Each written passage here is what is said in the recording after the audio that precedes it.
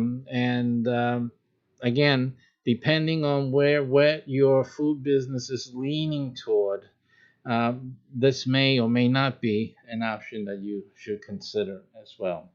And the another thing happening also is the ability to custom make your liquor-based beverages, adjusting the amount of alcohol content within the drinks is a big money maker because there's people, of course, that are not drinkers like that. There's people who find drinking high alcoholic content not something they're amenable with, but a great many of them would take a small amount if that was an option. Of course, nowadays it is. So you may want to consider having slight or custom amounts of alcohol by volume in the drinks that you are offering in your restaurant. We predict that softer liquors will become more popular on the restaurant menu. So again, that is an option. A lot of people do not want to incorporate a bar feature. Many restaurants are doing so, but now even more so, you can have that crossover population, which represent a great many more customers. And personally, I think they would pay the same amount personally because it's the simple they're getting the fun or and the feeling of having a an adult drink without suffering the need and the repercussions, perhaps even just within themselves and their own moral compass of being of drinking a full powered alcoholic beverage. At least this way, it's more like a little bit of a spiked juice, just slightly, and a little less, or even to the same degree as some over the counter medications for the common cold, which is commonplace. So simply, I think that's a big money maker, frankly. And again, it's in another area where the restaurateur can differentiate, not only in the fact that he's offering this as a choice, as an option, but also in the types of drinks, the creation, because most of this is about creating that fancy looking drink and again having the rave about it. Again, another, as we did in our previous program, talking about previews and warming up your clientele and also the marketplace. This is another option of something coming up, something coming soon, and the building of the drink itself, the beverage with its different ingredients on a week to week basis, whatever. The saga continues as you're preparing this expectation of this new entry into your menu. I think it's a great deal in terms of the marketing power in and of itself. It's just a fantastic thing to incorporate. Absolutely. We also have the issue of plastic bags and things like that that are used for your, you know, utensils, the plates. Some certain restaurants and food trucks and other food businesses are incorporating or have traditionally used. These are becoming more of a no-no in our as days progress, as people are very highly sensitive to environmental issues. This is becoming more and more of your market base. So you really need to pay more attention because, especially because other restaurants are doing that and they're taking care of not using plastics any longer. So you're going to have to, as the people become aware that yeah, that's a thing, you're going to have to be able to just move on from using plastics. There's many different ways, making sure that what you're using is reusable, recyclable, for composting. The more green you can make it, the better. In other words, you're telling your customers, we don't use plastics here. we're preserving the nature and helping it with using materials that can be composted and returned beneficially back to nature. That's a wonderful line. It's a wonderful feature, and you get a lot of thumbs up in the community for that one. Um, Another trend that it's been around for some time, but now it's really gaining strength is boneless chicken, by the way. Boneless chicken, wings, obviously, it's all about wings. It's the ease of wings. I think the what's good about the wing, personally, I'll share a little bit of my personal opinion on that, is that it's like having a drumstick and a wing, right? Because when you it's like it's two pieces. A wing has that drumstick looking part, right? The upper part, and then you have the lower part, which is the wider wing band of it, right? So basically you have like these two pieces to it, and you can do without the drumstick, but you have a perfect small chicken item. But more and more of these kids today. We see it here in my own home, and so that those chicken nuggets, what McDonald's did to chicken is permanent damage. We even had a kid here that did not even know what real chicken was. Isn't that a shame? It's sad. As I do foster care and we do the therapeutic level, it's really sad to see a child who grows up and doesn't know what a real chicken meat is. The only thing they knew of chicken was the chicken nugget. And then as my wife placed and served a meal with a real piece of chicken on it, they were shocked and they did not know what to do with that piece of whatever that was on their plate. My goodness. And we thought the child loved chicken. He said, and then my wife even said, I thought you said you love chicken. I said, this is chicken?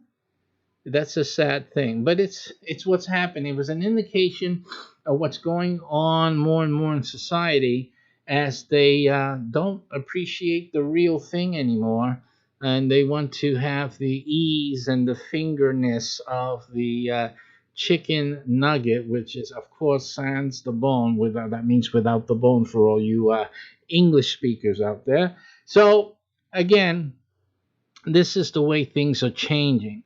So you're going to want to think about if your restaurant business is incorporated, has the culture and part of its mission, its appeal, its design to incorporate something uh, as a boneless uh, finger food that a boneless chicken would represent.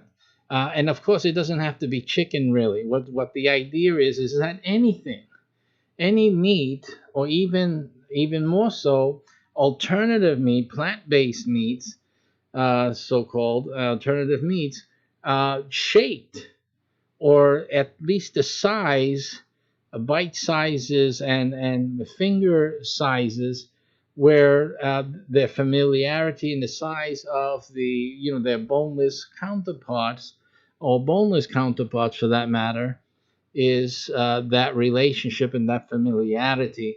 That's also great options as well.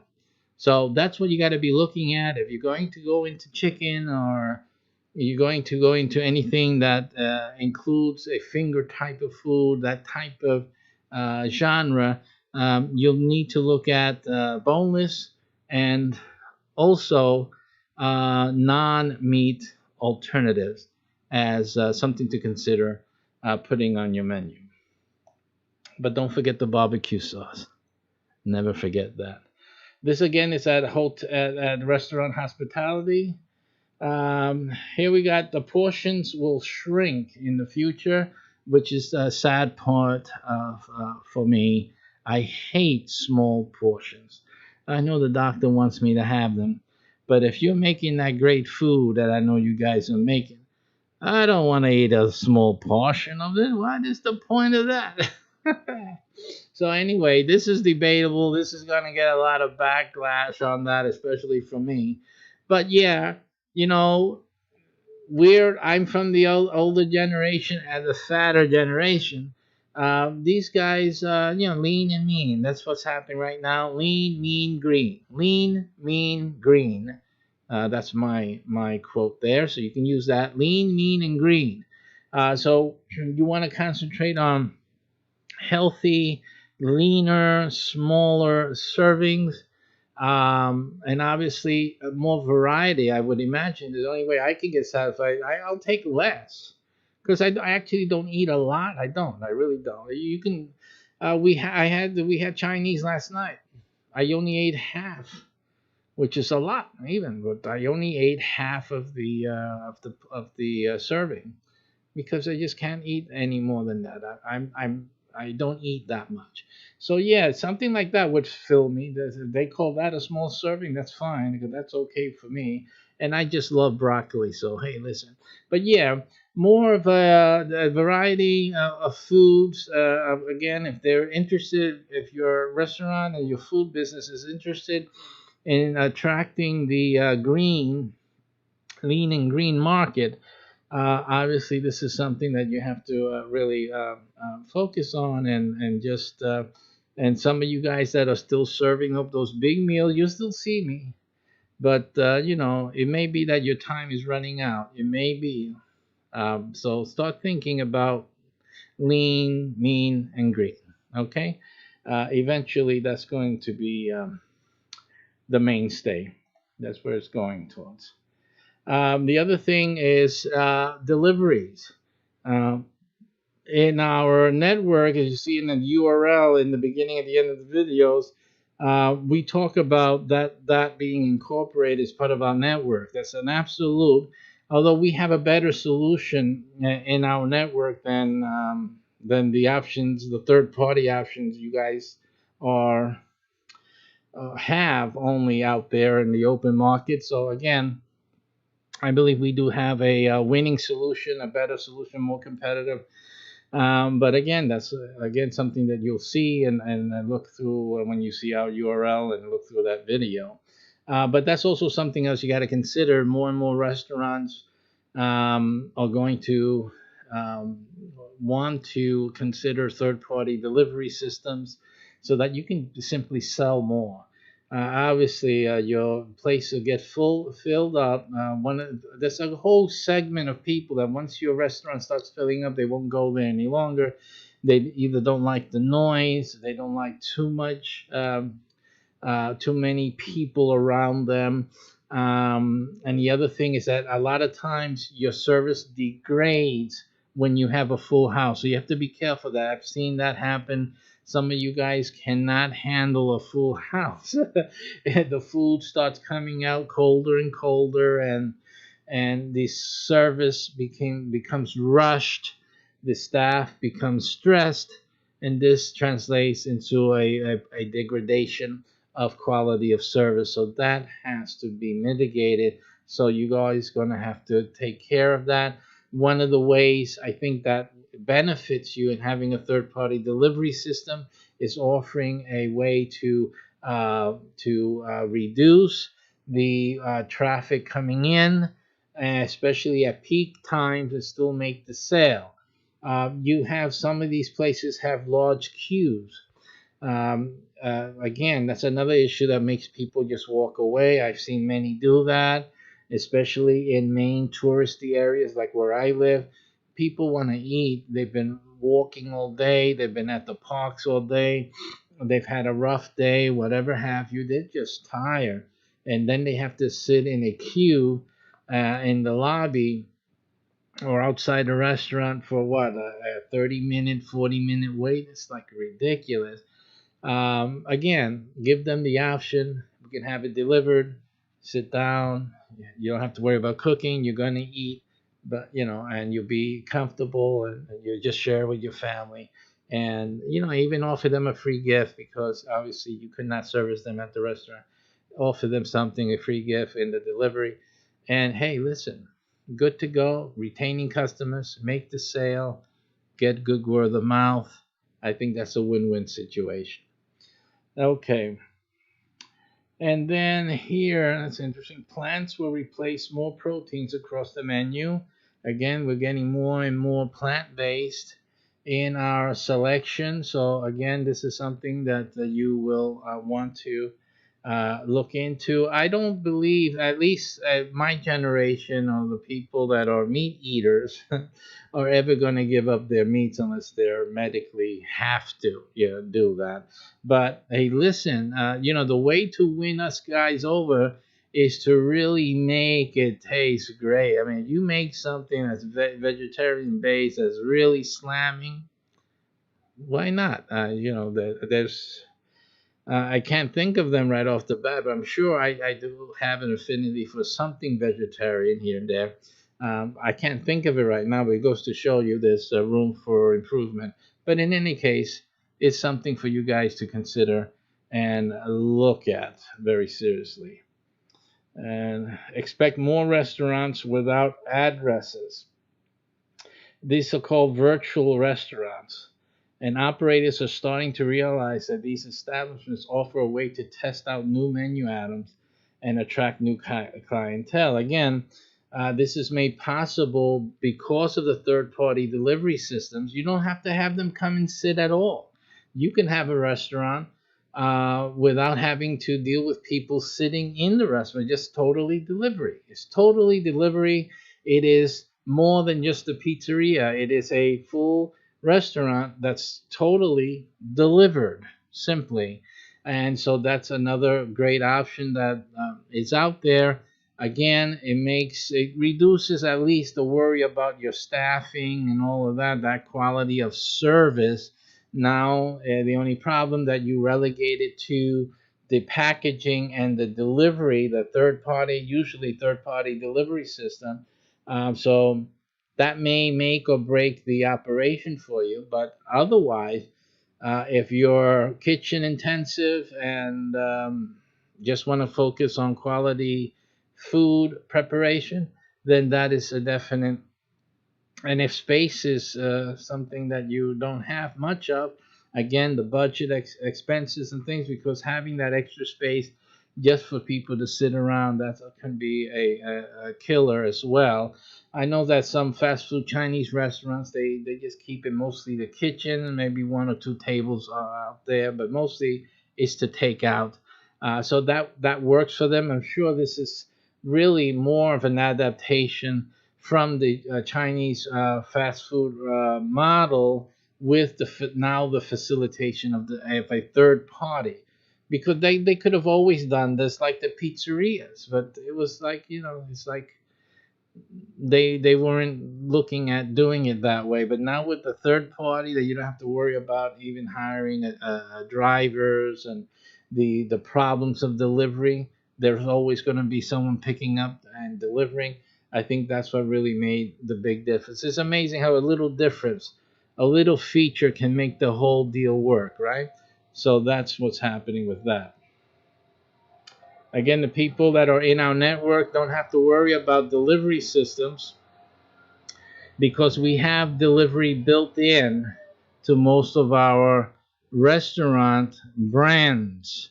So all you have to do is when you join our network, you see that video that you see listed the URL of, you'll see a lot there, and you'll know that all of your restaurants and your business, your food business, will be in the best supported and uh, marketable and deliverable state as soon as possible that you could have ever imagined. So it is the best option for you.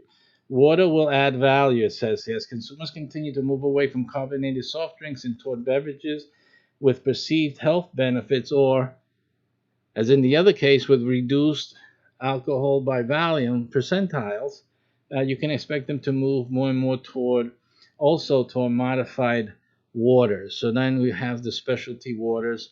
Again, we're adding another profit center. Okay, so that's it for today on this subject matter. Things to look out for and to look into for a successful restaurant business. And as I said before, if you're thinking about starting a restaurant, or you have an idea, you have that special menu, that special dish that you have, the talent that you have, you want to start a restaurant around that, you need an easier way to do that. I know the reasons you haven't started is so many things, budget and the complications of getting a restaurant going, and then after all is said and done, equipment and decor and getting staff and management and all of those things, um, you have the risk, that heavy risk.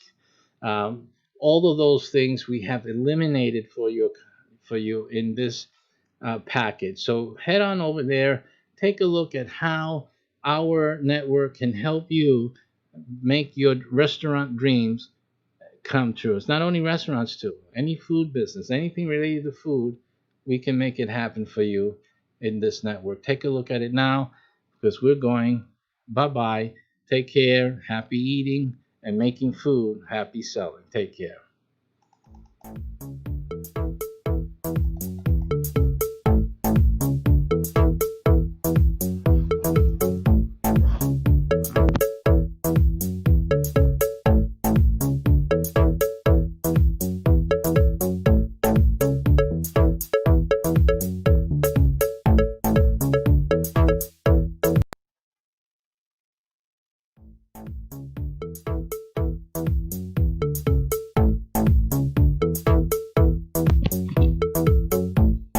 Coming on in. Pizza Gino. Get the pizzas ready. We got the people coming in right now. Wee-hee. You know that you can make a lot of money at the pizza business.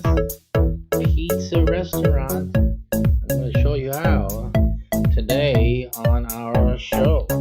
Pizzeria, your pizzeria, without risking money, without having to make your own restaurant and build it out and all of that. Hey, if you can make money each time someone in your neighborhood calls for pizzeria delivery, this is what this is about today. So watch it, learn something, and get moving on this project today.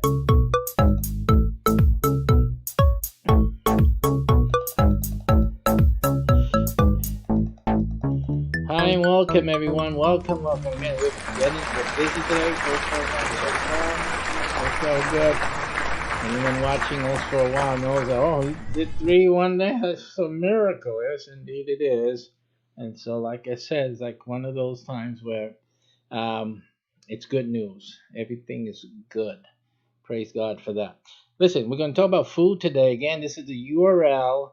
Anyone interested in starting your own restaurant or not starting a restaurant but making the money? What? How is this an incredible offer for you?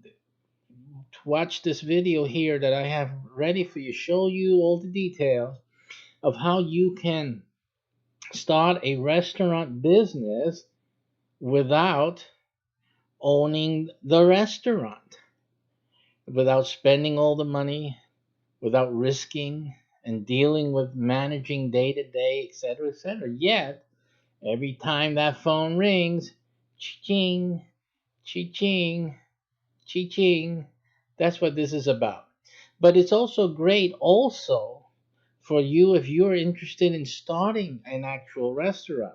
So many people want to start a restaurant and it's just the money issue and it's the time and it's how we're going to make sure it works, and possibly is it possible that we can expand also later on. Well, this also makes that a reality for you. And it's also good for someone who already owns a restaurant. You're already in the restaurant business, and maybe whatever situation is, some of you guys are doing well. A lot of you are just holding on. Some of you are just wondering how long you're going to stick with it. This is the URL to come to, because sooner or later you're going to need to either expand or grow your market, go into other locations. Sooner or later, it's a do or die. And expanding, gaining new business, and keeping your business growing is really the option that you have to opt for.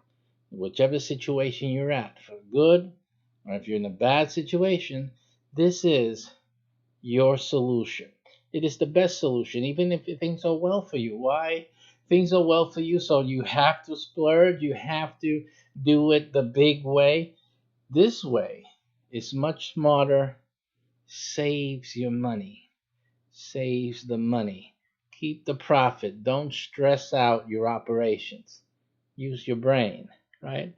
And this is the best way to do it. So there's actually three good markets for this offer, really suitable for all three of you. However, in any one market, any one city, it's really only one of you that will be able to do this. It gets locked out after that. So the advice is, after this program today, head on over there and click and join. Simple as that. Today, we're going to talk about how anyone can make money with a pizzeria business. Now, as you just heard, I'm not suggesting that you open up a pizzeria business. Nothing wrong for that. But there's certain issues you got to be careful of.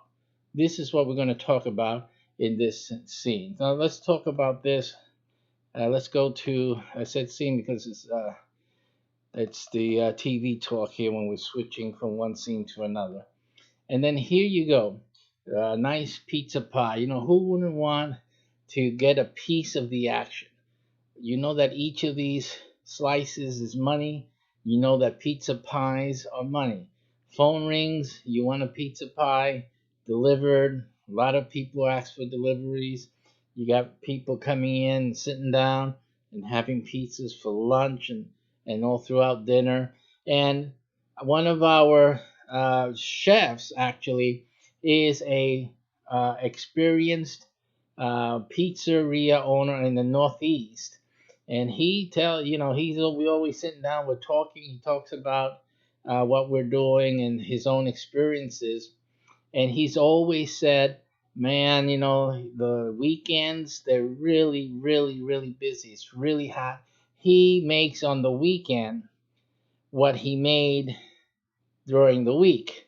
So that's how powerful this thing is. The weekends, if you made 3,000, 4,000, he told me he had a good operation, and the 3,000, 4,000 was real during the week.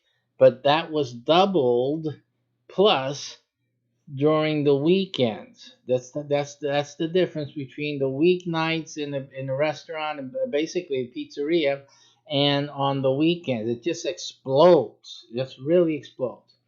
And you'll see if you when you go to that other URL and see that program, you'll see that you'll be making money sitting at home.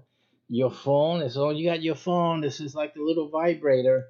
If you like vibrators, I'm gonna say something funny. If you like vibrators, then you need to do this business and get this hooked up so that each time the cash register goes ding ding, every time the phone rings at the pizzeria restaurant, this thing starts vibrating. That's a really good feeling because you know that your bank account just got richer each and every single phone call. So we're talking about pizzerias, but I'm going to talk about the negative side. We're going to get real. We have to talk real so that you guys can make great decisions. You can really see the value in what we're talking about. We're here at the Arizona Central, AZ Central. .com, and in the entertainment section and into the dining subsection, we have this article here which says that three Metro Phoenix restaurants have closed this week. And here's what you need to know. So the first of these restaurants is, I believe two of them actually, is discusses here. They are pizzerias, and pizzerias. You figure, hey, you open up a pizzeria. Pizzeria business should be good any place you go, and failures, they do exist. And what we're going to look at is what possible reasons for failure this pizzeria suffers from, and obviously what you can do about that. It says here December has only been here a few days, but it's already been a tough one for three Metro Phoenix restaurants that are now closed. A long-standing Metro Phoenix pizza shop and another much newer pizzeria have both closed along. So even a new one, and the new one had only like a year. They've only been open for a year. Can you imagine? This is the point I'm trying to make. When you're trying to open up a business, you open up a pizzeria or any restaurant, it takes a lot of money. It takes money, it takes a lot of preparation, it takes all that, the buildup of inventory and marketing and getting things ready, equipment, all this stuff.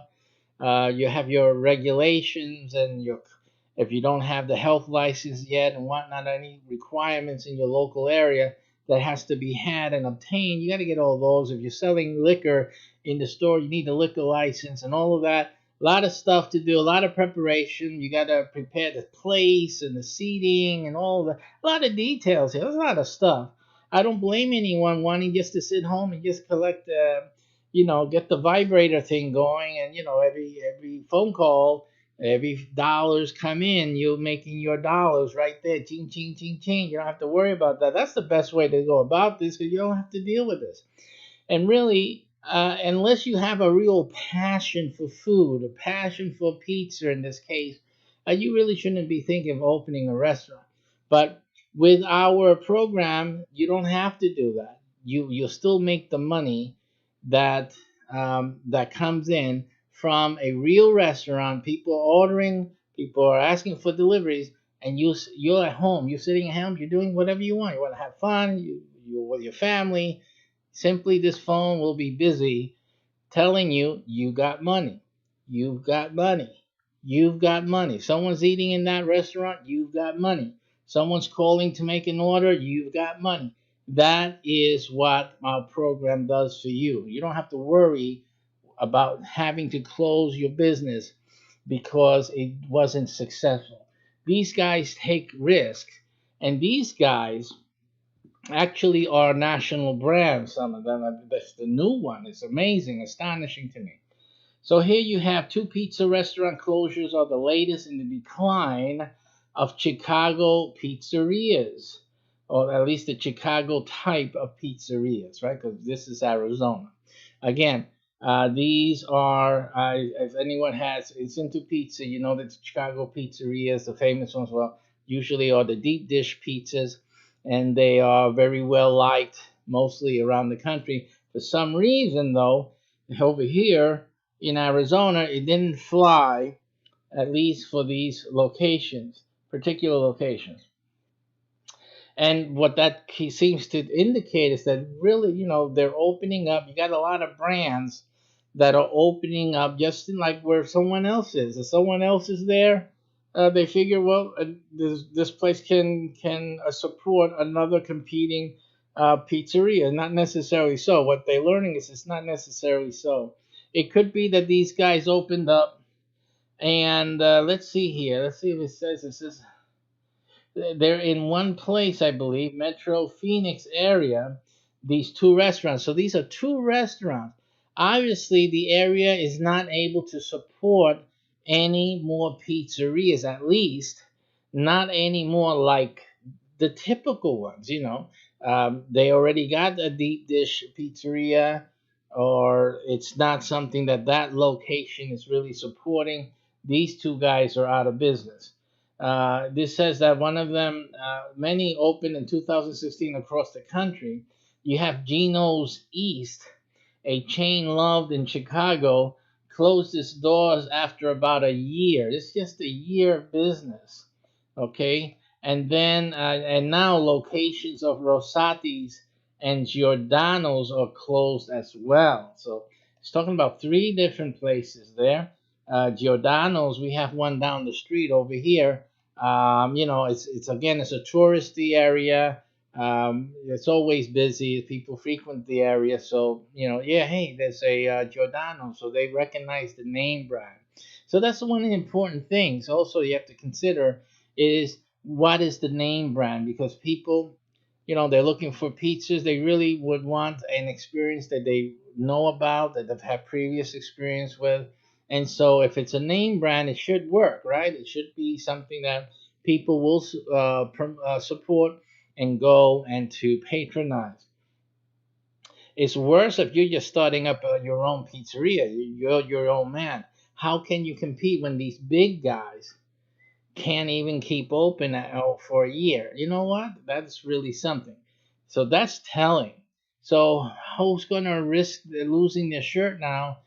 Some of you out there know how to do pizza. You do a mean pizza, and but you're gonna really risk it. In this in the environment that you see that some restaurants, some pizzerias aren't pulling through. Um, and then we see here, conversely, for this is another type of restaurant, seafood restaurant, really not having to do with pizza. I wanted to focus on pizza in this stream itself. So that is what's happening out there. Again, um, is it possible for someone to start a pizzeria, have success at a pizzeria? And the answer is absolutely. Just because these stores are closing, it's just these stores are trapped. They're trapped by being part of a franchise, being part of a name brand. It means that they cannot modify. That's an issue when you talk about big business and businesses that are managed or franchised by big businesses. They're really not free to modify. When you're starting a business, an entrepreneur, one of the things about an entrepreneur and that people may not understand or know is that an entrepreneur mind is ready to make moves, ready instantaneously makes a shift so that yeah, a few hours ago they were ready to go with let's say with the blue color, but at a moments ago changes into here, like this ad just changed now into orange. And so simply that is the mindset of the entrepreneur, because the entrepreneur and he's measuring the wind, he's checking the wind at any moment. And when he feels a slight change in the wind and almost and other signs that indicate to him, the wind is gonna start changing. It's gonna be a good wind to hold on to and to get us some progress. They're going to shift and they're going to change. And a lot of people say, "Oh, he changed his mind. He's flip flopping. He's not. He doesn't know what he's doing. He's not sure." No, that is not correct at all. He's just making the right call for that on the fly, moment by moment sensory perception of what is the right move to make, because the right move, the right decision often changes from hour to hour. Actually, this is a real thing. You can make a good sound decision a few hours ago or a day or two ago was a good decision, but no longer is a good decision.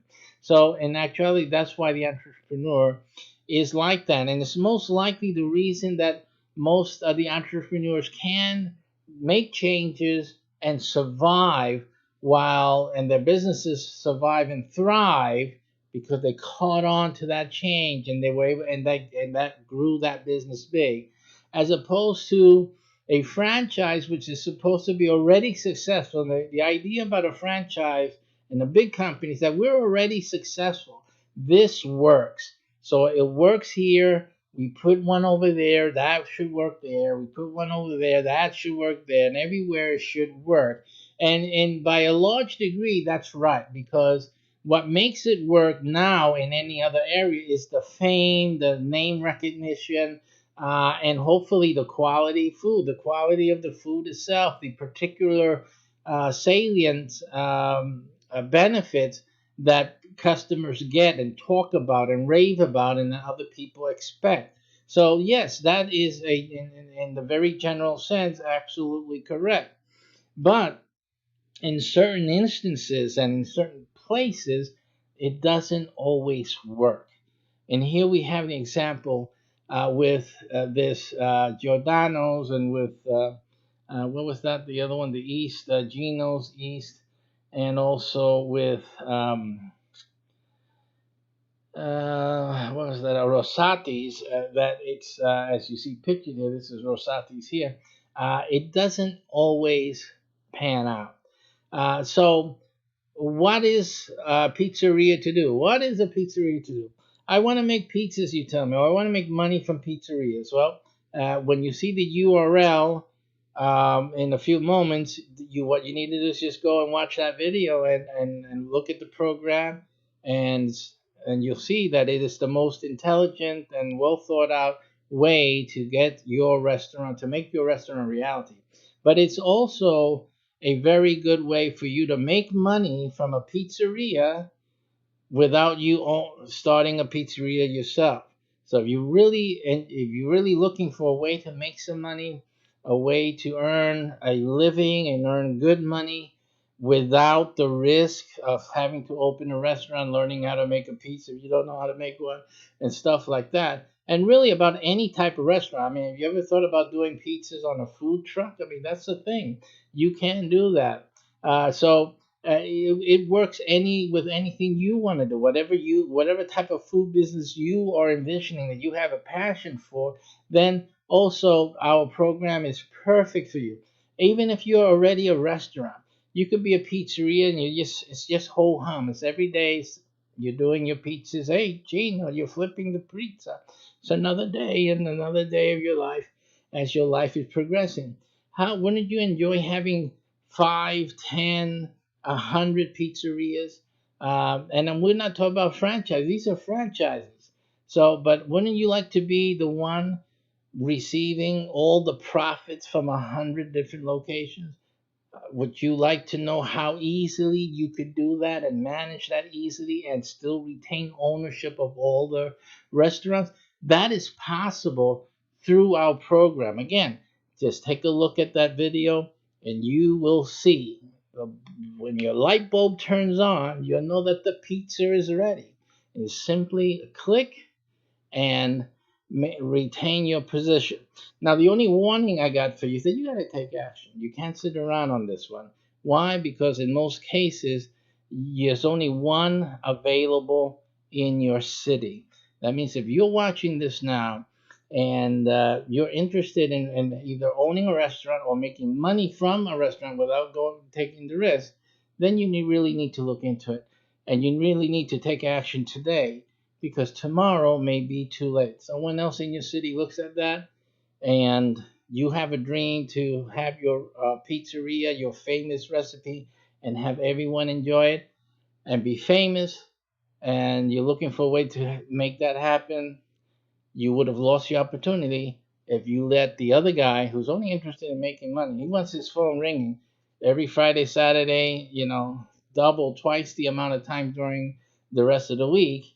He just wants to make money, and that's good. Anyone who wants to make money with a business, a restaurant business, you need to watch that video and participate. Again, it doesn't matter to me. One way or the other, restaurant's going to happen. Either it's going to be you or it's going to be someone else who just wants the money. Doesn't matter to me. Simply, there's only one available. So get moving on that as soon as I'm finished with this video. So one of the big things, though, that our pizzeria, it's only one. We have a few brands, by the way. We have a few types of restaurants. Pizzeria is just one of them. And so with it, though, you have to understand that all of our brands have a very particular wow factor to them. I wouldn't suggest a restaurant at this point in time without it. You need some strategy. You need something that makes your pizza stand out from all the others. At this point, that's really the only thing that you should be looking at. Right now, you have the markets with this deep dish peach is pretty much all done already. I don't know how much more what these guys are doing. These guys are planning to keep opening a few more restaurants in other places. Let's see. This says that Rosati's signature deep dish pizza is served at dozens of Arizona locations and was sold at its 10th location for decades. The Tempe spot, located on Northwest McClinton Drive and Warner Road, is now closed. It says here also going down, one Giordano's remains open in Arizona. It's the last one. right now in Arizona. Giordano's had two locations in the valley, including Peoria that opened in 2016, and that remains open. The other one in Paradise Valley is now closed after less than 2 years in business. And obviously, in those 2 years, this restaurant could not obtain enough business to warrant it staying open, and so they decided to cut the losses and to move on. What I have to say is that our program does not allow this to happen. As a restaurant is expanding within our network, it goes through a process of testing. All the restaurants that work with us actually first, before opening up a solid location in a new city, for example, or a new area, it is first open on a trial basis, safely. No major investment, nothing like that to risk. Simply see how people like it, invite people in. Because we have networking, a lot of other networks involved in this, we're able to bring people in and conduct meetings and all the sorts of different activities, bring people in and introduce them to something new that's probably going to come in soon. We'll see what people feedback are. And depending on that feedback and using that feedback to start announcing a grand opening and one that makes a place better able to survive. We measure the acceptance of it. We listen and get feedback, and we make modifications if we find that that's what's needed, and we check and we wait for more, and we start getting the ball rolling before committing into opening a spot. And even when these spots are open, basically it's always going to be within the safety net of one of our networks. And what happens is there it reduces the risk to the restaurant owner, to us, especially if within our network we have our own restaurant brand, so we're safe. But our own network also provides any other you who are interested in starting your own brand, your own restaurant. It provides you also a safety net, so you don't have to worry. You don't have to uh, put out all of your cash out there and try a spot. This is not about trying a spot. Business is not about you taking chances. For that, you play lotto. Take your chance at the horses, right? When you do business, business should be always strategic. Strategic decision making should never be something like a game of chance. And so we've eliminated the game of chance with our network program. So that's very important. Again, like I said before, if you already own a restaurant and you're just like stagnant, you're not seeing any pathway to progress, to expansion, to success, you should really take a look at this real quickly before someone, a new guy who don't know nothing, who only wants to sit home on Friday night and get hundreds of chings in their phone and their bank account. You better do this before that person does, because they're going to do it. They have nothing to lose. You have a lot to lose. So be smart. Get moving on this really quick. One of the brands, Pizzeria, we have a big wow factor with it. A lot of stuff that we're putting in, and the same things that we're able to do with our brand, we can help with yours. It's a significant benefits, significant marketing strategies that you can have working for you by joining our network. Come on by and take a look at it. Refer this to a friend who's been hoping, dreaming about starting a restaurant, or to a friend or family member of yours that's already in a restaurant, is a little bit having some difficulty or not getting anywhere anytime soon, holding on, just making their living. They say, hey, Gino, you ever thought about growing the business? Oh, it's not that easy. I say, what? I think I found something for you that'll make it easier for you. Look at it. Let's talk. Do him a favor. And you know what? You can tell him, right? I'm going to do you this favor. You go with it. You open up this restaurant. Let me get something. Get me part of that. Be grateful, right? And he's a good friend. He'll take care of you. But take care of him first now.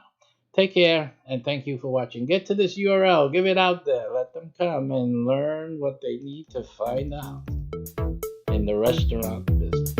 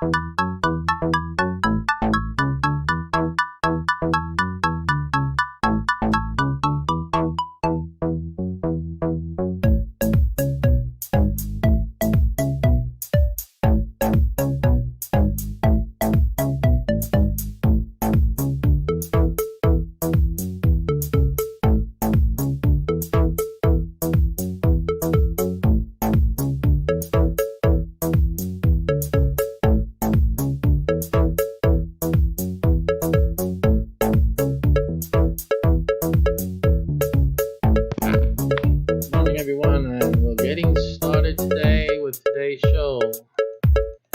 Thanks for dropping in. Thanks for dropping in for today's show. Thank you very much, everyone. Thank you for coming by and watching today. Today we are focused on the restaurant business. Mycbh network has a great network spreading across the United States on building restaurants and giving you the opportunity to get into the restaurant business an easier route than having to wait and get all the money together and then try to put the pieces together to make your food business a reality. We have prepared this easier path so that any one of you with great talent and you have some great ideas can realize your restaurant dreams. And we have this the same thing can be done by anyone. Yes, I wish I owned a restaurant. I wish you talking about myself, obviously. But yeah, you can make money from the restaurant business without even owning a restaurant. And we've made this possible with this program. It's fantastic. I mean, you don't have the risk, you don't have the outlay that you would have to have when you think about owning a restaurant or opening a restaurant. Try that. And we all know, listen, food sells. It's almost like sex. Not that sex sells, but yeah, I guess so. I mean, people, when you see the nice girl next to the car, they attract the eyes. Even Madison Avenue knows that, right? So, yeah, and food, everyone needs to eat. And more people are eating out or bringing food in to avoid the kitchen at night after a hard day's work. So, yes, restaurant business is a fantastic business. And now it's available to anybody who's watching this right now, and is smart about things. So this is your opportunity to get into that. You can go to this URL and you can learn all about it. I do the whole presentation at this URL, give you the details, show you how you're making money with this opportunity. So you have to look at it. If you're interested in earning money from the restaurant business without going into a restaurant business, you need to look at this.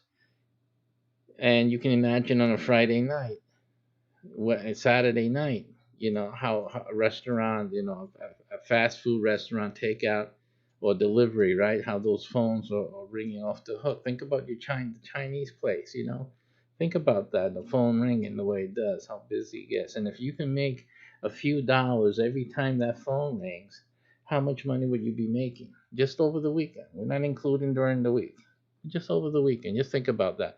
This is the opportunity you have, and you'll learn about when you go to that URL.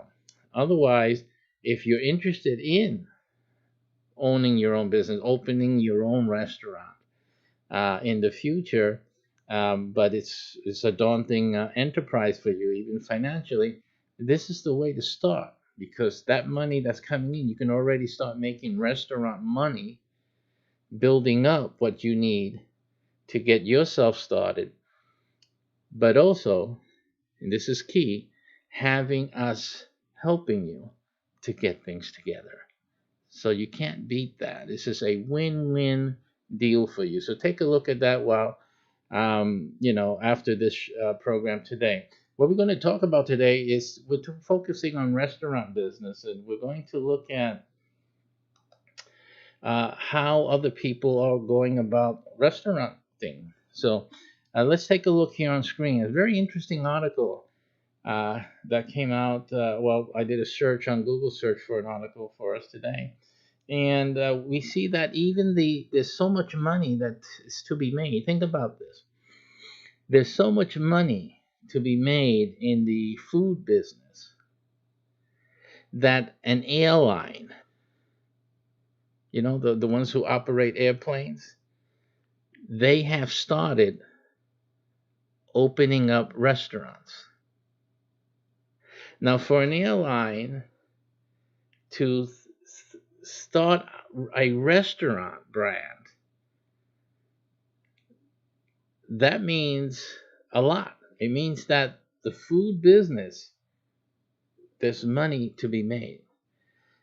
There's great amount of territory, because you can think, well, there's so many restaurants already. What are my chances? There's so much territory that an airline has decided to take its airline food into the restaurant business. So come with me. Let's look at that and think about what that really actually means for you today. So let me get this out on this here. I have to make some arrangements for my little camera. Yeah, I can see what the problem is with that. Okay, wait a minute. Let me just fix you guys' camera there. Alrighty, and we'll do that. Get You guys going down there.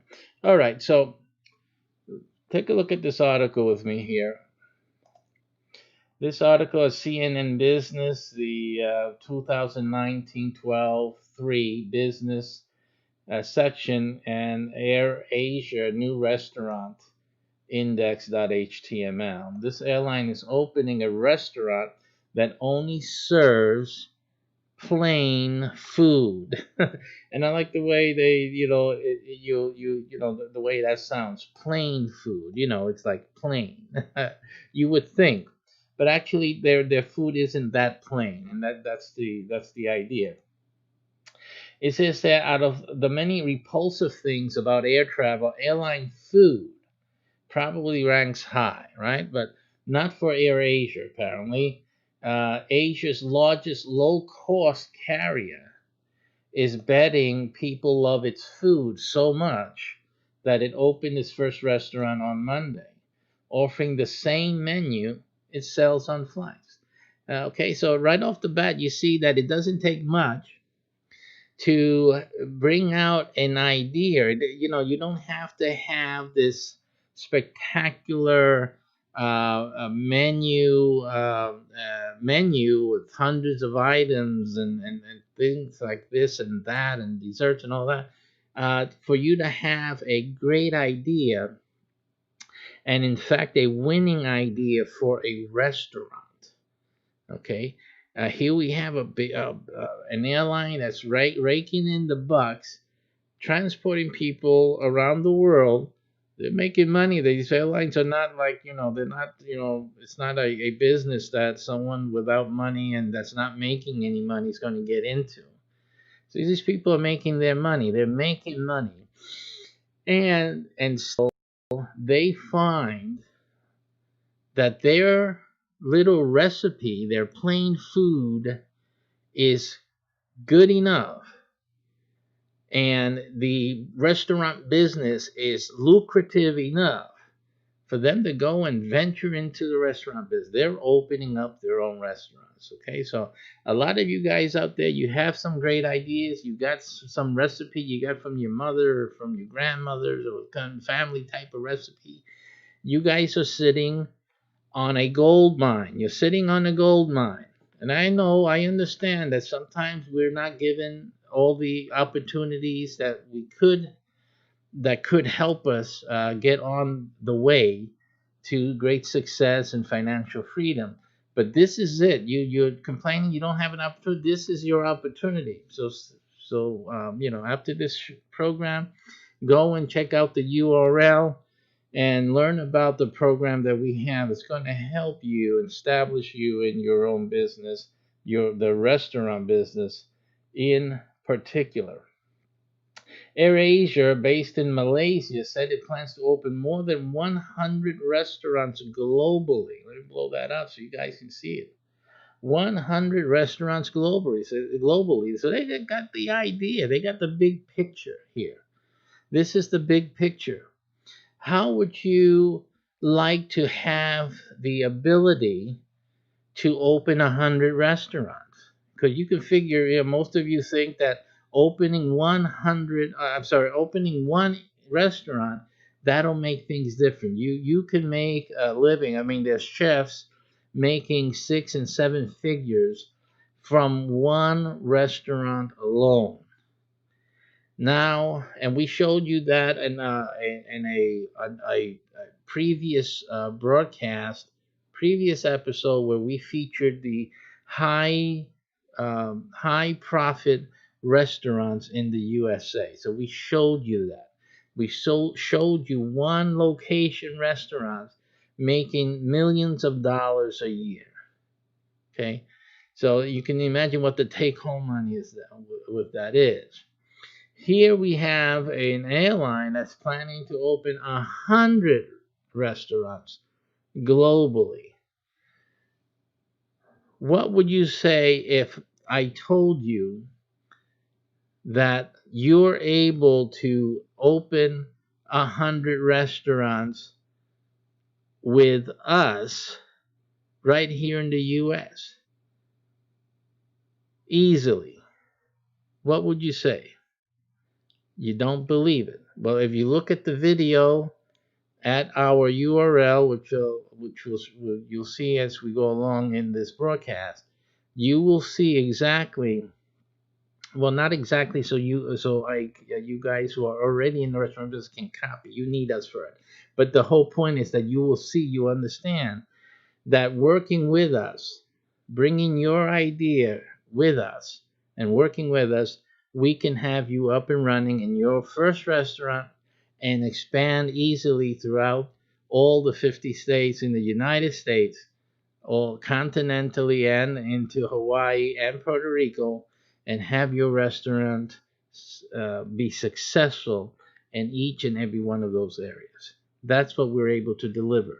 But we can't do it with everybody. You got to get in. You have to get this in and get going. You have to be join this group, which is very limited, very limited. So you have to get in now, okay? So that this is your opportunity. It's literally your opportunity.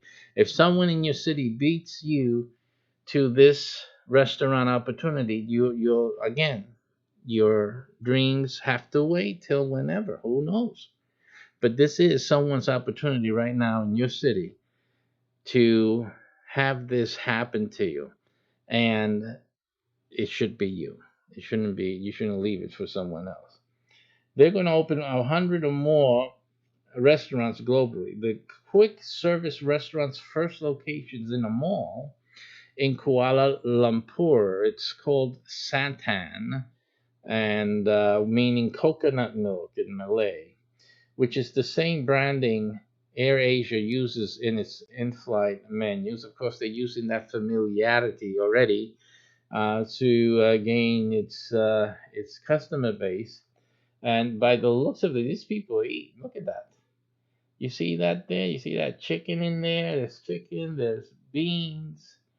There's some other, I guess, mushroomy or bacon type of thing here on the side, whatever that is. There's an egg here. There's cucumber, it looks like over there. That's pretty. Boy, that's some meal they're serving on that airplane, and it's supposed to be a low cost airline too. Low cost. So that's like the equivalent of you riding in JetBlue or Sprint, or what's the other, Frontier, some other come and flap your arms so we can fly airline. Low cost, very low cost. And these guys are opening restaurants now. They're making money. The entrees cost around $3, $3 US, and include local delicacies such as chicken rice and the airline signature pack Nasser's nasi lemak dish, a rice dish with a chili sauce. This is probably what you see here. That's a chili sauce right there on the top. Locally sourced coffee, teas, and desserts are also on the menu. So as you can see here, it's not a big deal to have a restaurant idea. Basically, you need, like I just said, an idea. You need an idea, and then you need, obviously, facility. Why is this airline able to bring out this restaurant idea? A very plain idea, the relationship intended. It's because it has backing. It has its backing. It probably has network already in all of these cities. It's probably cities where they have an airline presence. Wouldn't doubt it at all.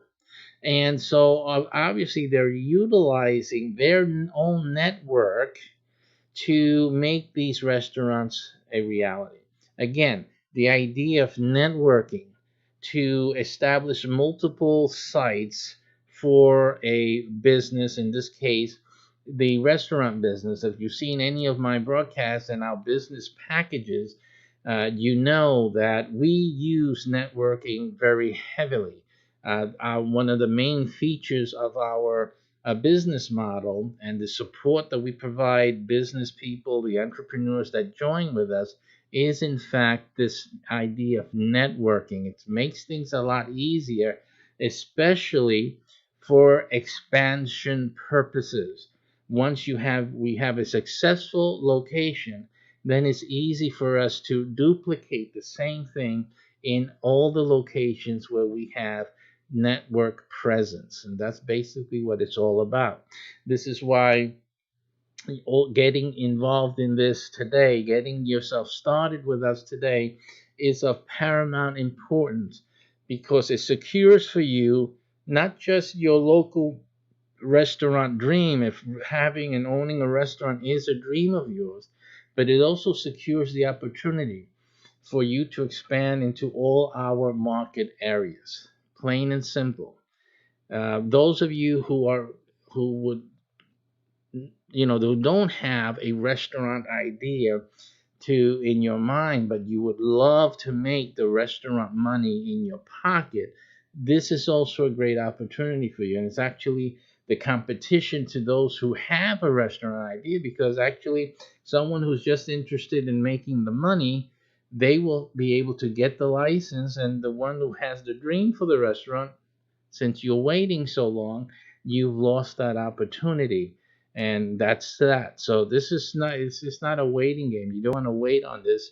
You have, you have a dream of owning a restaurant yourself. You want to have this help and this opportunity for network expansion. You need to act on this right away, because someone else who's just interested in the money, they're not interested in opening a restaurant or expanding any restaurant. They don't know how to cook for beans. They're just interested in making money from the restaurant business. They're going to take this and they're going to beat you to it and lock you out of your dream. So, and vice versa. You're just in it for the money.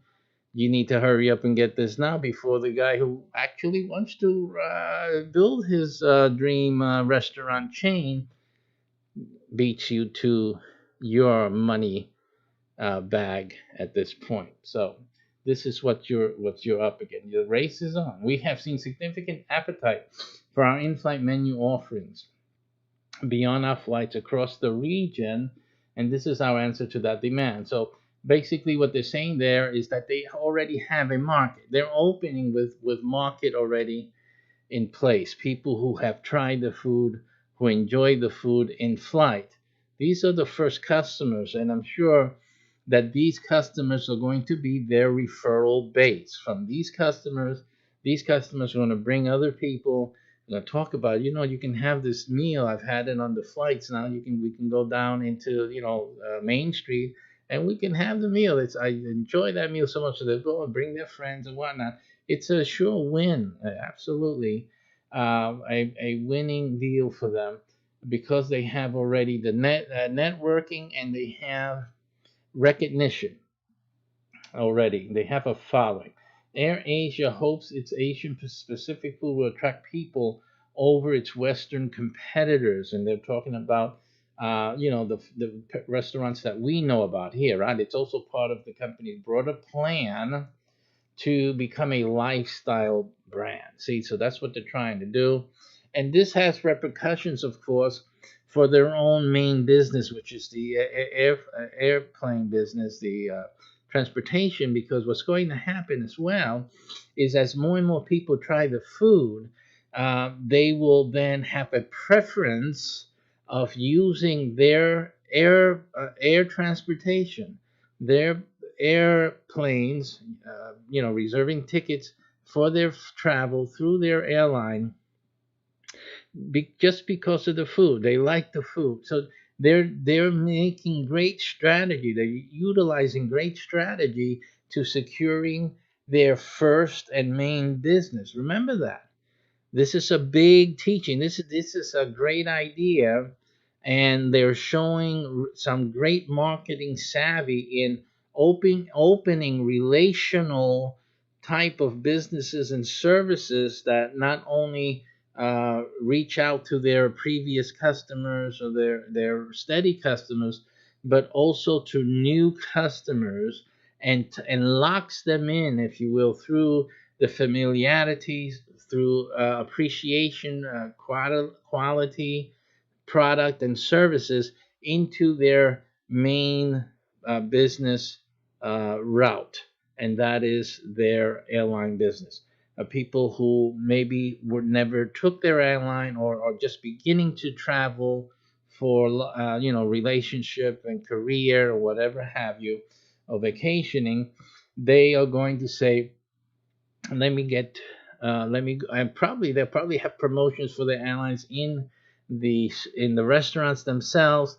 Probably give offer a discount. That's it. It's a killer. It's really a great idea. It's things that we utilize in and implement in our business networks, and all of our business networks, since we're all tied in together. Our networks help each other businesses and business type to promote their business, to share clientele, and to help each other grow. This is they're using a very good strategy, and it's exactly what we're doing in our business lineup. So that is it's great to see big businesses doing what we're already doing here at our networks. Malaysia and neighboring Southeastern Asian countries are increasingly attracting American restaurants. Okay, so that's the other thing. Our restaurants will not only stay here in the U.S., because we're starting in the U.S. with our network, but we're slowly expanding into European and international areas. And therefore, your brand, if you're interested in building a brand, your brand will be able to expand just with the ease that these guys are doing here at AirAsia. Your restaurant idea can also be easily spread into other foreign countries where we have our networks growing and being developed just as easily. So again, this is the opportunity you have if you act quickly and act today on moving on this information. I mean, here you have Domino's Pizza plans to have 300 locations in Malaysia by next year. Okay, they're moving in quick. You have KFC has 700 restaurants and growing.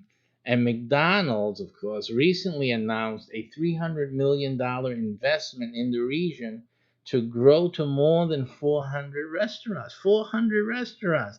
That's a big amount of restaurants. That's a lot of money. That is a lot of money.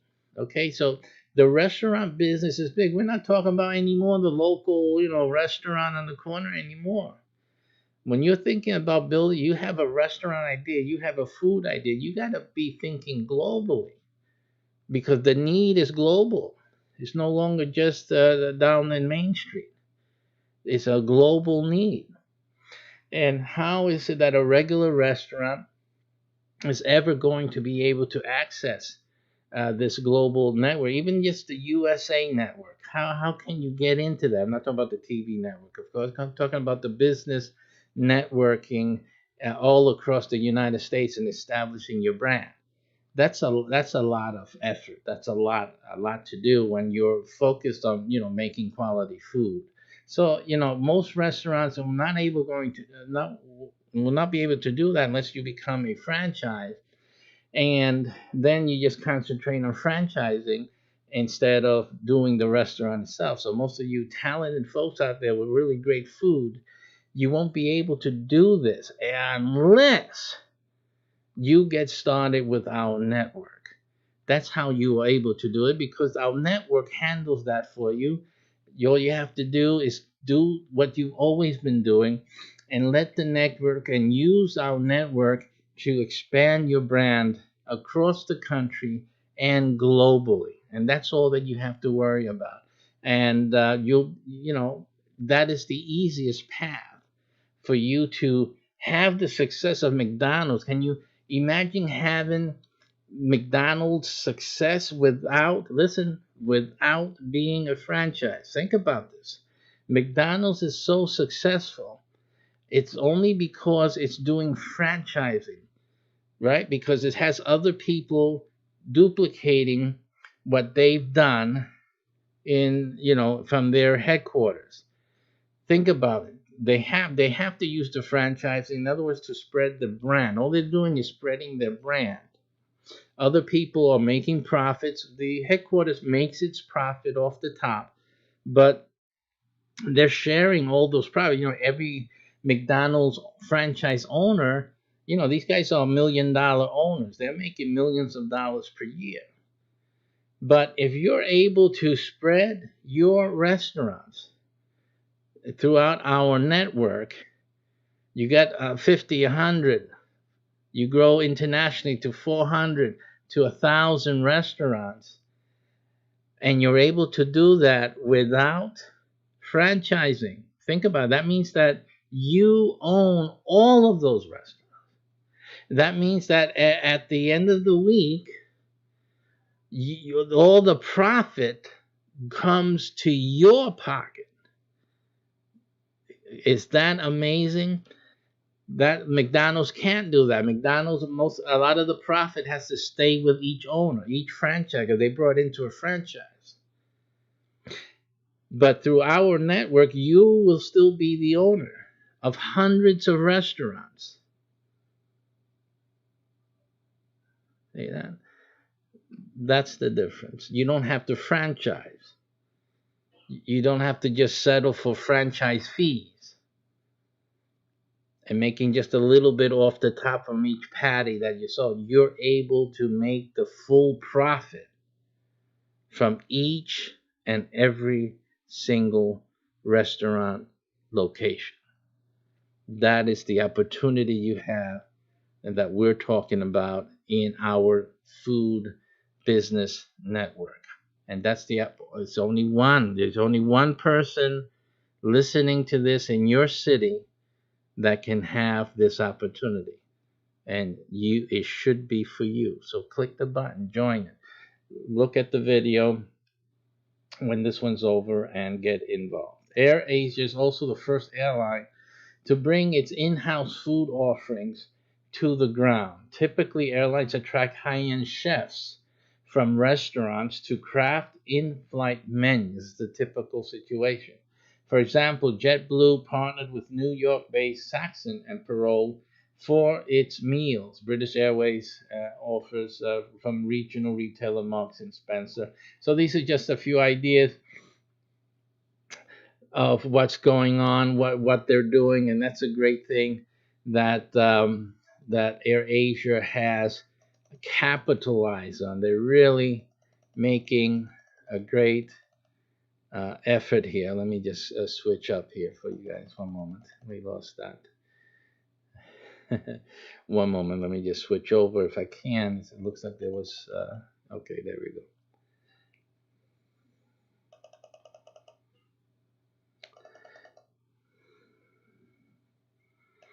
So this is it's a great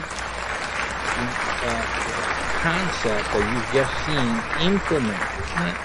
This is not what I'm doing. This is not, this is another one of, Rosato's ideas. No, this is not just another one of Rosato's ideas. This is another one of Rosato's ideas that is actually being done and is successful in a global manner. That's what this is. This is proof that my ideas are at the top of the line and they're advanced. We're ahead of the game. Okay, we have the networks, we have the concepts that will make you a restaurateur and with multiple plethora of locations in the shortest amount of time with the least amount of investment with the greatest amount of support and promotion and word of mouth and all of those good things that would take years and years and years for any individual to even develop for one location that they would be able after whatever would happen. You're waiting for some big money to come in, a rich uncle, a death in the family, a good insurance policy. You're waiting for the lotto to hit. You're waiting for some retirement package, or you're waiting for a court case or whatever waiting for a big amount of money to come your way for you to realize your dream. You don't need to wait. It's here. You just need to move on it before someone else beats you to it. Okay, so go and see the video now as we say goodbye to you for this segment today. Take a look at this URL. You have it right there in front of you. Go there, look at the video, and do not delay. Get started on your restaurant business and your restaurant money, your fortune today. Take care. Thanks for watching.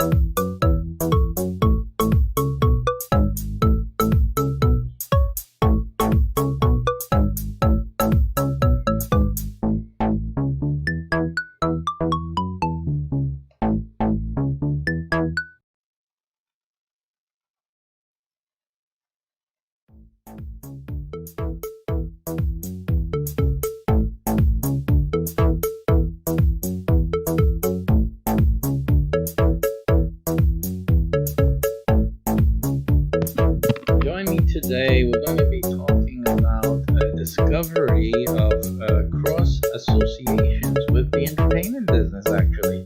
How can the entertainment business teach you or guide you to lead your restaurant business to enduring successes? That's what we're talking today on this program.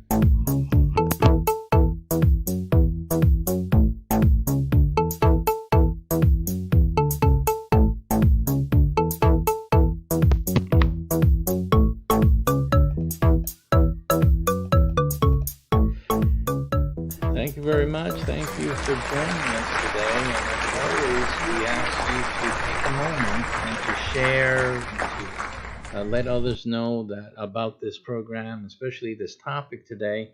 I'm sure it's of interest to many people that you may know. Anyone interested in restaurant business, any food business, food truck, anything, just even a hot dog stand. This is something for them.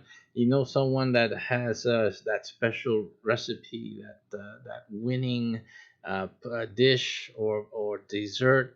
You need to send them to this video and to all of our content, especially this URL. So I think they'll appreciate you after that. If you're interested in just making money from the restaurant business without the pain of starting and opening a restaurant, the risk, this is also something you need to look at.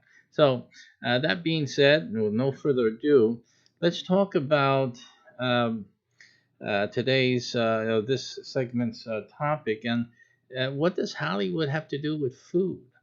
Well, one of the issues is that when people usually go out for entertainment, it is closely related to food because sooner or later, before, during, or after, they're going to eat. There's going to be a time where food is involved, and you have this evolving dine-in experiences now. With the dine-in theaters where people eat while watching the movie. People eat before, and some people eat afterwards. So, yeah, there's a lot to do with it, and a lot of food is seen on screen. And so there's a lot of associations, and I'm sure a lot of motivation comes from watching a movie where they're having a sundae ice cream or some other culinary experience, and that says I want to go eat something afterwards. Even a pizza, even the slight connotation of food sometimes in a movie can spark the hunger pangs, and give somebody the idea we got to go eat after the movie, and let's try something new or something related to something even they saw on the big screen. But what is this of interest to us in the restaurant business? Why would Hollywood at all be any source of guidance or wisdom in any way? Well, simply how they promote their movies, the way you see Hollywood setting up the marketplace. What is the one thing they do when you're sitting at the movie? What's the first thing that happens? The previews. So what we're talking about in today's show is talking about how to warm up your customers to new items, and also the your your target market, your communities. The how do you get them to preview? Talk about movie previews, right?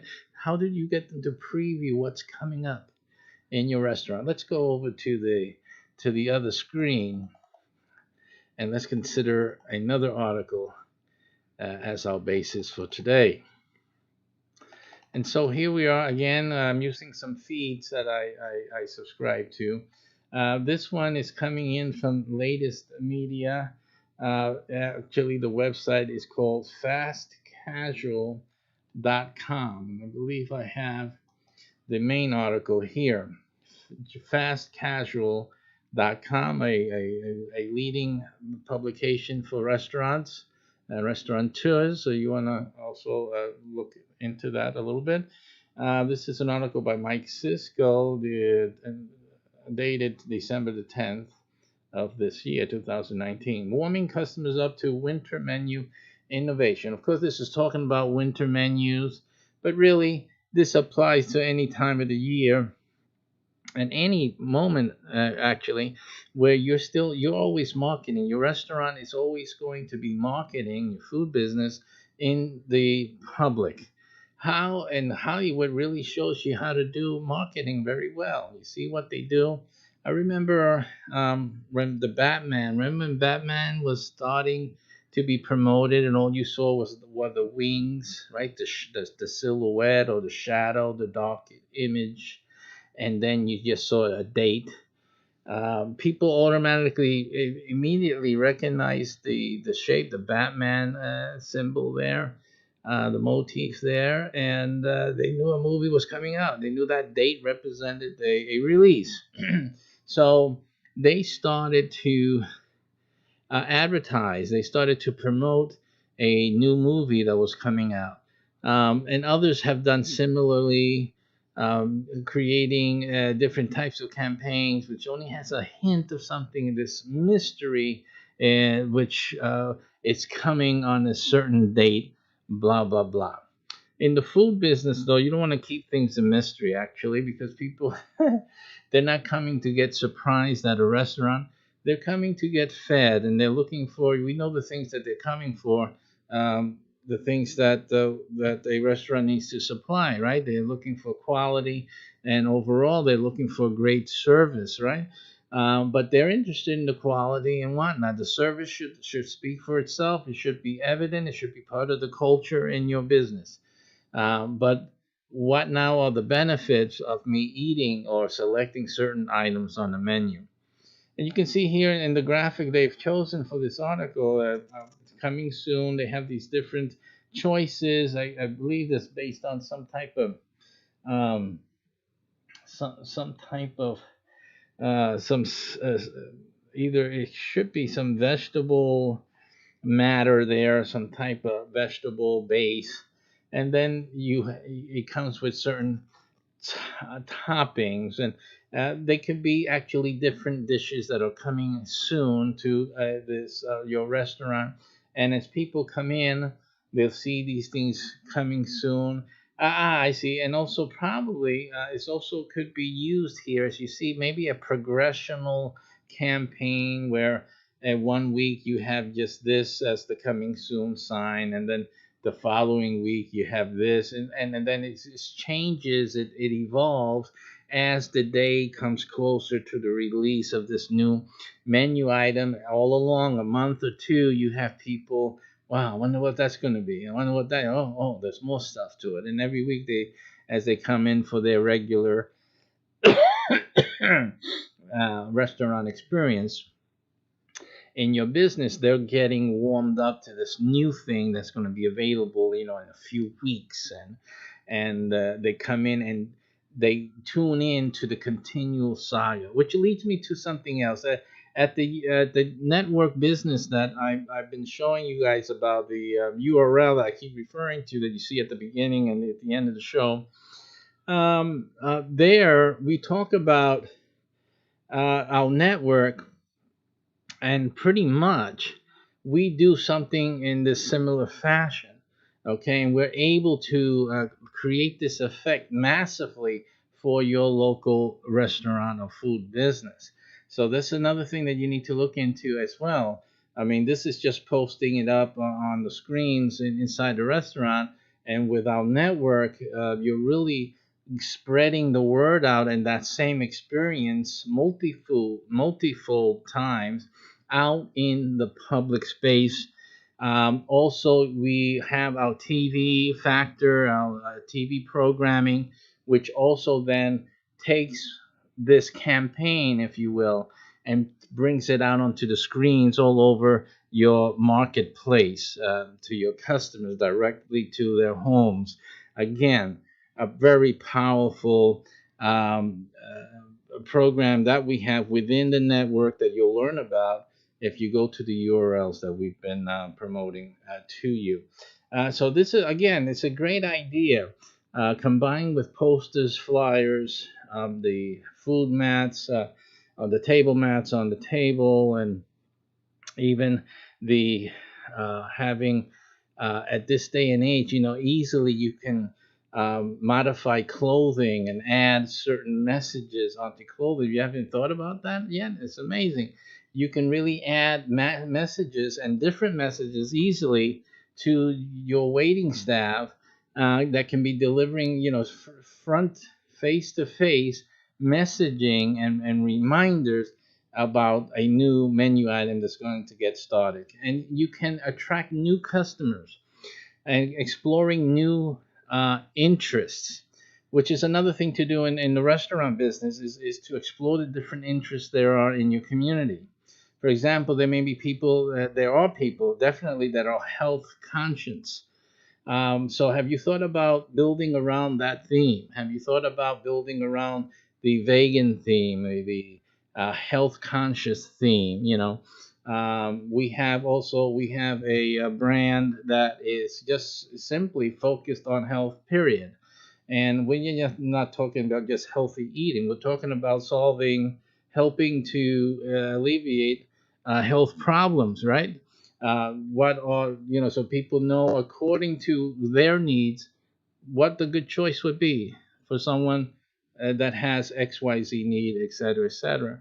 Again, these are the different foci that are available to differentiate from others in the marketplace. So many choices to dine. Where would you rather dine? You have to think, well, how can I make a segment of the population, choose to come to my restaurant over going to someone else, or choose to eat at the food truck rather than going to one of these fast options. By the way, heads up, food truck guys, you got to get moving, because you got big players coming into the fast casual niche, and that's going to be taking away more and more of your customers. So you got to be on the ball here. Again, you need to join our network, find out what it can do for you. So I think that by looking at promoting the qualities and the features of the new items that you're bringing in to the restaurant, and combining that with an outreach, which we have automatically in our network, you have a sure guaranteed way to win new customers, bring in new customers, and to retain new customers using this Hollywood style type of pre-warming your customer base as well as your market area. This Now you extend your pre-warming abilities to new people. Most restaurants can't do that today. They can only do that if they can afford a TV budget for commercials, and then you can probably start doing the pre-warming, something like the Red Lobster does with its certain uh, shrimp festivals, right? Stuff like that. You're pre-warming. That's called pre-warming. It's telling you that certain from a certain day, this is the season now. You can come into Red Lobster to get your shrimp hunger and the shrimp fetish, taken care of. So this is a type of pre-warming. But again, you need to be able to afford that, which most restaurants can't. But with our network, you can actually accomplish this to a great degree. Even if you're a startup restaurant, you can do like the big boys do when you join our network. So also look at that when you're looking at the URL. Take a look at that so that you can take advantage of these big boy features in our network. It says here leaders in menu innovation and revenue effectively convey benefits to their customers rather than waiting for the customer to question the benefits.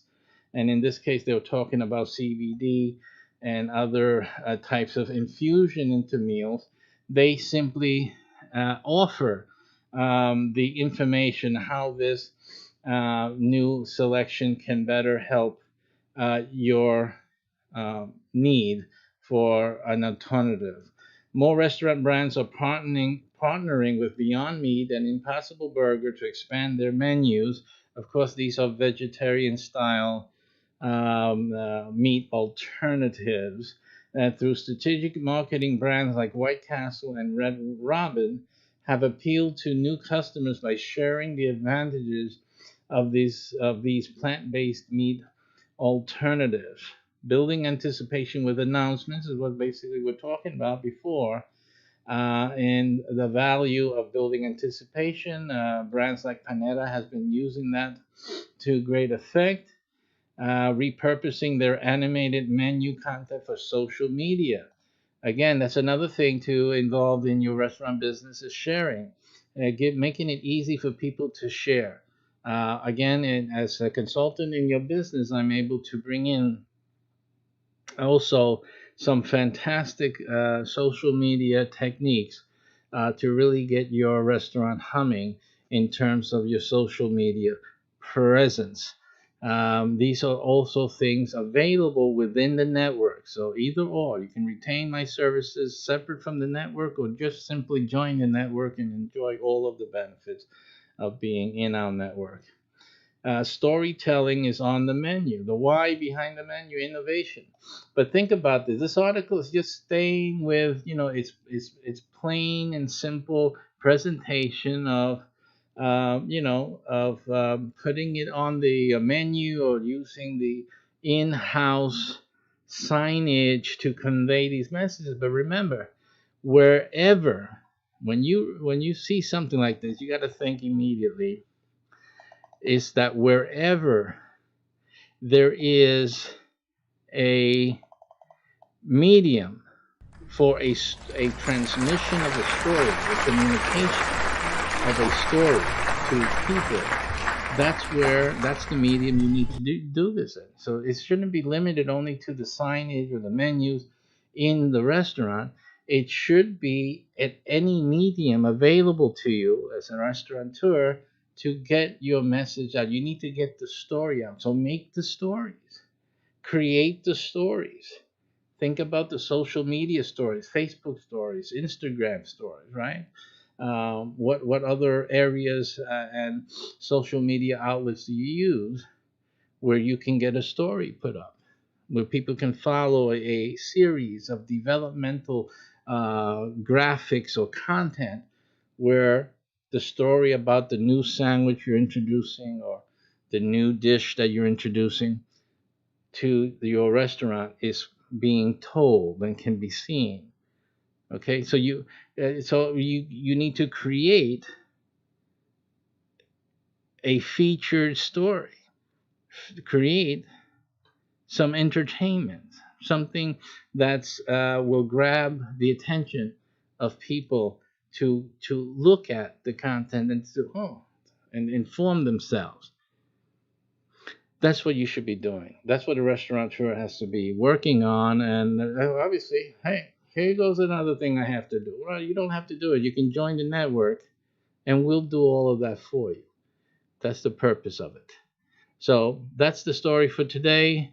Build up your stories, pre-warm your markets, make the story, get some help in getting the story, join the network, and have us do the stories. We're all connected with TV programs and all of that already set to go. Just simply get your story out and make each item a story to be told for enduring successes in your restaurant business. Thanks for watching today, and we'll see you next time.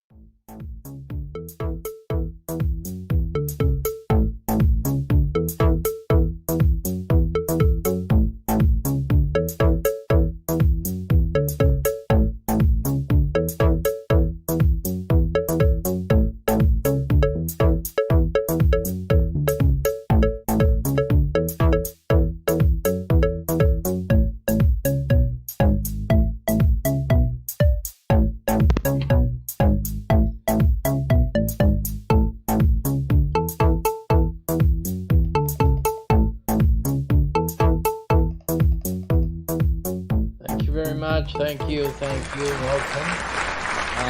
We're talking about starting a business, a restaurant business, and providing tips. This is the business tips for starting a restaurant and preventing failure risks. This is what we're going to talk about today in today's program.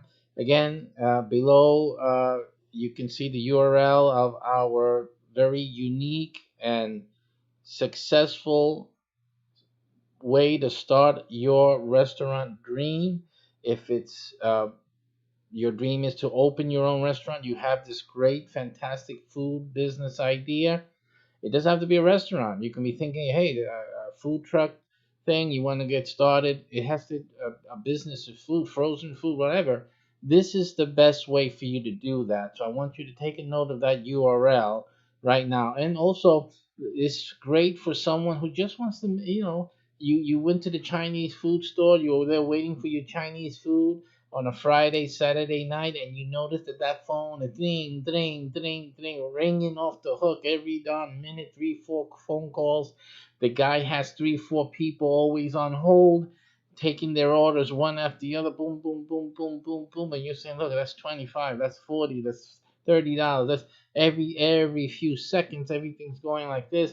And if you ever said to yourself, "More, I would love to have a business that's ringing off the hook like that," you can do this because you don't have to open a restaurant with this program. You can own part of that restaurant. You could be making money every time the phone rings. So take a look at that video after this one.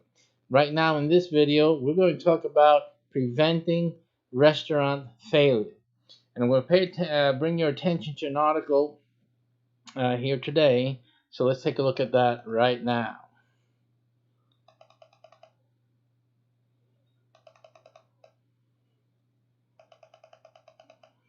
Here in this article, we are at Kansas City's Business Journal, and we have an article discussing 2 more area restaurants will close. Okay, so a lot of times in our program, we're talking about business success, restaurant success in particular in these series. But now we're going to focus on failures. The reason you want to look at failures is because you want to see what things cause a restaurant, in this case, a restaurant to fail. And the reason you want to study stuff like that is to help you prevent failure yourself when you have your own restaurant business. It goes to show the quality or the features that we have in our business restaurant startup so that you can see that what we're doing, what we're offering you is actually the best way to go about the restaurant business. Matter of fact, you may be a restaurateur already. You may own your own restaurant. And I'm going to show you why, even though you own your own restaurant, the business opportunity that we have offers you a best path towards expansion of your restaurant, expansion of your brand without franchising, by the way, meaning that you keep all the profits from hundreds of restaurants with our program. So make sure you take down that URL. It'll show up again later on as I go full screen and also at the end of the program. So stay tuned with your pen, pencil, and take that note down. Right now, why are these restaurants closing? So let's study two here with this Kansas City Business Journal. The string of restaurants have closed recently in Kansas City Metro, and two more being added to that list. So we see a lot of places are suffering also either from having too many restaurants that basically are not adding anything to the restaurant scene. It's also a possibility. These are one of the things that you have to look at. It's your restaurant and your restaurant idea, concept even. Is this something that's an additional? Is it something that is would have value for people to actually, make the effort to, go to your business and to patronize your business? Quality is one thing, but in terms of marketability, is your restaurant something that is appealing, that makes a person want to, let's try that restaurant, or let's go there, or even to, and then once they go there, to even be willing to spread the word. Hey, I just stayed at this fabulous restaurant. Again, you have to understand it's not as simple as just serving up another sandwich. You have to have some wow value because it's already a sandwich place. There may be already two, three sandwich places. One of them or two, they're usually national brands. So when someone comes in with a national brand, it is like a automatic, oh, we have one of these now in our city. But that can be easily overcome. That can be challenged. It can be at least met with a restaurant brand, a restaurant offering that has some wow to it. And this is a very important aspect that you have to consider. Does your restaurant's menu have that wow factor? The menu and the actual delivery and presentation. Is it a wow of the taste? Everything is it's involved with that. Does your restaurant have that wow value added to it? We have here the Food's Fabulous Cafe, which opened 13 years ago in Leeward, plans to close for good at 4 p.m. on Christmas Eve. What a sad thing for Christmas Eve. The doors will be closing right there before Christmas. Thanks so much to everyone. It's a quote who has supported our little family owned and operated shop. Okay, we would have been gone long ago were it not for the support of this outstanding neighborhood. Again, though, isn't that an obvious statement? I mean, what other neighborhood are you depending on for you to survive? You see a statement like that, and it kind of makes me cringe because what it tells me is that this was a restaurant that it was just there to support a family. It was there to give them something to do every day. You know what? And that's really sad. I mean, you don't go into a business just to as an excuse not to go to work. You go to a business because you want that independence and you want to be financially independent. There's a reason behind that. So you always want to see growth. You want to see expansion. And right here we have no ideation is hinted at any attempt to expand, any attempt to grow. It's just simply we started this little thing and we've been surviving on vapors all these years, and it's really just sad. When you open a business, any business, doesn't have to be just a restaurant, but you don't want to be just riding on vapors. You want to have success. You want to grow successfully. You want to have a sure initial success and build upon that. So that's what you want to do, is building. And once you lose the vision of building, then it's done. You're just waiting until you just can't breathe anymore. This is basically what happened to this restaurant. There has to be progress, expansion. I did a previous show prior to this where you have McDonald's, you have the likes of what was the other one? Domino's Pizza, expanding globally, expanding into the Malaysian, Asian world. 400 restaurants, the other 300 restaurants, et cetera, expanding, opening new restaurants. We talked about a airline that's opening restaurants because they have something wow. They have a wow, as I was explaining to you before, and they're bringing that wow from their airplanes, from their air flights, and opening up hundreds of restaurants all over Asia. These are people. The restaurant business is something that has to expand. You have, the food. It's the food business is a big business. There's a lot of money in the food. Any food business. There's a lot of money to be made.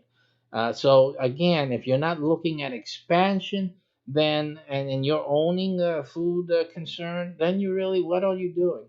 It looks like you're not really having the right perspective, and I think that affects a lot. And we're going to see how that may have affected what happened to the second store, second restaurant that's closing. We'll take a look on how that may affect it. But in any case, you have to have in your restaurant, you have to have the impetus and vision, and you have to have the capacity to grow. Here, these folks, they're good folks, they're honest folks. They, they had a good probably home style type of cooking, really friendly atmosphere. I'm sure they had these good qualities in this restaurant, in this shop, but again, without that way of that pathway to expansion and to grow and to make it something bigger, they were really just limited. We're going to look at what the article says here. Very good. You got to read these articles, and this author here for this article at the Kansas City Business Journal just did a great job. Leslie Collins here, staff writer for the Kansas City Business Journal, just really a good job in bringing out some salient points here. And this is what it says here in continuance. We've opened here 13 years ago, continued the statement from its owners, a commitment from the owners of Ranchmont Shopping Center that the property, they did that with the commitment from this property owner. It's another issue. You're not just in your restaurant business affected by the place, the other factors, the elements, stakeholders that you're dependent on. And one of these things is that when you're renting, a lot of your success, obviously, of the location, depends on what these guys are doing, the owners of the location. So that you have to be very careful. Of course, not every restaurant can own their own property or have a long-term non-consequential lease option, which is what most of the brands have. They look for land. They look for commercial land where they can be this either the sole or an anchor in a mall. They want to have certain features and certain guarantees when sit down and negotiate that lease. Most of these franchises, they tend to do it alone. In other words, they want that commercial lot, and they'll build on it and whatnot, and you get the owner gets lease rentals and they don't have to worry about anything. The franchise company comes in, builds, puts it up, and they have X amount of years. These usually long-term leases, and everyone's happy. The owner has nothing to worry about in terms of the property owner. Nothing to worry about. Doesn't have anything to concern himself with. They're just getting a check every month, plain and simple. And the franchise is the one that built the place and whatnot. And when time goes, when their lease is up and they don't wish to renew the lease, which rarely happens in these successful brands, right? But when they don't want to renew the lease, they just simply leave. And the owner has a commercial lot that's developed now. It has a former restaurant, branded restaurant, sitting on it and waiting for someone else to come in and do something with it. So it's a win-win. Everybody wins in that type of situation. But again, the lease owner or the franchise owner of this restaurant enjoys having their own place, not bothered by anything that the landlord is doing elsewhere or alongside the property, because they're basically running the shop there. The landlord has nothing to do with anything. It's no reason to bother, and so that's like the best way to do it. But when you're starting out a restaurant, you just don't have that opportunity. You don't have the money for that, and so you really shouldn't be doing that in any case. But unfortunately, we get into situations, into scenarios where the mall owner in this case is not keeping up with promises. These are promises. One thing about promises is that you have to make sure that there is a capacity from the person making the promise to fulfill those promises. We opened here 13 years ago with a commitment from the owners of Ranchmont. It's a shopping center, that the property would be remodeled within a year. Now, after hanging on in half vacant, outdated center and patiently waiting for that to happen, we've been informed that our space has been leased to a national tenant. So here again, you don't have that situation that I described, right? The other situation was that the tenant is the one who decides when they're going to go or they want to stay. They just have to pay the agreed upon payments. Simple as that. Again, a preferred scenario. Here, you're really a victim whenever you're renting normally to whatever a landlord wants to do. Sometimes they have a better deal with a national client like this. It's probably a national chain. Wants that location, is offering big money. And do you know what the key is here? I want to know if you guys are thinking business wise. Why do you think that Ranchmont is kicking this restaurant out in favor of this national tenant? Why do you think that? Because that national tenant is going to do what? Going to do what Ranchmont promised they would do, but couldn't deliver. Now they have this national tenant going to come in, and that national tenant is going to do what? He's going to fix up the whole place. I wouldn't be surprised if it fixes up the whole mall, wherever that shopping center is.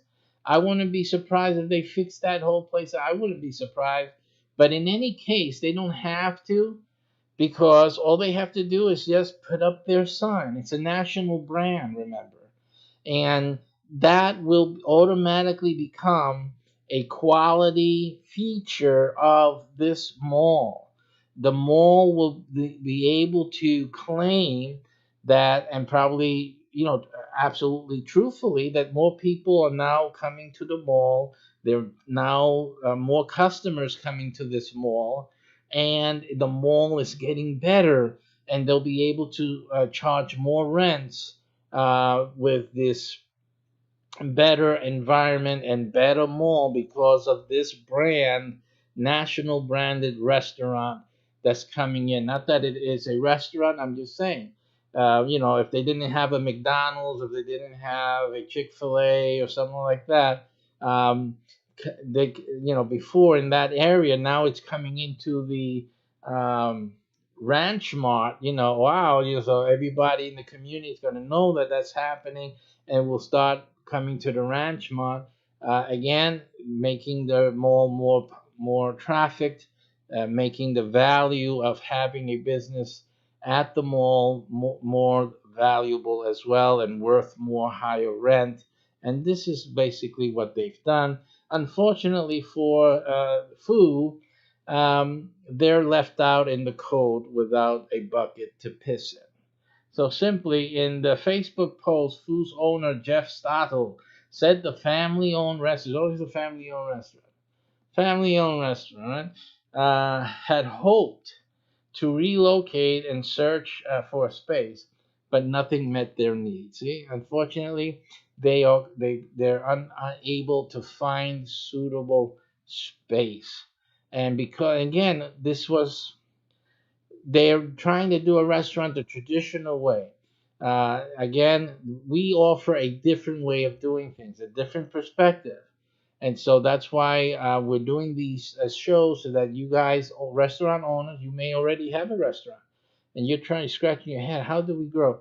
How do I get out of this little trap? Because I know there's a lot of you restaurant owners right now that feel that you're trapped. You can't do anything.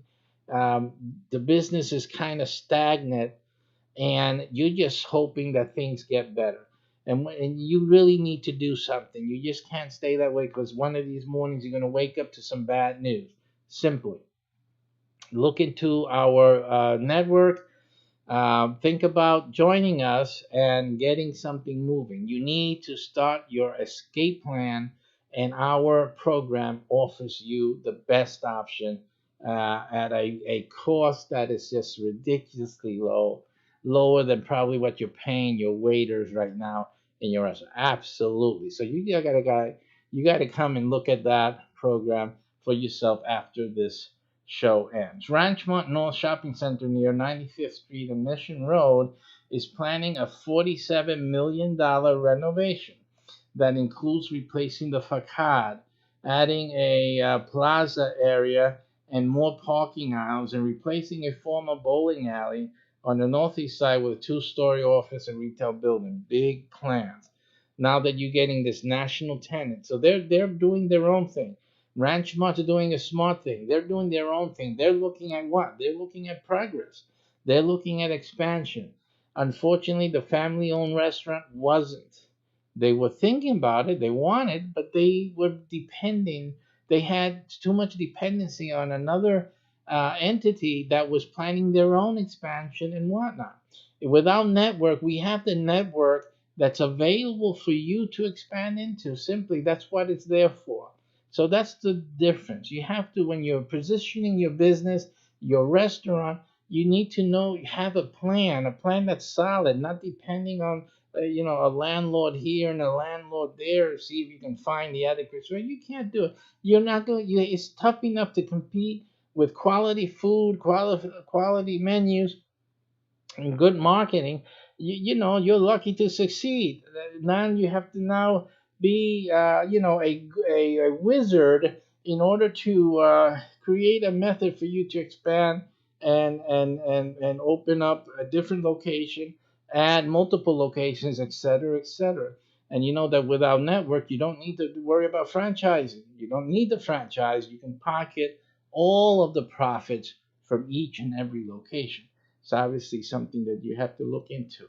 Ranchmont's developer Cadence Real Estate offered to allow foods to stay until next summer, but Stottle said in the post that the family decided to cut out losses and start a new chapter. Hopefully they'll come and start a new chapter with us. That's what we're hoping. So if you know the Stottles, send them this information. Otherwise, this is the situation they were looking at. They saw no hope. They saw no reason to continue. And this is a bad place for a restaurant owner to find himself. But you know what? To their credit, at least they realized where they were. They could have stayed for another year, but they're cutting their losses, meaning they were losing. So that's what that shows you. Even though they were there, they were open, they weren't really making what they really wanted to make it worth their while. And since there was no path forward, why continue? Let's start now and start moving to something else. So in addition to frozen custard, the cafe serves made from scratch breakfast and lunch, and that includes items as Belgian waffle, bun, meat sandwich, and Billy's cheesesteak. And so that's the first problem. Now let's look at the second one. On the Missouri side, we have Rockstar Burgers. It plans to shutter its West Bottoms restaurant at 1611 Genesee Street. Manager confirmed that plan closed into Fox 4, but did not say when the restaurant will close. Basically, this restaurant is having some problems. They have some serious problems. They were having, they're plagued with issues, as it says, liquor license violations, assault, and warrant arrest. I mean, this restaurant was having some bad press, and having bad press issues is, I think, something that is horrible. It's just horrible. I remember seeing one of those episodes. I think it's Food on the Food Network, where the restaurant guru goes in and helps to resurrect these failing restaurants. And because the restaurant owner was having great difficulty making profits at his location, um, or having financial troubles. We don't know what the issue was. Was it the owner who wasn't making profits, or the result of his the way he was managing, his mismanagement, that created the ambiance that fostered, reduced clients, customers, and therefore created his financial woes. A little bit, you couldn't determine it. More or less, you could have come up with the opinion that it was the owner's mismanagement from day one, which is usually the case. When you don't maintain a good morale in the restaurant with your staffing, if you get too much, there's a lot of advice about how to check on Mario or Juan out there in the back office over there in the kitchen. Some of you guys in the restaurant business, you gotta be careful how you treat your employees, because the way you treat your employees is they're the ones that are dealing with your customers. I mean, you guys want to talk about shooting yourselves in the head or in the foot. These guys are working with the client directly. That's your face. And if you are oppressing your face is going to look depressed and sad, and it's not going to give the client any good vibes. And when the client has an issue, the face that you have put there in front of them is going to tell them, listen, I got problems on my own, so if you don't like the food, then you go someplace else. That type of attitude is just really, and you can't blame Juan because you guys are oppressing him in the kitchen. And you guys who are restaurant owners know what I'm talking about. I've even heard a restaurant guru, you know who you are, refer to the staff in a very low and condescending sense. You guys got to be kidding me in this day and age. So again, treat your staff, okay, to as you would treat a customer, because they are treating your customers. Show them how you want the customer treated. Treat them the same way. Do not oppress your staff members to the point where they're going and getting off their fumes, or transferring their pain and their trauma onto your customer, because that's your business on the line. So that's one of the big things. This guy is closing because he just has a fighting parlor there. Matter of fact, that's a better business that he should have started, not the restaurant business. Again, those people dealing with the public, you really need to treat them well. I got another story for you from a very famous name brand. I will not say the name because the brand wasn't at fault. It was the franchise owner who owned that particular store. When I walked into the store, we were looking at what they had available, and while I was watching this, I was looking at the employees. Of course, it's one of those stores, one of those food places. It wasn't a restaurant. It was a food place related to food, where you see everything being made.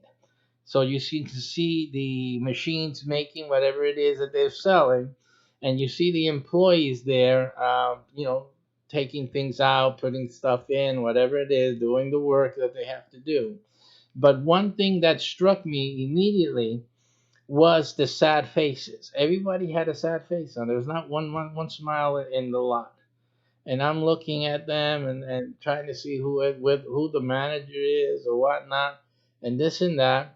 And then obviously something had transposed, just a little slight little question or something like that, and it became obvious that they were restricted. And I had my oldest son with me, and he's a manager of another business place, not food related, but he manages people. And then he started questioning, did you what is the I noticed that what's the problem? Something going on here? And the guy said, no, it's all right. It's just that we can't do certain things here because something happened and the phone rang. This is what happened. The phone started ringing, and we see one of the employees take up the phone, and he said, "Yeah, no, it's like I told them already, this and that, yeah, like that, something like that." And then the other guys had a reaction, and so what was the guy that was on the phone, or the female, whoever it was the manager. Now in this place, they have cameras all over the place. This guy's managing from a remote location, from another location. Probably has a few of these food places that is under his control or supervision or ownership. We don't know. Probably the owner. And he all he does is monitoring these his food places from his computer. He's looking at everything, and calls in whenever he sees somebody, I guess, not doing something or whatever. Again, these people, these workers here were feeling oppressed. They felt that someone's looking over their shoulder all the time, which I personally hate. I really hate someone looking over my shoulder. I get disturbed whenever anyone's in my office. I'm trying to do a broadcast and somebody's in my office. Come on, get out of here. I got to do my office and I got to worry about you, shifting through papers or looking for something. So that's a bother. Nobody wants to be working like that. Again, these people are working under this supervision, real virtual supervision, and they feel like they're children and being treated like children, and they're all resentful. And guess who noticed? The customer. This is the thing about that. I I haven't returned to that place. I don't want to see those faces. I really disturbs me to go to a food place or any place for that matter and see people who need psychotherapy. I do that myself. I do psychotherapy. Why do I have to go to a food place and be served by people who need someone to talk to? I go to take a break, and I have to deal with the what I call the inmates. It's sad. It really is sad, and to see this going on in this day and age. So obviously, that's an example of what I'm saying. You're turning off customers. You're trying to run this ship shop operation, and you're going by the great guru advice out there, but you guys are just killing yourselves. You're really killing yourselves. You're losing a lot of profit because people like me, we don't go and patronize. We're not going to go and pay. It's not a fun place to go. It's not a place that I want to go and eat, knowing that they're being oppressed because they have it on their face. The guy didn't have to tell me. They didn't have to tell my son. They told my son. They told me. I said, I thought so, because I can see that these guys are really not happy here, and I don't want to eat when people are unhappy. And it's just simple. I mean, uh, again, you guys want to make money in the food. If you're only interested in making money in the food business, just come to the URL here. Okay, you don't have to oppress anyone. You don't have to risk all your money. You don't have to do that. You make money from the ching ching every time the cash register goes, and you want to make money. Then this is for you. Stay home, watch YouTube videos, make money in the food business. Okay, Leave the restauranting to people who love their customers and love their employees. Simple as that. You stay home, make money. Okay? So that's what you need to do. Now, if you are interested in owning your own restaurant and building a successful restaurant that you can expand easily into other markets, then you too come here and treat your staff well. Those are your real customers. You cannot get closer to your customer than through your staff. Love them. Take care and see you in a few minutes at the restaurant URL. Success to you.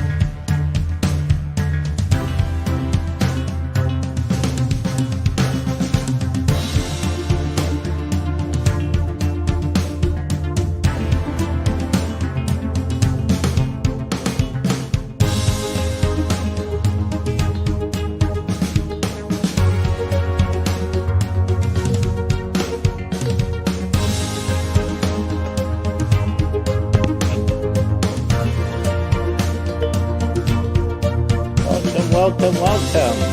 And we are live once again. And I was about to say God bless you. You know, it's just a habit. I would say bad habit, but it's a good habit, isn't it? So be blessed.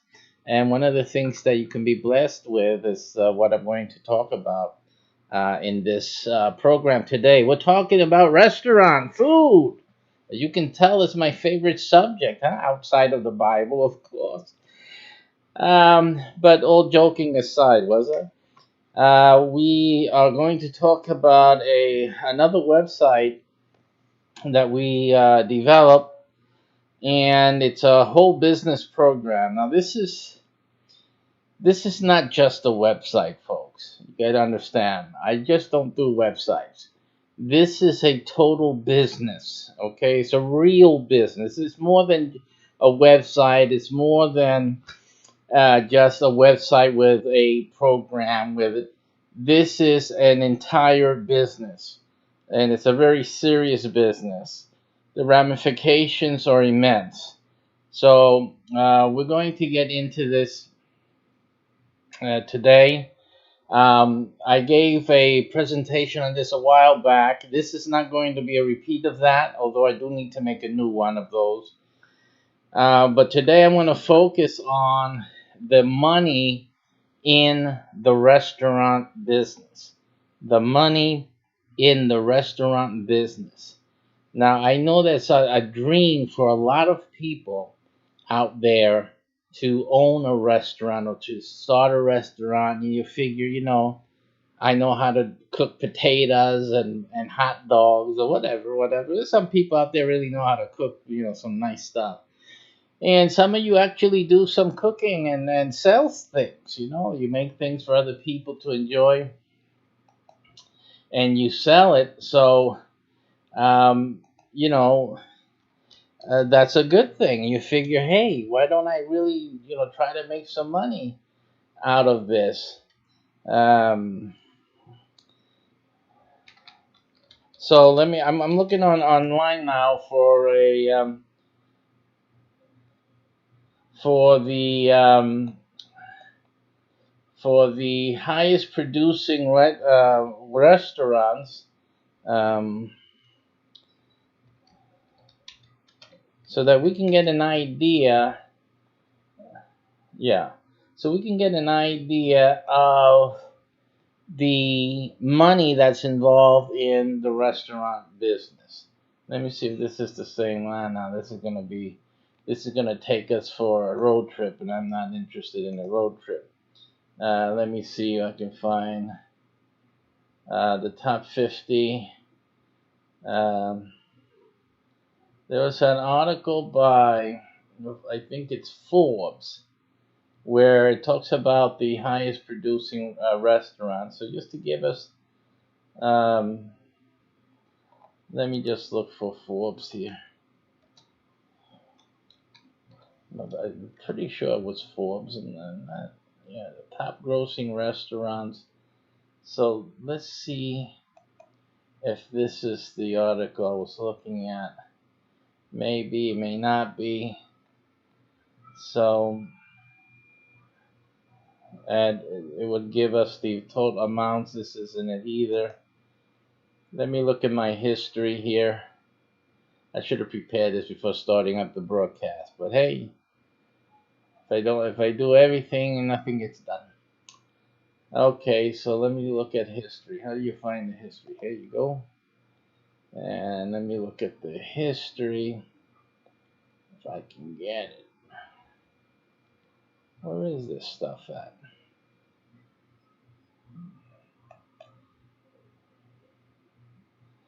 Yeah, looking for history and I can't find it anymore these days. It used to be an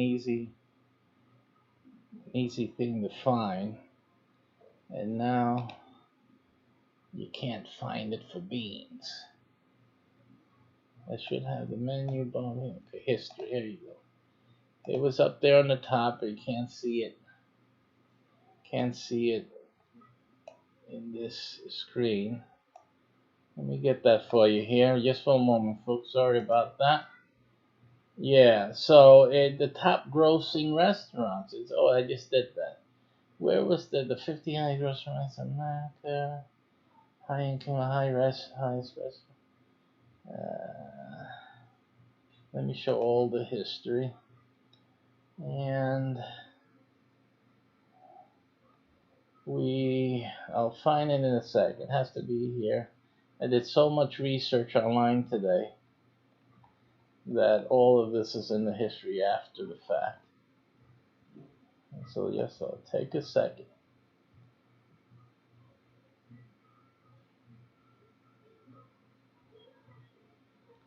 Yeah, so it's the 50 highest grossing restaurants in America.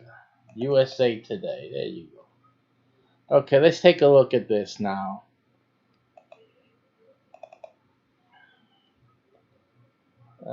That would be left. There you go. Left, right, left. Remember those days? And that's the left. Alrighty. So here are the 50 top grossing restaurants in America. Okay. It says that the restaurant business is not an easy one, but here are the top 50. Now, I want you to understand something.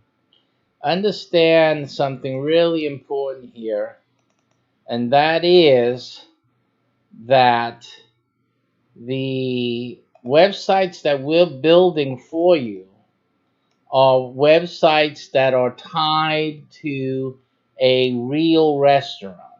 In most cases, your website is made first while the restaurant is begun. It's going under development, okay? But that gives you good time to prepare everything and to start the marketing process. There's a very specific strategy that we are implementing in these websites and in our restaurant businesses.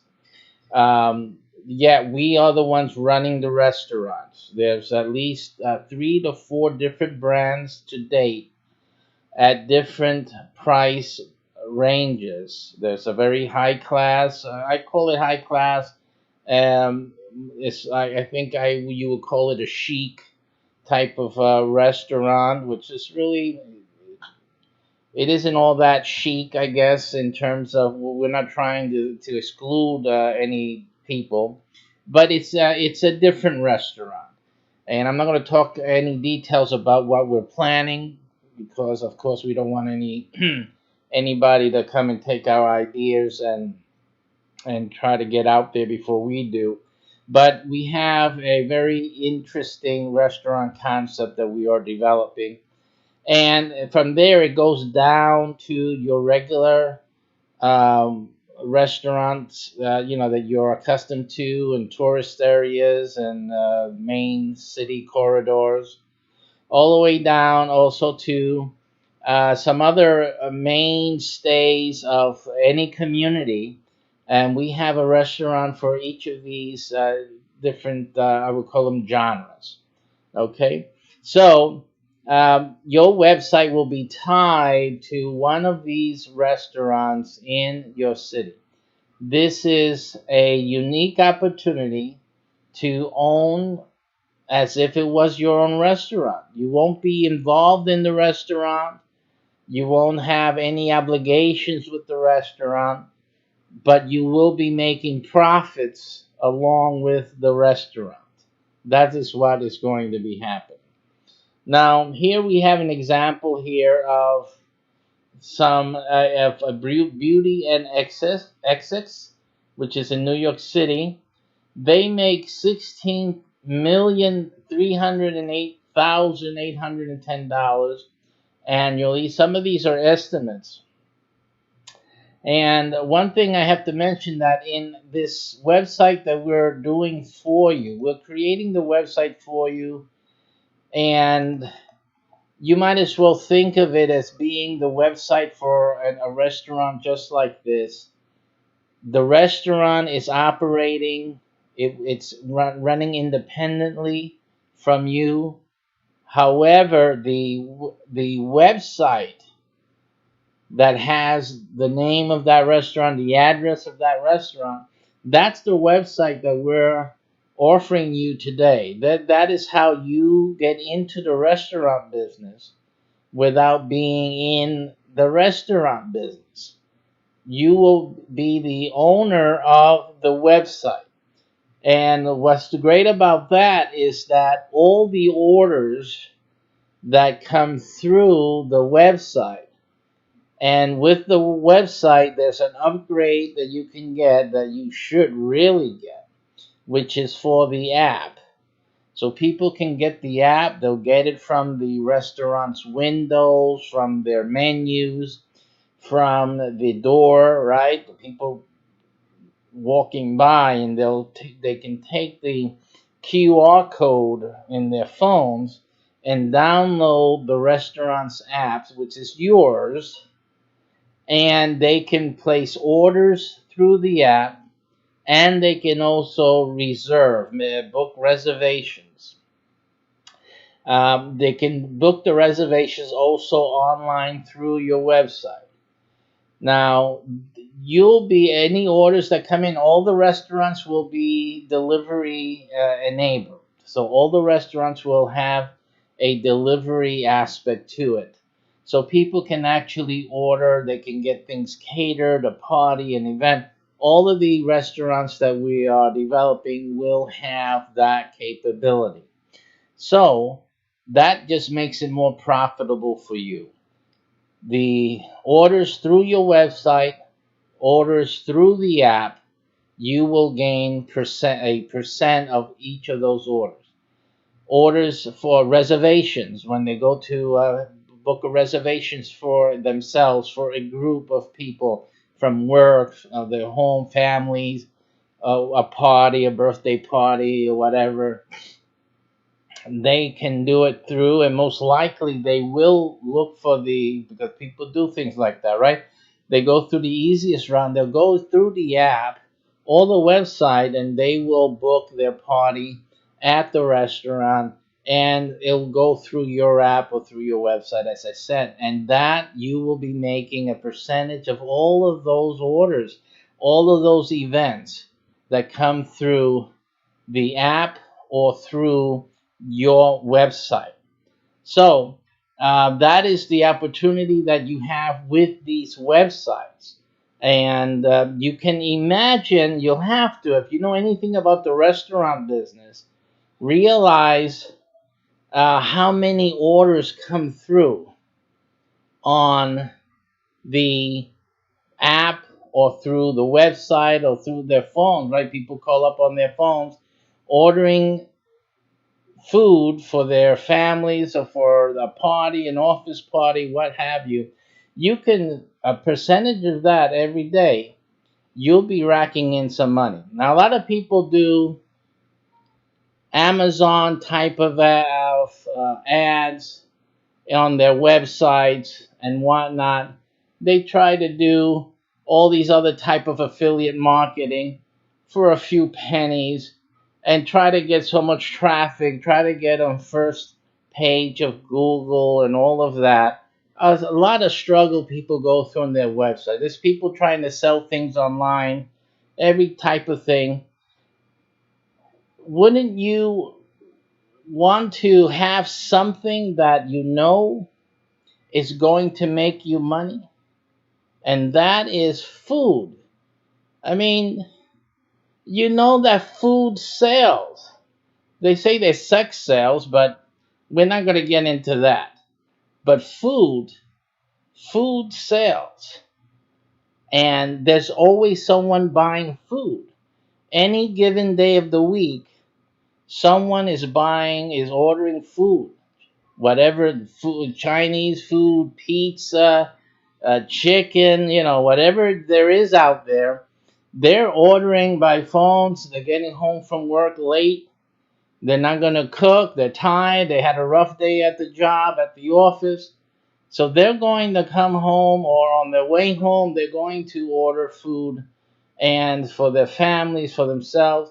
So that is what everyone does. You guys do it. I do it. We do it all the time. Not tonight. We had a great meal here, home cooked meal. But there's days every week at least. How many times we order? Sometimes 2 times a week or 3. And you know that the weekends, that's a big time to order in any restaurant.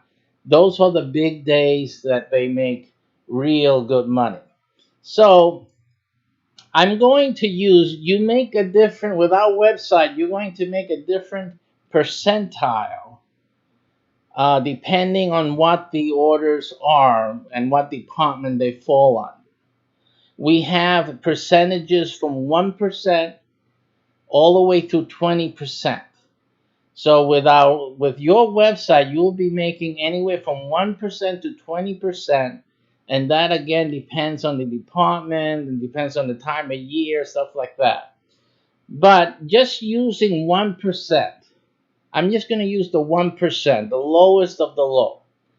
And we're going to make a comparison with these restaurants that we see here, and how much that would be, how much it would be that you would make if you had the website for these restaurants. Beauty and XX makes $16 million a year. Now, 1% of that, right, would be $163,000 a year. So if you had the website for that, for this restaurant, you would be looking at $163,000 a year. Again, that's at 1%. That's the minimum. That's the minimum amount from having our website. Here we have Le Diplomate in Washington, D.C. That makes $16 million, another $16 million earner. $16,377,000. If you just made 1%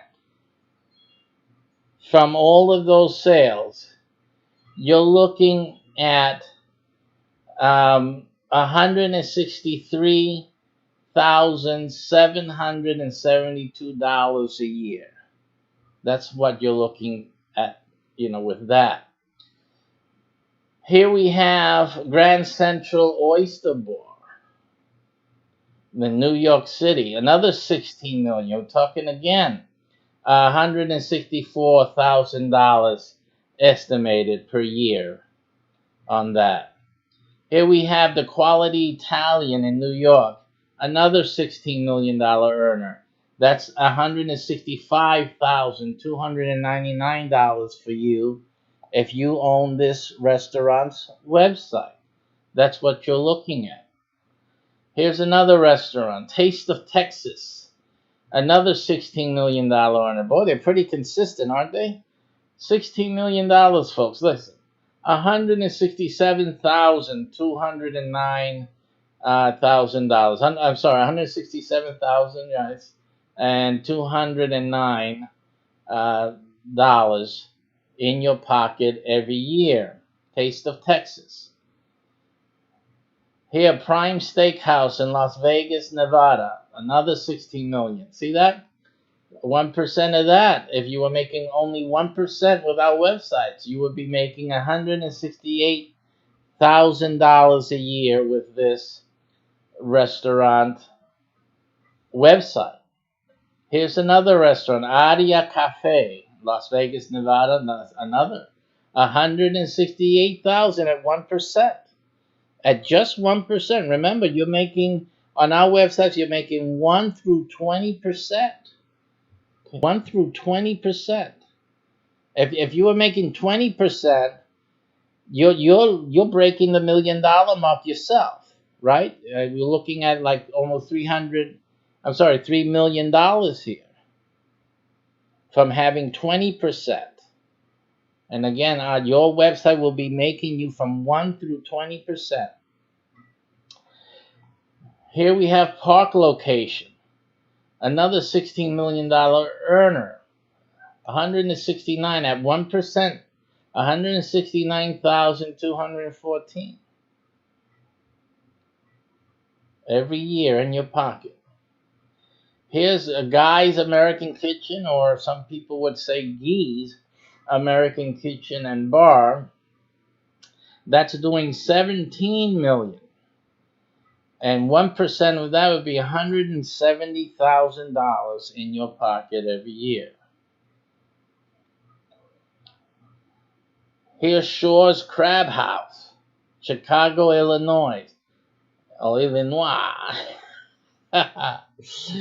This is 17 million, another $17 million earner, and again, $171,000 in your pocket every year if you had the website for that restaurant. Here's Tavern on the Green, $17,200,000 a year, and 1% of that would be a nice $172,000 per year in your pocket as the owner of their website, where people would order for deliveries and reserve their tables and order through the app, etc., etc. So that's what you're looking at with a successful restaurant like Tavern on the Green. Here is Mon Ami Gabi, which is another $17 million earners. And again, $172,000 in your pocket every year if you were the proud and smart owner of this restaurant's website and app. You got to have the app. Don't forget to get the app.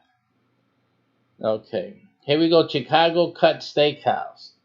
Annual sales estimated at $17,200,000. Again, another $172,000 in your pocket. That's at 1%. 1%. Founding Farmers, location Washington D.C. Annual sales $17 million. Again, another $172,000 431 in your pocket every year, having the website for that restaurant. Here we go with 36, number 36, Gibson's Bar and Steakhouse. Here's another $174,000 earner for you. If that was the restaurant you had with, that you had the website for. People making orders, reserving their parties, etc., because when they reserve through your website and they reserve through the app or order for delivery or for pickup for that matter, that percentage goes to you. You earn a percentage, and again, they're varying percentage rates during the year, and they range from a minimum of 1% and go all the way up to 20% of the receipts. Right? That is very significant. 174,000. If it was just 1% across the board, 174,000 a year. Okay. And the thing is, and we can go on. Obviously, there's so many here. 33 Bluefin, 175,000, 178,000 here. Del Posto, Acme Feed and Seed. They don't have an estimate here of how much money they're making, but they serve a lot. Here's one, 179,000, Bob Chin's Crab House. That's how much you would be making. 180,000 if you own the website for Quality Meats. Here's $181,000 a year if you had Spark Steakhouse House's website, and here 189,000 if you had the Smith website. Here in Chicago, 192,000 a year if you had the Prime Houses website.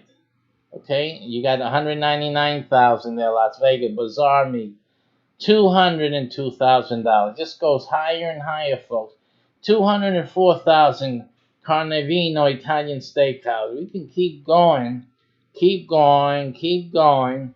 Let's see how high this goes, because I was shocked that it was going higher actually as we go down. But my goodness, these places are going higher and higher and higher. Lowly low. Woo! 206,000, 1%. If you had 1%, if you had the Vandals website, $236,000 a year, folks. Let's go. Man, we're not even on number one. Juniors, Times Square, famous place, $239,000 in your pocket if you were the proud website owner of that restaurant. Gibson's, 247,000. Now we're going down. 9, 254,000, 1% on Bryant Park Grill and Cafe. Smith and Walensky, you would make 259,000 at 1% if you own that website. Lavo, New York, $268,000 per year if you had their website. Old Ebbitt Grill in Washington, D.C., 326,000 a year, 1% across the board. 1% across the board. Here's Carmine's, $331,000 per year if you had 1% by owning the website to that restaurant. Tao Downtown, $334,000, 1% of their gross annual sales. Joe's Stone Crab in Miami Beach, $372,000 if you own the website for that restaurant. And number one, Tao Las Vegas at $424,000 if you own their restaurant website. Okay? So again, we're just talking about 1%. Just 1% is how we estimated your profits with the successful restaurant brands, locations really. Because this is just one restaurant in that location. That's how much it's pulling in. Okay. So That's a lot of money. Even at 1%. And what do you have to do? Nothing. All you have to do is order your website today. That's all you have to do. Of course, we're building new brands, so you're not going to get any of these restaurants to give away their website. No, that's not what this is about. But you will not have to invest anything in the buildings, in the menus, in the development of the restaurant. All you're doing is securing for yourself the restaurant's website. That's what we have the agreement for. You will own the website of the restaurant. Okay. And the agreement is that you earn the profit from the orders that go through the website and through the associated app. So people make that order through the app. Ching ching, your PayPal or whatever setup you decide for yourself, that's going to start ringing. You're going to start ringing. You know how much people eat. Everybody has to eat. Okay, every day. Every day, people are ordering food to eat. So you do the math. You do the math, and all you have to do is to order this website today. Okay, you start with an initial payment today. You wait. You don't have to pay anything else until the website is finished. It's ready to go, and that's when you then start making your monthly payment. And it is a it's not your regular website payment amount, but you're never going to be seeing six figures from any Amazon site that you could get for $100 or so on eBay. You're never going to see that. Let's be real. Even if the website that if the restaurant that you had the website for was let's just say like those little Chinese kitchens. You ever seen them? That small Chinese little thing, delivery. They probably have only chairs inside for like what, 5, 10 people. You know what I'm talking about. These guys are making a killing. Those restaurants are making mad money. Okay, you know how much? Have you tried calling that Chinese restaurant there on a Friday night? They got like 3, 4, 5 phones, and they got people one after the other. Hold on, please hold, please hold, please hold. Now, come on, you do the math. You're making 1%, 5%, 8%, even 20% from each of those phone calls coming. Come on, do the math. Do the math. Okay? That's what we're talking about here. And all you have to do is claim your website. Like I said, in every area, there's going to be a few of our restaurants. And remember, there's at least 3 to 4 different name brands, 3 to 4 different types of restaurant. They're all not the same type of restaurant. So this is a really great opportunity for a great many of you listening to me on this thing. If you're into, it's really good if you're interested in food. When I say interested, that's a passion of yours that you've always wanted to have a restaurant. But if you only had the money, if you only could do it, and this and that. But here, listen. Here you can have the best of both worlds. You don't have to spend the money and invest and take the risk of investing and opening a restaurant, and you have the benefit of owning the website and making all the percentage from all the orders that come in, and the yes, all the orders and reservations that come in. All of that percentage is going to your pocket. You have the advantage, even if nothing happens all week long. Every night there's business. Every day there's going to be business. But let's just imagine just Friday, Saturday, Sunday. I mean, you can. I have one restaurateur who's working with me. He tells me he's into the pizza business. His thing is pizza. Even something as simple as pizza. He tells me that he come Friday night, he's taking home $3,000. He's himself. He's taking home, and he's paid his employees.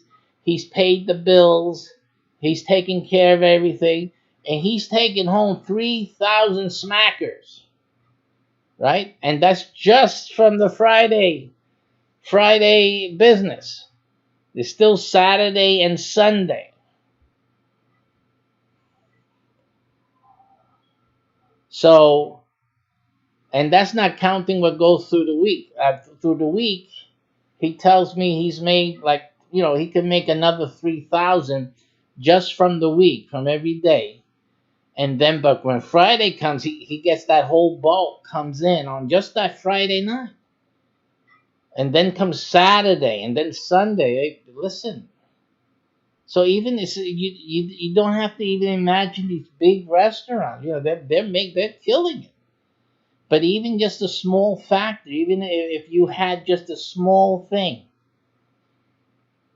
you could be bringing home a lot of money. Now, when you have this website, unlike all the other websites you may have or that you've had in the past, this thing's going to start ringing, ding, ding, ding. If you have your phone, your notification set, your PayPal, you're just waiting that Friday night, and that thing's going to start doing bing, bing, bing, bing all night long.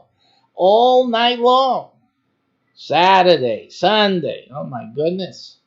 Okay. So, this is not something for you to be thinking about too much. This is something for you to take action on. Who is going to give you the opportunity to own the website for a business, for a restaurant business? See? This is a chance of a lifetime. It's an opportunity of a lifetime. So I make that opportunity for you to take advantage of it, especially if you're into the restaurant food business. If you're into it, if you were always thinking about doing something, if only I could. But now you can. Now you can, and you don't have to spend your days and nights over a hot stove. Now you can do it the modern way, digital. All you're doing is operating the website, and the orders come in, and the money goes into your bank account, your PayPal, and ding, ding, ding, and ding, ding, ding, ding, ding, Friday night, ding, ding, ding, ding. I'm laughing because this is too good. This is outrageous. Okay, this is totally outrageous. So I'm really excited for you folks. I really am. I'm anxious to get you guys started in this, and I'm just so happy that I've put this thing together for you guys. It's up to you now. It's really up to you. You have to decide if you're going to keep wasting your time or get into something that's really going to matter. A lot of people waste money doing other crazy stuff or whatever, day after day, month after month, year after year. You never get ahead. You never do anything. Here's a chance to write home to mommy and tell her, I have a restaurant business. Wouldn't it be great when you go and you're sitting in with your family or with your parents or those who criticize you all your life. You never get ahead. You're always doing this. You're always doing that. And the phone starts going ding, ding, ding, ding, ding, ding, ding. And as the night progresses, you tell them, "What's that sound?" He said, "Hello, no, no, that's just something going into my bank account from the restaurant." And they say, "Oh, from the restaurant. Oh, oh, it's from the restaurant. It's ringing. Hey, Martha, it's ringing from the restaurant.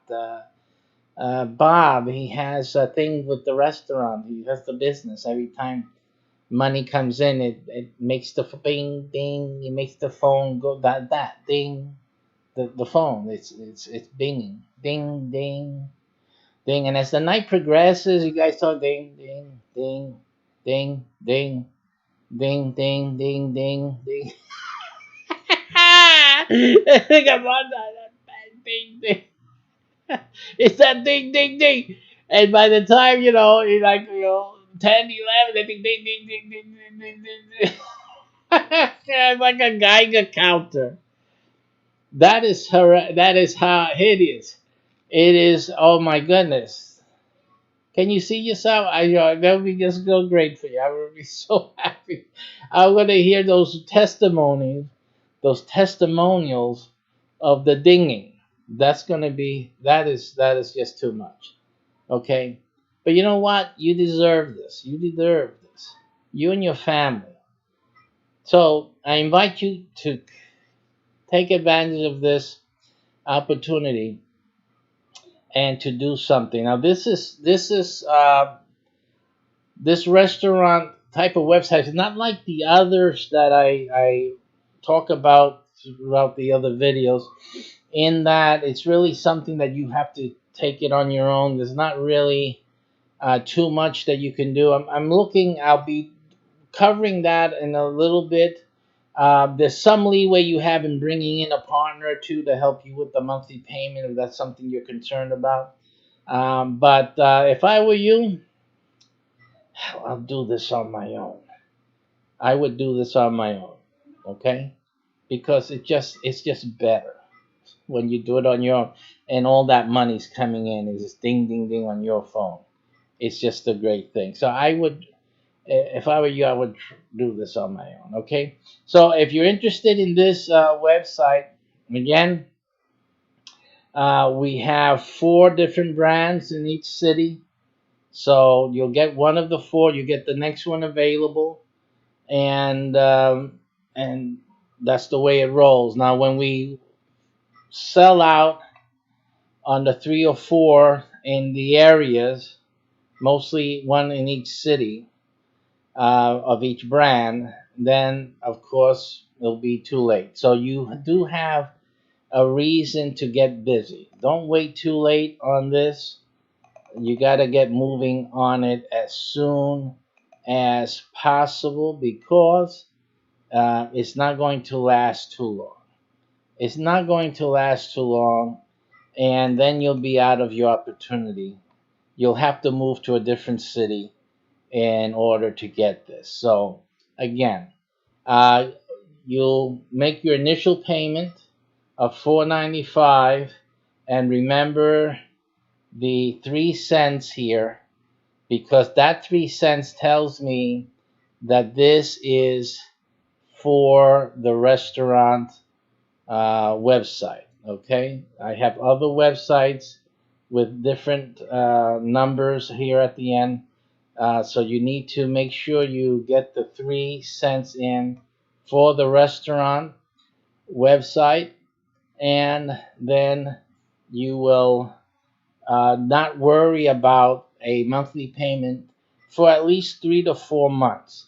Now, you know that we have a few website offers out there, so this 3 months can easily draw out a little longer, and which is a good thing. And it means that you just don't have to pay the monthlies until the website is done. It's as simple as that. Okay, but at least you reserve the website for yourself and for your family. And this is a good thing that you can do for yourself and do it. So if you can muster that, then we invite you to be part of our restaurateurs website owners network. And good luck to you, and have a great success with this opportunity. Until next time, I'll be seeing you. with new information. Just keep following, and we'll keep updating you on information about this and other websites that we have available. Thank you very much for tuning in.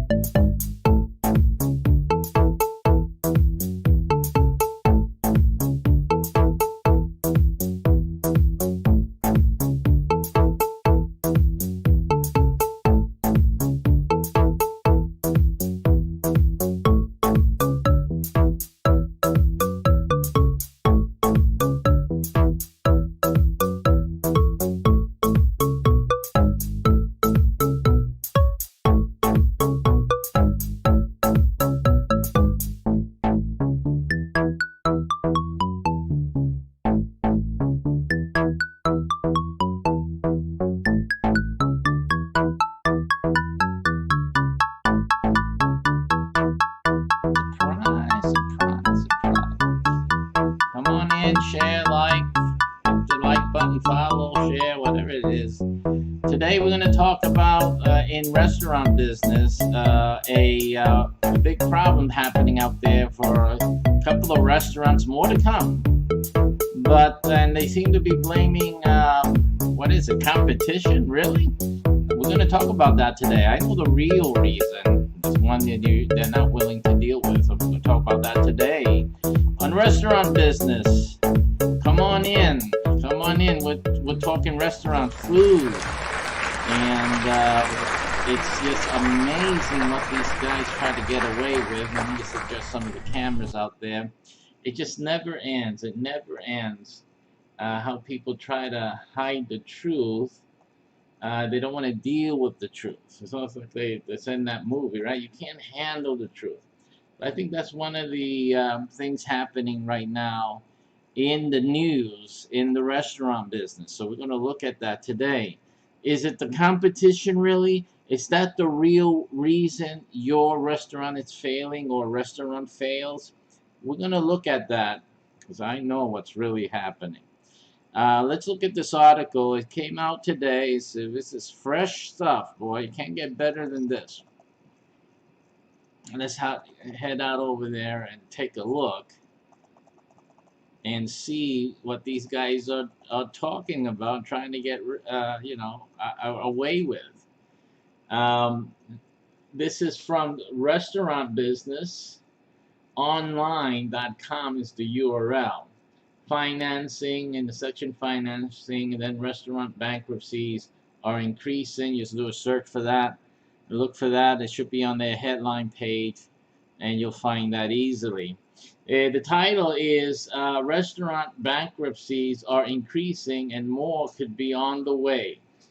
And so we have a Fitch Ratings report that says that Steak and Shake and Checkers are at risk. Logan's Roadhouse and Old Chicago owner Kraftworks Holdings. Go back to November, and there you have been seeing 7 bankruptcies accounting for 13 restaurant chains. And that's not including the filing by Big Sonic Drive-In franchisee SD Holdings. Others are likely coming too. According to a report Wednesday by Fitch Ratings, burger chains like Checkers and Rally's and Steak and Shake are among the names facing a greater risk of Chapter 11 filing. In addition, Big Pizza Hut and Wendy's franchisee NPC International is considering a bankruptcy filing. And in its report, and this is what we're going to focus on in today's show, Fitch cited reasons for the industry's challenges that will surprise nobody reading this post, according to the author here. It says a long period of declining sales due to heightened competition, okay, shifting consumer tastes and rising competition from food delivery options and the inability to maintain brand relevancy along with higher labor costs due to increasing minimum wages. Okay, that is the reason being put out there for these restaurants for their failing situation. Now, I don't know which of these restaurants you in particular have yourself visited and have first-hand knowledge of, but I'm going to talk about the two that I have visited or frequented, and they're mentioned in this article. The two that I'm going to be focusing on, and actually, wait a minute, actually three. There's actually three of the restaurants here. Let me just give a quick check again. I don't know what the other 13 restaurant chains were, but at least three here. Which one is still amazing? At least three here are ones that I have frequented and I can talk about. Someone commented that their breakfast is still amazing. Which of the restaurants are you speaking about? But in any case, and the three that I'm going to talk about is Wendy's. We're going to talk about a little bit about Pizza Hut, and then we're going to talk about Steak and Shake, because those are ones that I have frequented, and I believe Checkers. I can't remember the name of the place, but if Checkers is like the white restaurant, small thing where you order, in small windows from the outside, mostly like drive-through or something like that, and they got little checker marks alongside in their sign. If that's it, I've been there. Okay, so there's at least three or four that I can talk firsthand of what I can tell you a little bit more about what's really going on. So, and here goes. This is it. These when you have a restaurant, this is for people. Again, we're doing a restaurant business series, and people who are interested in starting a restaurant or getting into a food business. It's a lot of things that you guys have to be careful about. Again, business is as in all different areas, is tough. Business is not easy, and these guys are succumbing to things that really, when they're at this level, you got 13 restaurant chains. Come on now, what do you know? Or do you know anything? If you have 13 restaurant chains, you need to be at that level, a little expert, and be able to make some moves. Now, the problem here could be that because they're so big, they are slow as well. So they're slow to make changes. They're slow to see what's happening in the marketplace and to accommodate or adapt so that they can survive, because that's on a reality of everything and everyone on the planet. You have to make changes when things are changing so you can adapt and survive or overcome. So that is obviously, I think, any company, any business who is unable to move quickly in response to changes in the business world or in the marketplace.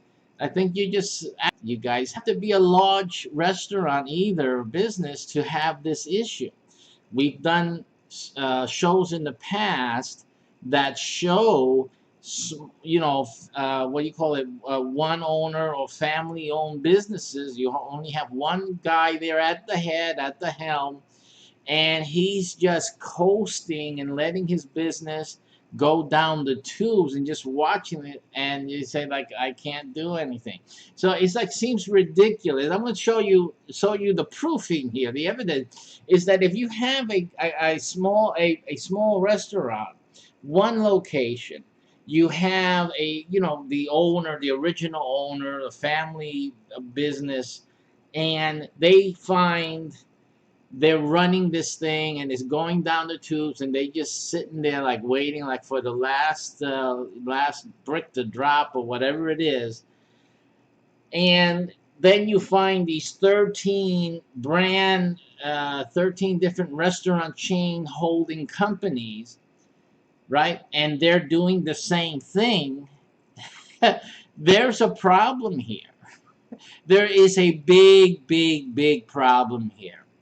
And I think they're both suffering from the same thing. I think that the large corporate franchisees, the large corporate owners are not, they don't have their finger on the pulse of the business and the environment that it's in.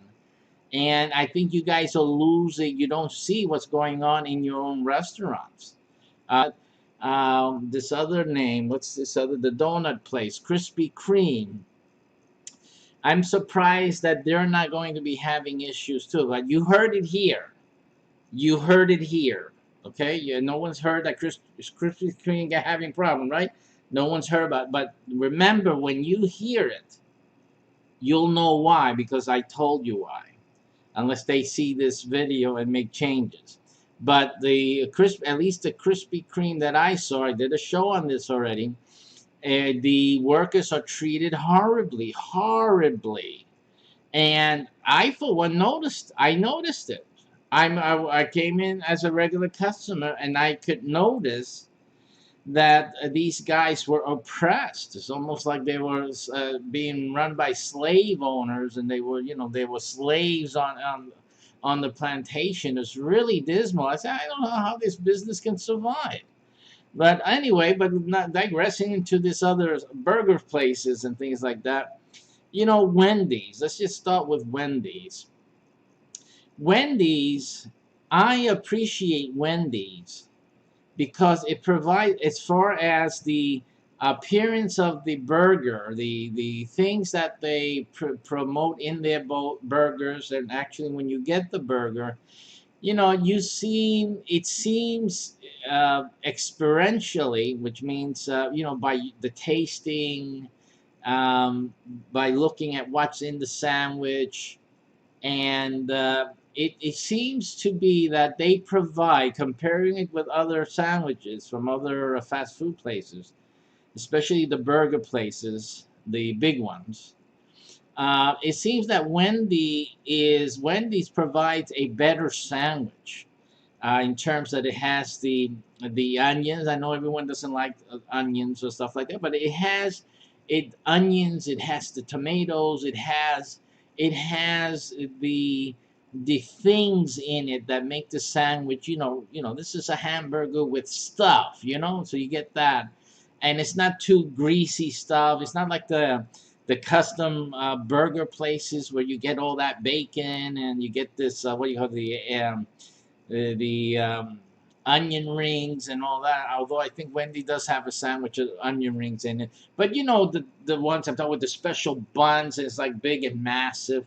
So we're not talking about that. That's like another experience. You don't want that. People don't want that sandwich in a Wendy's or even in a McDonald's or anything. You're not really looking for that. But in terms of the burgers, from places, fast food restaurants of name, of renown, like McDonald's and Wendy's and Burger King, whatnot. Wendy's provides a pretty good player or contribution in the burger market, fast food market. So, I don't really see it's distinguished. It's distinguished from the others. It has its own place. So I don't really see if they're looking at the big boys there and those like Five Guys, I think, Five Guys and whatnot. These other burger places that have their master burgers, that you like for monster burgers and stuff like. That's not the right people to say that they're competing. Even if the people that your customers go there and frequent there, that doesn't mean because we're not going to go always to Five Guys. We're not always going to go to the other, top custom chef signed or signature burgers out there all the time. When we want to have a fast food experience, because that's all the time we have, we're going to hit what our best options are. And at least for me and my family, one of them is Wendy's. I mean, if you were asking me, okay, we have a McDonald's, we have a Burger King, and we have a Wendy's. Which do you want to go to? If you were asking me, I would say take me to the Wendy's, because the Wendy's got my onions. They make their sandwich, really a good thing. Okay, so that's what I would do. If there was only a Mickey D's and a Burger King, I would always go to the McDonald's, but I would, after a while, I would say, let's try Burger King because I haven't been there. Simply, I haven't been there in a while, which is sad for them. I understand, but that's the way I feel about it. But in any case, the Wendy's is the winner in my book. But here's the problem. So you say if Wendy's is the winner in your book, so why are you pointing out what a problem may be for them that's not described here? Because so far it sounds like, well, maybe you're going too much to the Five Guys or to the other master chef burger places. The answer to that is no. That's not what's happening, and I'll tell you what's happening. Because in every time I go to a Wendy's, what I find is that the place is unkept. Now, this may tie in to what they said here about increased higher labor costs. So if you notice that, let's look at that again. I want to point out something, especially the way people say things, but then they're not realizing what the effect on the customer. Now, look at this again so you can see it for your own eyes what it is I'm talking about, and probably what the corporate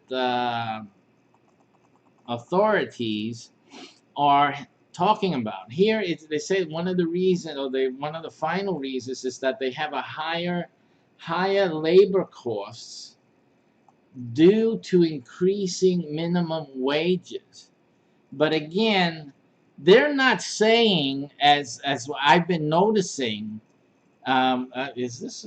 Let me see if you guys. I want you guys to see it because this is important. Higher labor costs due to increasing minimum wages. Now, I know as a business person that one of the things that we do in business is we deal with problems in certain ways. When I have to pay out more in terms of hourly wages, the tendency, it's a logical one, is to reduce employment. In other words, we get rid of one employee, and then we can divvy up the salary that we were paying anyhow, because we're not getting more sales. See, we're not making more sales to make more profit so that we can pay higher salary for everyone. If you guys want higher salary, people need to understand this. If people want higher salaries, what they're asking for is for one or two of their compadres, fellow workers, to lose their job, because that's what we're going to do. People don't understand that they're all these union guys and all that, they want more money. Okay, what's going to happen? Okay, I can give you more money. I can give you twice the amount of money, but I'm going to get rid of half of the workforce. See? And that means that you are going to have to do the work of two people. Now, that's no good either, is it? Okay? So that's the problem. So when they say they have higher labor costs due to increasing minimum wages, they're saying two things. They're saying that they're not making any more sales because the profits aren't going higher. So it's kind of stagnant. And then they've had to fire, because they weren't holding on. They fired people. In other words, they have less people working, which then creates the problem that when I get to the Wendy's, the store, the restaurant is dirty. It's dirty. I get to the Wendy's, the tables are not cleaned. Now, if the company wants to contact me, there's ways for you guys to find out where I am and how to contact me. I will be more than happy to tell you which of these restaurants that I frequent and that I found to be uh, almost filthy. Not as filthy as the Burger King, but that's a different story. There's one Burger King here that is the filthiest restaurant that I can imagine walking into. But also the Wendy is disappointing as well. And we're in a tourist area. We are not in like a low income neighborhood or something where you would expect, the bathroom hasn't been cleaned in a few weeks. You would expect it in a place like that. But we're in a very busy, I think in the United States, the #1 tourist area in the United States. You guys guess what that is? Orlando. We're right here next to Disney. And right next to Disney, where everyone on the planet comes for holiday, we have a filthy Wendy's. I mean, it's just filthy compared to other. If you go to a Chick-fil-A, now we talk about comparison. Walk into a Chick-fil-A, and you can probably eat off the floor. Not that you need to there, but if you had to, I mean, you wouldn't gag at the thought, because actually a Chick-fil-A place is pretty clean, that place. And they're going to come and serve you anyway and make it nice and put out a tablecloth, and they're going to give you some white glove service. That's the Chick-fil-A. But if you go to this like a Wendy's, and we're talking about, somebody got to get out there and do some cleaning. So in fact, that's made me reduce my visits to Wendy's or any burger place. Anything I see. That Burger King, I try to go to a Burger King, because like once in a year you have to do it, and it just can't. I'd rather avoid a Burger King here because it's distressing. And if it's not that the place is dirty, I mean, they may pass a mop on it, but it's just the place is dirty. It's not just about passing mop. Somebody got to understand the science of cleaning a restaurant. It's not just passing a mop. You have to maintain the look, the appearance. Just like you tell them about the sandwiches. The sandwich has to appear this way. This is the way you got it. Well, the cleaning of the floor has to also result in this appearance. Because if you don't have it, we got a problem here, Houston. And this is what people, you guys are running a restaurant. It's my restaurant rant. You guys are running a restaurant and you're making it look like you're running it in a subway in New York City. Have you ever been in one of those? That's how it's getting now. And the way you guys make these restaurants, that when they get like older and grittier, they look just like a subway tunnel, a subway station. It just, it's just a bad thing. Because I grew up in New York City, and I know like tiles on the wall, the white tiles on the wall, those were used in the bathrooms of the subway. And not that I frequented them, by the way. Just a note. One time I had a bad problem. I needed to get fixed, and I needed some relief. And the one time in all my life that I needed to use the bathroom in the subway, New York City, there was no bathroom. First of all, there was no bathroom to use. There was the room, it said bathroom, but it had no toilets, it had no urinals, and yet it was full of people. Don't know what's going on. I went in. I'm sure they looked at me like, what is this guy doing? I went in. I went all the way to the back. I saw no toilets, and I just walked out because I didn't even have. I was in such a dire need to sit and let it go. Sorry about that, but I have to tell the truth.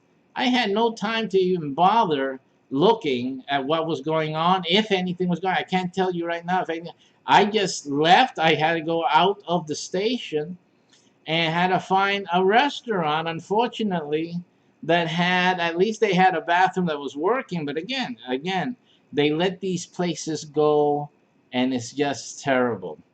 So again, I don't see why they are just talking about higher labor costs when there's certain standards that should be maintained in any restaurant, especially branded restaurants that are a chain restaurant, because this has damaging effects throughout your chain. It's not just one location.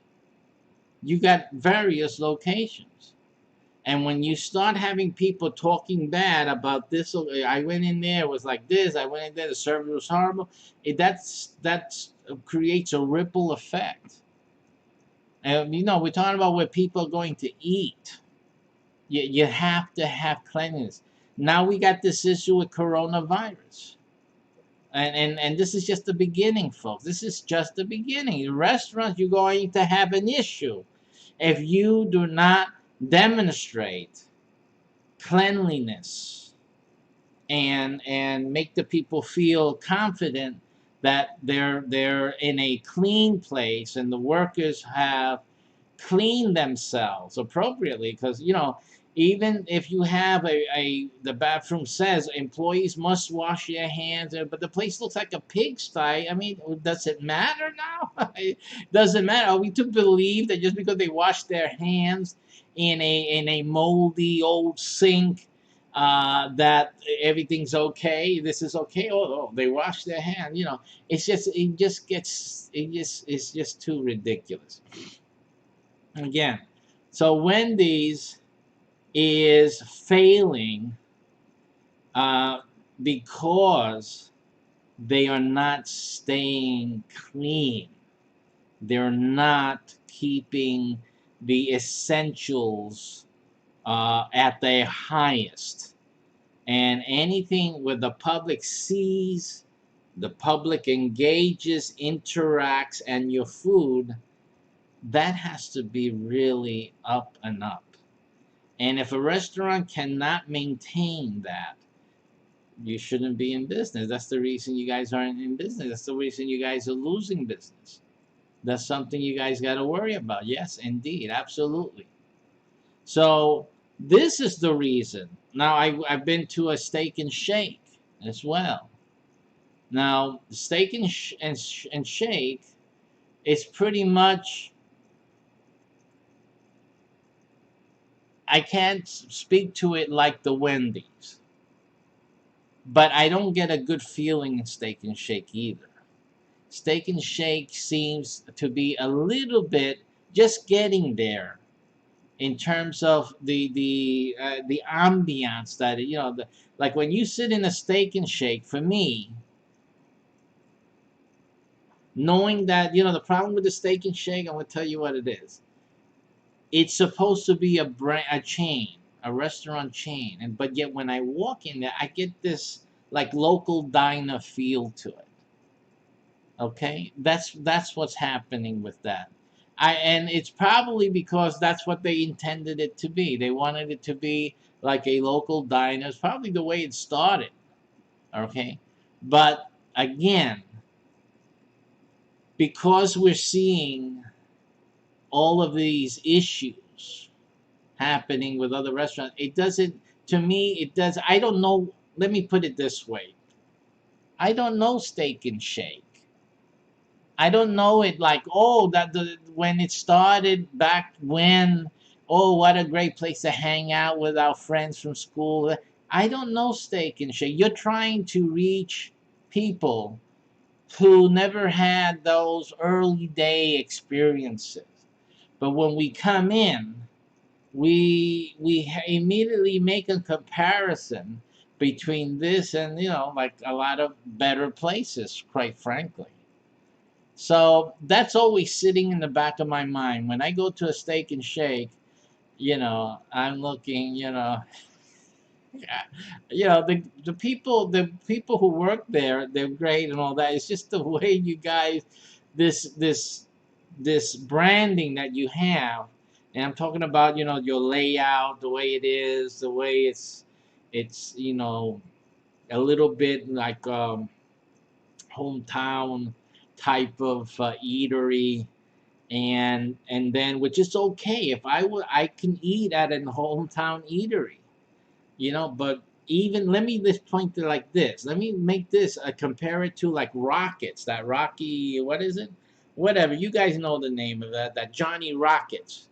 See, now that's a burger place, and it looks old as heck, right? They maintain that 1950s or 40s look, even though it's brand new. They can have a brand new store, and it looks like you're walking into the 1940s. But the place is clean.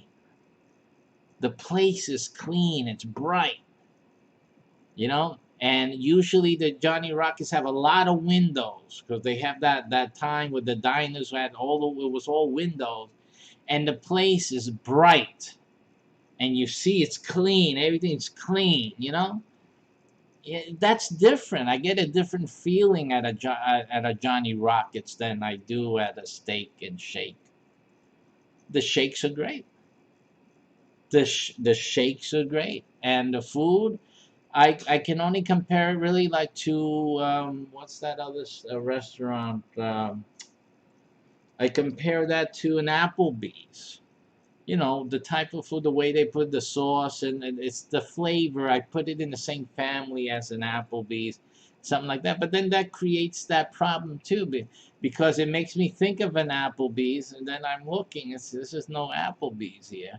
So I think we get into what I'm trying to hint at is that when you're building your brand, it gets complicated. It's not that there's competition, because there's always competition for any business. But I think you guys are not understanding your brand and the significance, the impact, the saliency of your brand as it mixes, it intermingles with the modern marketplace. And I'm sure I'm sure in different places of the country you may have different outcomes, right? I'm sure that's also happening. But when it starts happening like across the board, it's significant, like it's happening now with Wendy's. I mean, this is a problem. That's a problem. You guys are Steak and Shake. I think you guys got to do something quick. All right. Um, and this thing had to be going on for quite a while. I don't think you guys do the right surveys. I don't think you guys are really asking the right questions. I think you guys are you think you have a great idea, And yeah, it works. This restaurant work, it's working here and there, so let's go with it. And you only copy and duplicate it over and over and over again, and like you ride it like a horse until it dies. I think that's the mentality that pervades. I think it's an error, and it's no different than the small time restaurant owner who also puts everything into his restaurant and just stays with it, even though it's going, there's no more sales in terms of increasing daily sales to do things with it, to make changes. I think you guys get stuck. You get stuck in a certain vision and or brand, or or your dream, and you get yourself and your restaurant stuck in a rut, and you really don't know how to get out of it without like trying to change the whole thing, because again, it's either this or not. It's either this or it isn't that. It's something else completely different. So that is sad. I think that it's sad that people don't prepare and develop their restaurants uh, with adaptability built in as part of it, so that you guys can continue to grow, adapting, and staying on the forefront and asking questions, like taking all the polls, get people into that and keep on going, and making adaptation like that. I think it's essential for you guys to survive. But and definitely to make sure that the quality control stays on par. It's not just food. It's how you're treating Pepe, the employees. It's how, because they're the ones that, after all, they're the ones who have to clean. But they want to. I know the difference. You people gotta understand. People cleaning because they love the place they're in. They feel good about the place they're in. They're cleaning it different than somebody who doesn't. And if you treat them like prisoners, if you treat them like mere employees, and you treat them like garbage, you're always keeping an eye on Pepe and Juan, and they know it. They know they're being watched and all that. So I know that because I used to, when I started working, I worked out in JFK Airport at a freight forwarding company, and I walked in there and I started training. It was one of my first jobs, and I had to work under this other fellow in the warehouse. So this other fellow, he was the warehouse manager. So I went into that warehouse and I looked around. The boss is all proud. This is my warehouse, and this is his family business boss. So he was the owner, and that was his place. This is our warehouse, and this is what we do, and blah blah blah. He's going to show you the ropes, what he needed to be done, and blah blah blah. But I also noticed the place was like, this is a warehouse. See, they told me that this was a warehouse, and the owner saw it as just a warehouse. The warehouse manager treated it like a warehouse, okay? And I started to work there, and the owner said, "Now, when you guys aren't doing anything, you guys can go and start, clean the warehouse and start doing some file things and whatnot, that they, reuse files. So they wanted the files set to be reused again with a new label, and it's available. So someone needed a label for a new client or whatever. So, but the warehouse manager that they had, this guy didn't want to do squat. There was like two big boxes of these folders, and I asked him, "How long you been working here?" And he said what it was. It was at least 2 years or more. And I said, "How long have these files been here? These folders?" He said, "About the same time. When I came in, that was there." I said, "Really?" I said, "It's that busy here. You don't have time to do that." I just do a few. They just want you to work your bones off and whatnot, blah, blah, blah. But I said, but every time they will come in, they would say, hey, why aren't you doing the folders? Why, so that peskiness and pestiness every day, I can't work that way. I don't like it, you know? So anyway, he told me, I started saying, when there was nothing to do, I said, let's do some files. And he said, I don't want to do that. I said, okay, but when he wasn't there, I would go and do those folders, and I finished them. I was there. I don't know how many. If it took a week or two, I can't tell you. Even a number of days, I won't be able to tell you. But I finished all those folders. In comes the boss one day, and he says, "Oh, what's happening?" Oh, and I also was cleaning. So after I did the folders and drawing off and on, I would clean. The place was filthy. This warehouse was filthy. And I cleaned, so I saw that the floor looks nice, and it had a shine to the floor, but you would never know because it was filthy. So I started organizing things and putting things nicely in the shelving and all that. And I started cleaning up the floors, and then I did the folders. And then one day, soon after, the owner comes walking in, and he sees us sitting doing nothing. Okay. So he said, "Why are you guys sitting doing nothing?" And we told you there wasn't nothing to do. And he said, "Well, but where's the folders?" And I said, "They're over there. They're done." And he was shocked. He was shocked because, of course, since the other guy was there for 2 years or whatnot, those folders were there since who knows when, World War II or what, and they never got finished. He was in total shock that they got done. So he said, they're done. Let me get some folders. We need them in the office. So he went and got that. And then he comes in, and I think he mentioned it before, but he really didn't mention it when it came time for me to leave. I had to leave for XYZ reasons, my personal decision.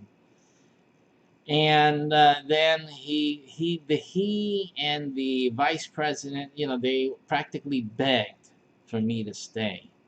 The vice president, I didn't want him to take the money from this company, and not be, I wasn't able to do what I was doing before, so I just can't do that to you guys. So you guys need somebody in here that can do what I did and more. So anyway, the the owner of the company said, we've never ever, I have never seen what actually happened before then. He mentioned it at that point, but before then, he had some visitors visiting, inspectors or some investors or whatever.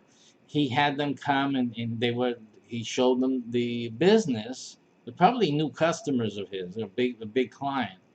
And he took him to the warehouse. Now, he took him to the warehouse, and he says, and he brings them in and said, "Look at this warehouse. Look how clean it is and organized." And he gave me the credit. He said, "This is that gentleman right there. Before he came here, this warehouse was like any other warehouse. But when he came here, you can eat now. You can eat off the floor." That's what he said. A great compliment to tell me that you can now eat off the floor. So it's like I said, these guys treated me right, okay? And when I came to his office and I sat down and said, "I really need to ask you to raise my salary."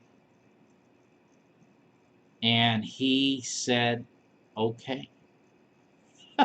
He gave me, and he asked me, "What do you want?" Listen, when you get, and he gave me what I wanted. He gave me what I wanted, which was a significant higher than what I was getting paid before. And he gave it to me. And I was happy.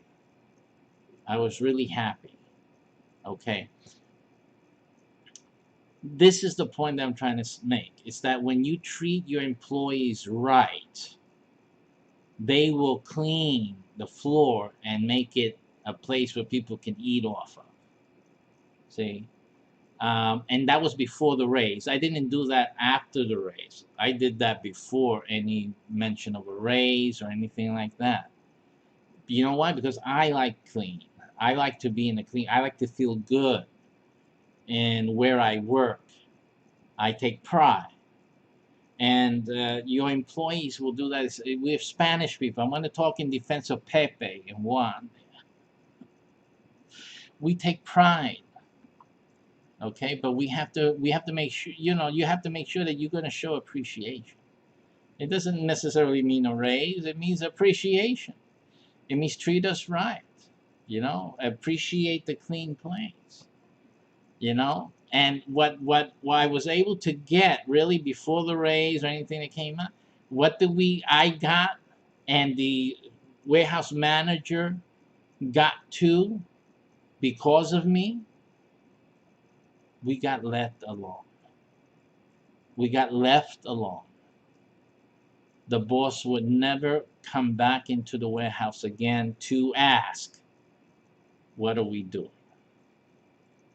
He never bothered to do that again. He only came in to look for something he needed for the office, or something he knew was there that he had to get from time to time, some things that they needed to do the business.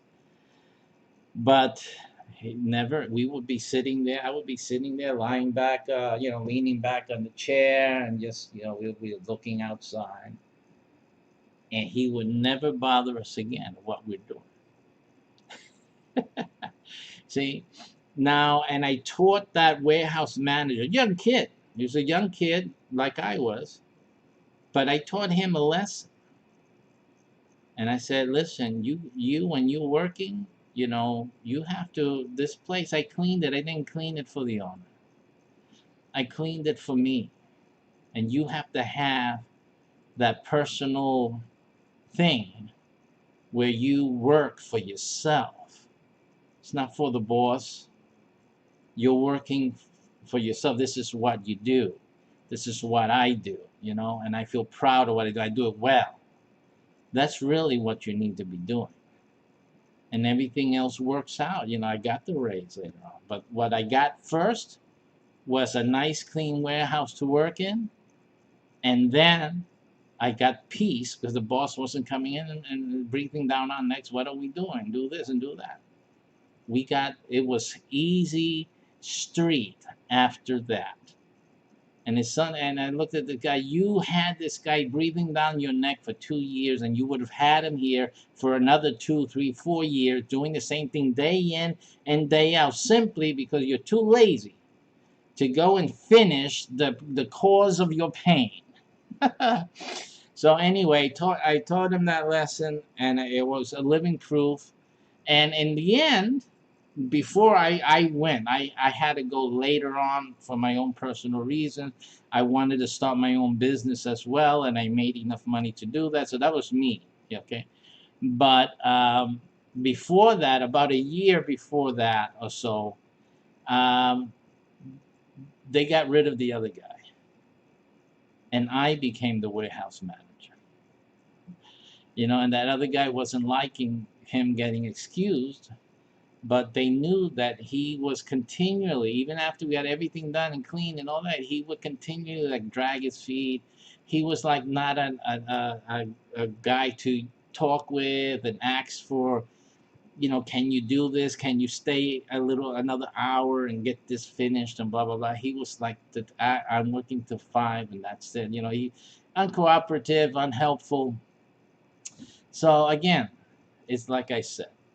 So that's the story of that. I didn't want to get into my personal work experiences, but it just I'm trying to share it with any of you restaurateurs so that you guys can understand that to develop a culture in your business where your Pepes and your Juans will appreciate and love working there and go the extra mile. You know why? Because they can go the extra mile.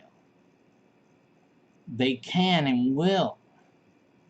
But the environment has to be a way that, my boss has my back, and he looks out for his employee. He's looking out for us. He's interested.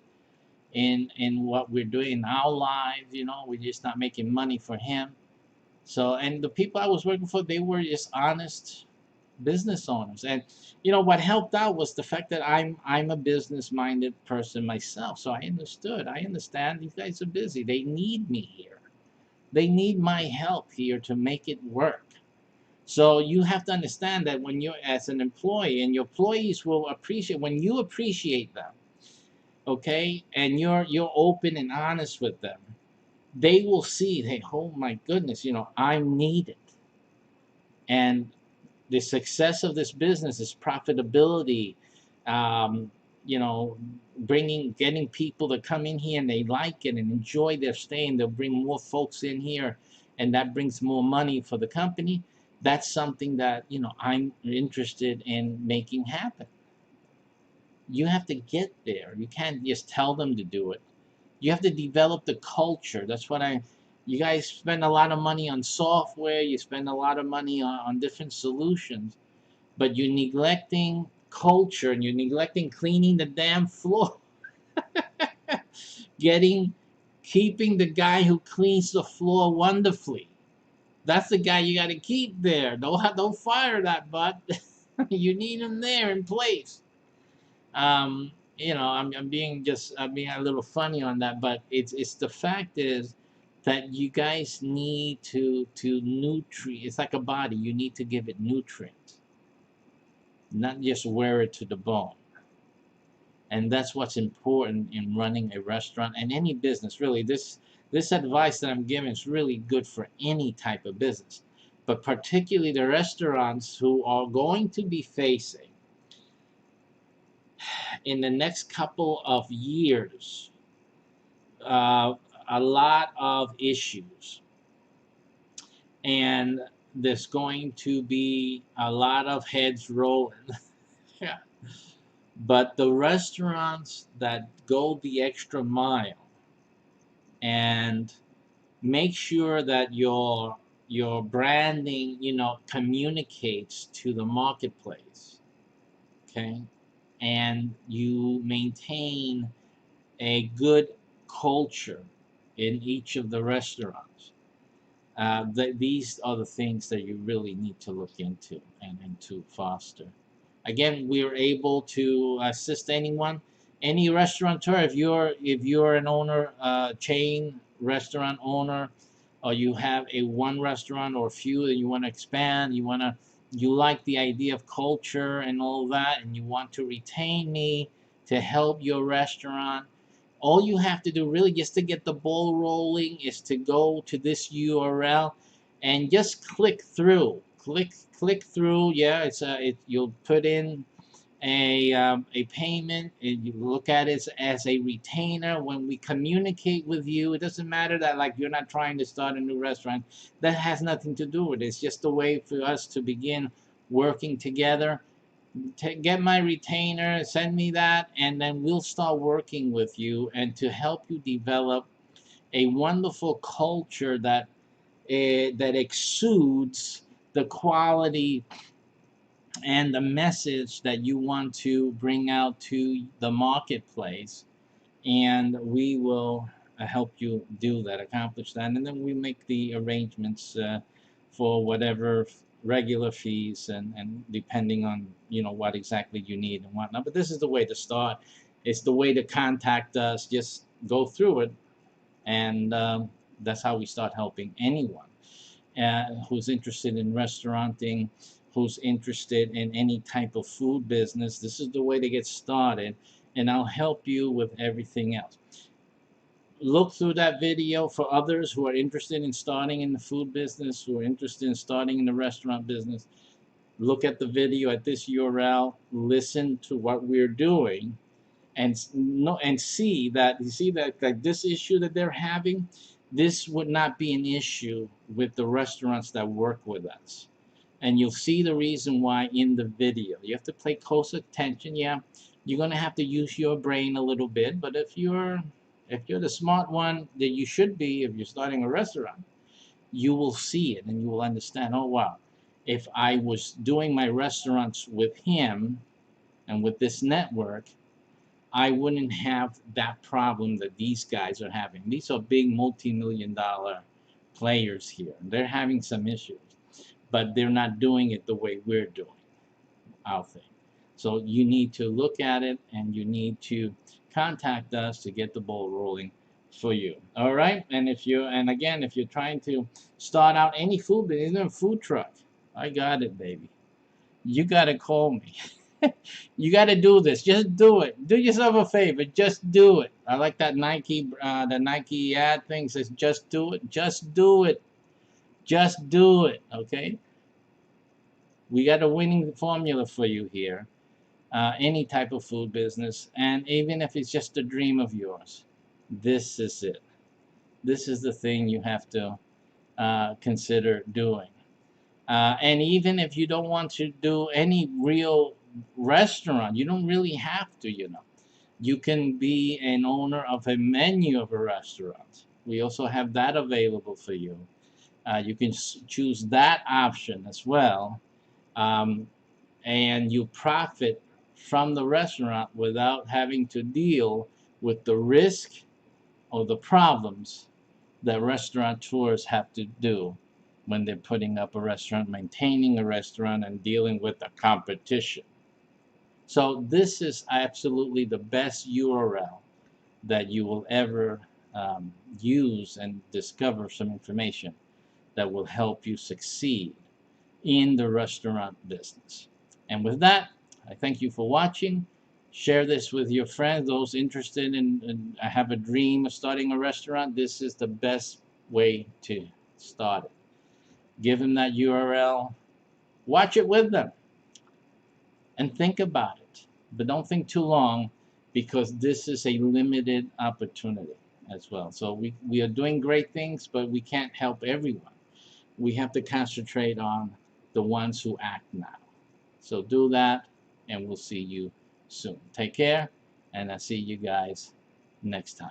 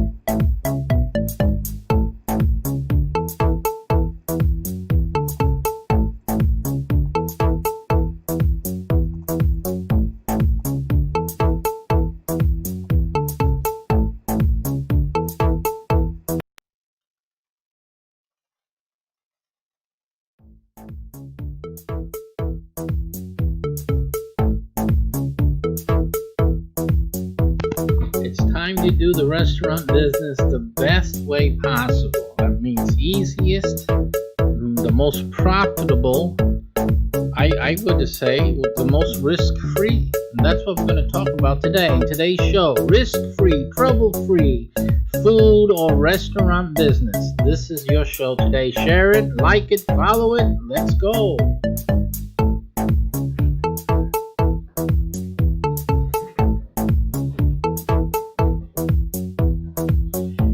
I just got off a great idea, folks. Hello, everyone. Welcome. I just thought of a great idea to add to the show. I'm going to pick up the Who's Ready bell. Well, I don't have to do that, man. I can get the sound for that. So we're going to do that for the following sessions from now on. We're going to add the bell ring so you guys can pick up the food. The order is ready for pickup. Hey, listen, you can tell I'm having fun. I just ate, so hey, I'm even more giddier than usual. Food is a happy time, isn't it? So let's talk about the food business, really, and focus on the reasons that it's like it's can be an impossible dream for many out there. What can we do to make starting a restaurant, or just listen, just making money from a restaurant? Let's talk turkey, you and I.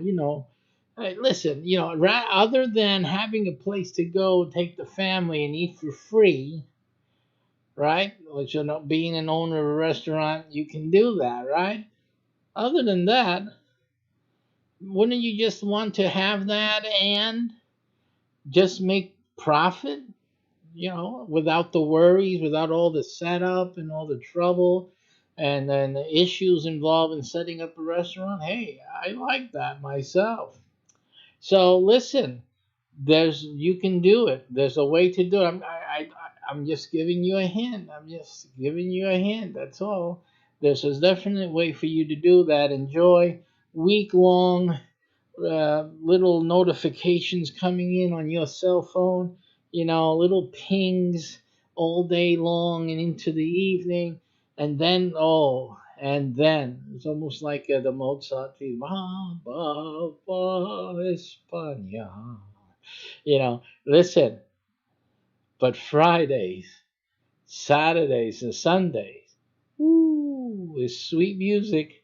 And that phone will start up, bing, bing, bing, every phone call coming in, every order coming in. Listen, all you're worrying about is going to the bank and finding ways to spend that money. That's possible for you here. But I also want to encourage you. You could be a food student, or maybe you know one who's in culinary school, somebody with lots of talent, maybe someone who's not even in culinary school, someone who just knows how to dominate that kitchen and make people happy at the table. Hey, listen, this is perfect for them, and they want to get something of their own in the future. This is the right time to start this, but they'll find that this URL is the smart time to start that and be able to realize their dream down in the future. Listen, with a lot of help, a lot of support, with no worries at all, because simply we take care of all of that. So let's talk about this today. For this, we'll go to our screen as usual.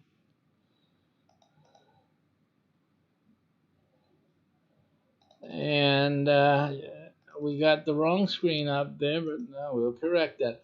We're going to talk about one of the problems in the restaurant business. A lot of them are having this issue more and more. It says here food service is grueling work. So more and more workers are organizing. And a lot of this is a game changer, can be a game changer for a restaurant. It can be just a killer. So we're going to look at this at eater.com. Look more into this article. You can see the rest of it there if it isn't already over here.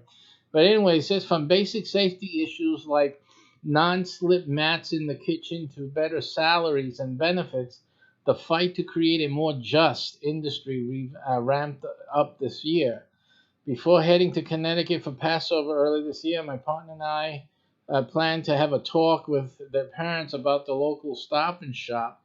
It was the closest grocery store to their house, big and convenient, most likely place they'll be getting groceries to host over 20 people. But on April 11th, over 34,000 Stop and Shop workers across New England, members of the United Food and Commercial Workers International Union, went on strike, and we didn't want to cross the picket line. Can you imagine having your restaurant suffer from such an event? Think about what the ramifications are here. I mean, if it wasn't bad enough to get your restaurant idea, get your food business idea off the ground, then you have to deal with this. Come on, that's like really it can be the straw that breaks the camel's back. Absolutely. But this is not just a straw. This is a very serious, serious issue.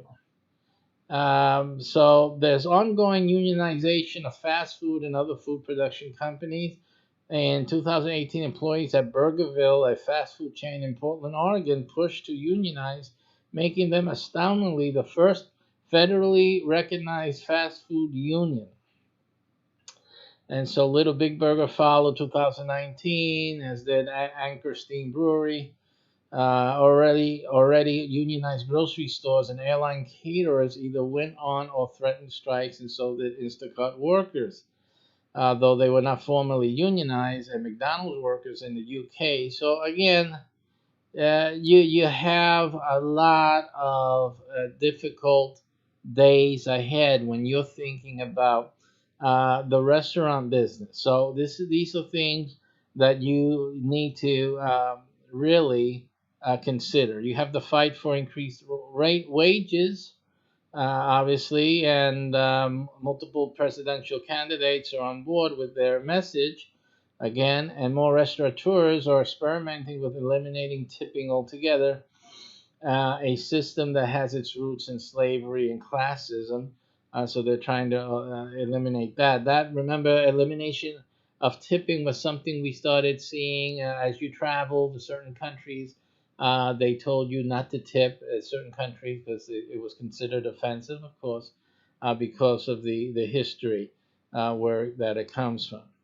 And so, if workers are as scarce as the unemployment rate and many other measures suggest, employers should be raising wages to compete for them. Again, um, this goes to the points that we've been bringing out in terms of how you're treating your employees. So, listen, you guys can go over there and read this article. It's a really good article talking about this main gigantic issue of starting and building your restaurant brand is something you're really going to have to deal with if sooner or later in your restaurant business. But I'm going to talk about here is how to avoid this altogether. One of the things that we were looking at in the previous broadcast was a trend in the restaurant business to eliminate the whole sit down table experience and just concentrate on food preparation and even leave the delivery to third party, basically turning a restaurant into a loaded pizzeria style of receiving phone calls, orders online or by the phone, and then getting it delivered to the home. And so this is basically where a lot of restaurateurs are heading towards, especially with these types of threats to your success as certain unionized workers, even though you're going to have kitchen staff. But, you know, when you have this heavy leaning and dependency on a lot of staffing, and on top of that, you don't treat them well. So this is causing this situation that we keep seeing. Again, the consultants told you to treat Pedro with an eye open on what he's doing at the cash register. Keep an eye out on Pedro and Juan. Because these gurus gave you these great consulting advice, you created an atmosphere where your employees, your staffers are not delivering the quality of service that they should be, and then they feel insecure. On top of that, insecure. Their wages are not sufficient. Their prospects of permanency of employment, of steady employment, is questionable. Do they even want to keep working for you as someone is always on top of them and always observing all the things they do? And of course, you come back at me and say, "Well, but there'll be there'll be waste and there'll be loafing off, waste in many different types of ways." And so again, if you change the culture, if your business, a lot of that can be mitigated or even eliminated altogether. So I think this you're not giving or you haven't heard anyone talking about your restaurant's culture. You really need to develop that. At least get my information and get my consultation, because basically I'm the one talking about that. That is really what you should developing in your restaurant business. But for you that who are thinking only about starting a restaurant, you have some talent, or you just don't you have any talent at all, but you like the idea of a phone ringing in a restaurant, local restaurant, and you making money from that phone call, then you really need to look into this video that's on this URL that you see below me here, and you'll see it again at the end of the program today. How about if I told you that you can be in the restaurant business without worrying about starting up a restaurant, getting space, getting staffing, dealing with suppliers, worrying about decor, and dealing with these issues, labor issues, and the future of it, that risk, putting risk into play. Is this going to work out? And are we going to get enough customers? All the issues here, eliminating them all for you. Even if you're interested in opening your own restaurant in the future, the issue of making enough money, of having enough money to put into a venture like that, and still have that expanse in marketing, the reach into the marketplace, your target market, to have your restaurant become a success. How about if I showed you a way that you can start earning profits from the restaurant or food business without worrying about any of those things at all? Well, we have found that way. We have created a way for you. And you'll see it at this URL right here below me. If you go there after this video, you will sit down and watch another explanatory video that will give you the full details. Basically, with that video and with the information on that video, you will be able to call your mom and tell her I'm in the restaurant business. And what cock-a-brain idea did you come up with now, Junior? Whatever. If people say, come on, you're pulling my leg, you're pulling my leg. And you say, listen, it's okay, just watch. So, whenever you're sitting down with them, visiting them, and your phone goes bing, bing, bing, bing, right? And they tell you, what's that? Why are you not answering that? No, that's just the restaurant. It's just the order. Another order came in into the restaurant. That's all. I just made some money. Bing, bing, bing, ping. That's what's going to be happening. You let the pings have it.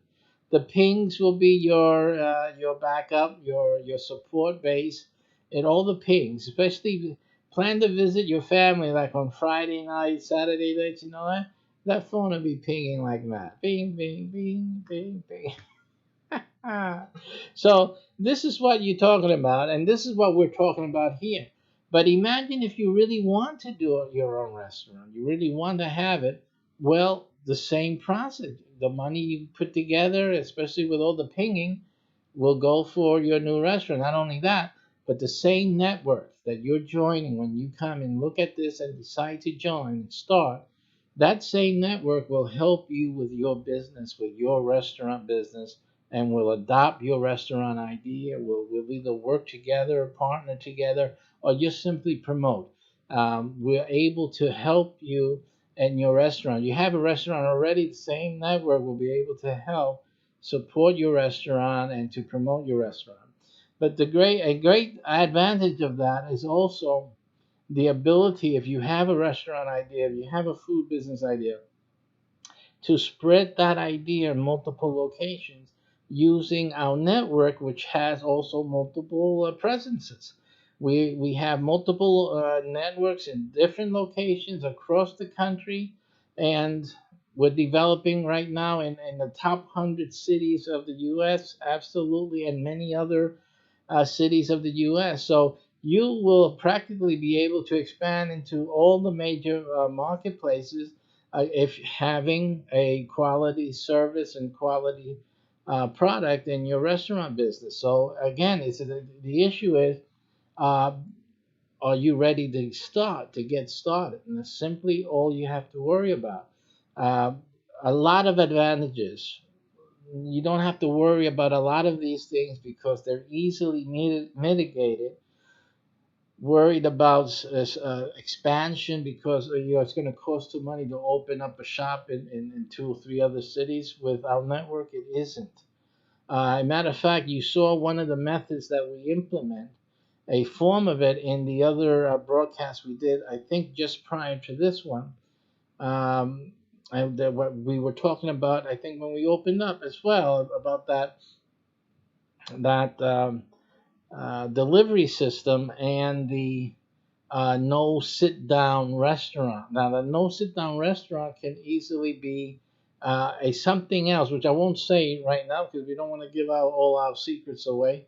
But we have a way for you to introduce uh, your brand and introduce your food to new markets to try it out, to test it out, to see how people like it, to see the response, to see the repeat business, and to slowly and through that method, slowly introduce your brand to a new area, to a new city, to a new area in that city. And we can just keep going on and on like that, spreading your brand and growing your business. It's as simple as that. So we've made it simple. We've cut all the extra fat off of that, and we just made a streamlined, lean operation where you can just experience solid support and solid growth. Again, so whichever way you're going about this, of course, what I've just explained doesn't apply to you if you're just looking to make money from the restaurant and food business. That's all you're interested in. Then you have a different type of program. The ones interested in having their own restaurant eventually, well, then this program is where you begin, but we extend the extra to you when you're ready, when you've done this, when you understand how the network works and how to grow, then we'll open up that other option for you for your restaurant. In the meantime, we'll be talking, we'll be helping you develop your concepts, and we'll be putting it to the test. Simple as that. As soon as you're in queue, you will be in a queue because there's other people also developing their concepts.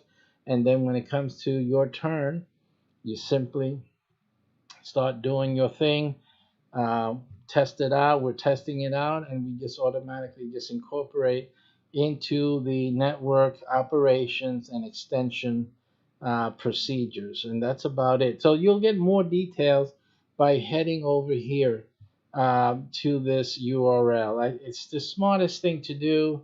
I mean, this problem that we started with in this article at that article was at the Eat, is it? Let's look at it again. The at eater.com. It should be the only thing that you should worry about. You know what I see is that you build up, you try to do the things on your own, so many struggles, so many obstacles, and then this happens. Make it easier for yourself. Do it smartly. Use your brain. Look at what's happening here. Make a smart move, a smart decision, and build and enjoy the benefits of your restaurant or food business idea. Okay? So that's it for today. We thank you for watching. Take action now and look at the program that we prepared for you at this address. It's in the final slide here. Have a good day. See you then.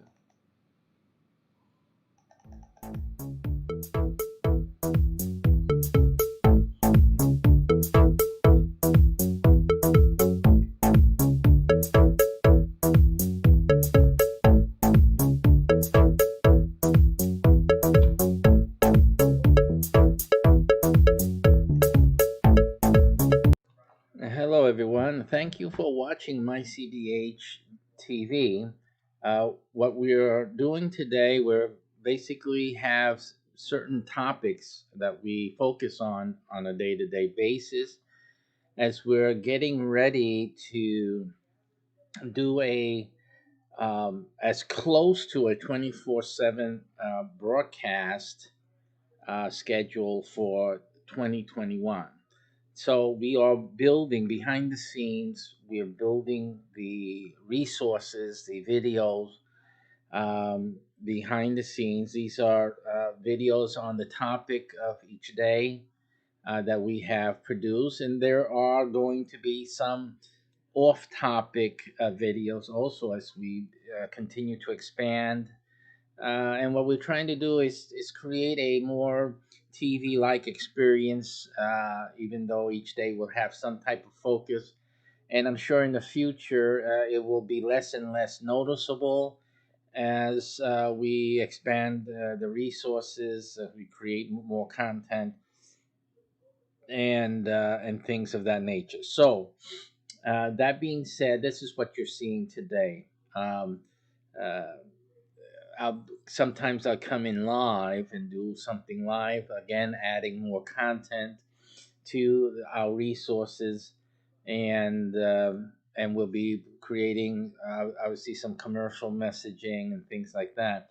Although a lot of the videos we show are commercial in nature, they're based on the activities of our network, not just the TV network, just one of our companies, but we also have other things that we're doing, and they are business related or commercial related, some sort. I'm always doing business, even with the gaming. I mean, I have my own gaming development venture going on. So again, it's very hard for me to talk about a subject that I'm not financially involved with in one way or another. But this is an attempt to develop the TV part. It's going to be play a major role moving forward in everything that we're doing.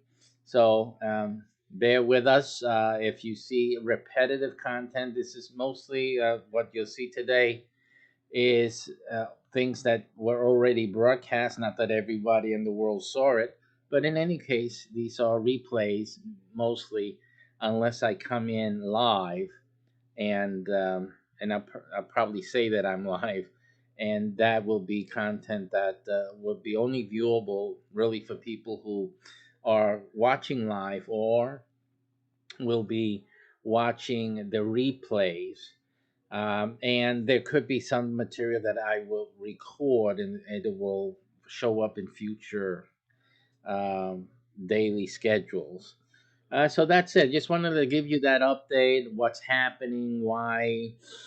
It seems because most people are used to just seeing me pop in once in a while with some video, some one of these videos once in a while. But now you'll be seeing us broadcasting more and more on a daily basis.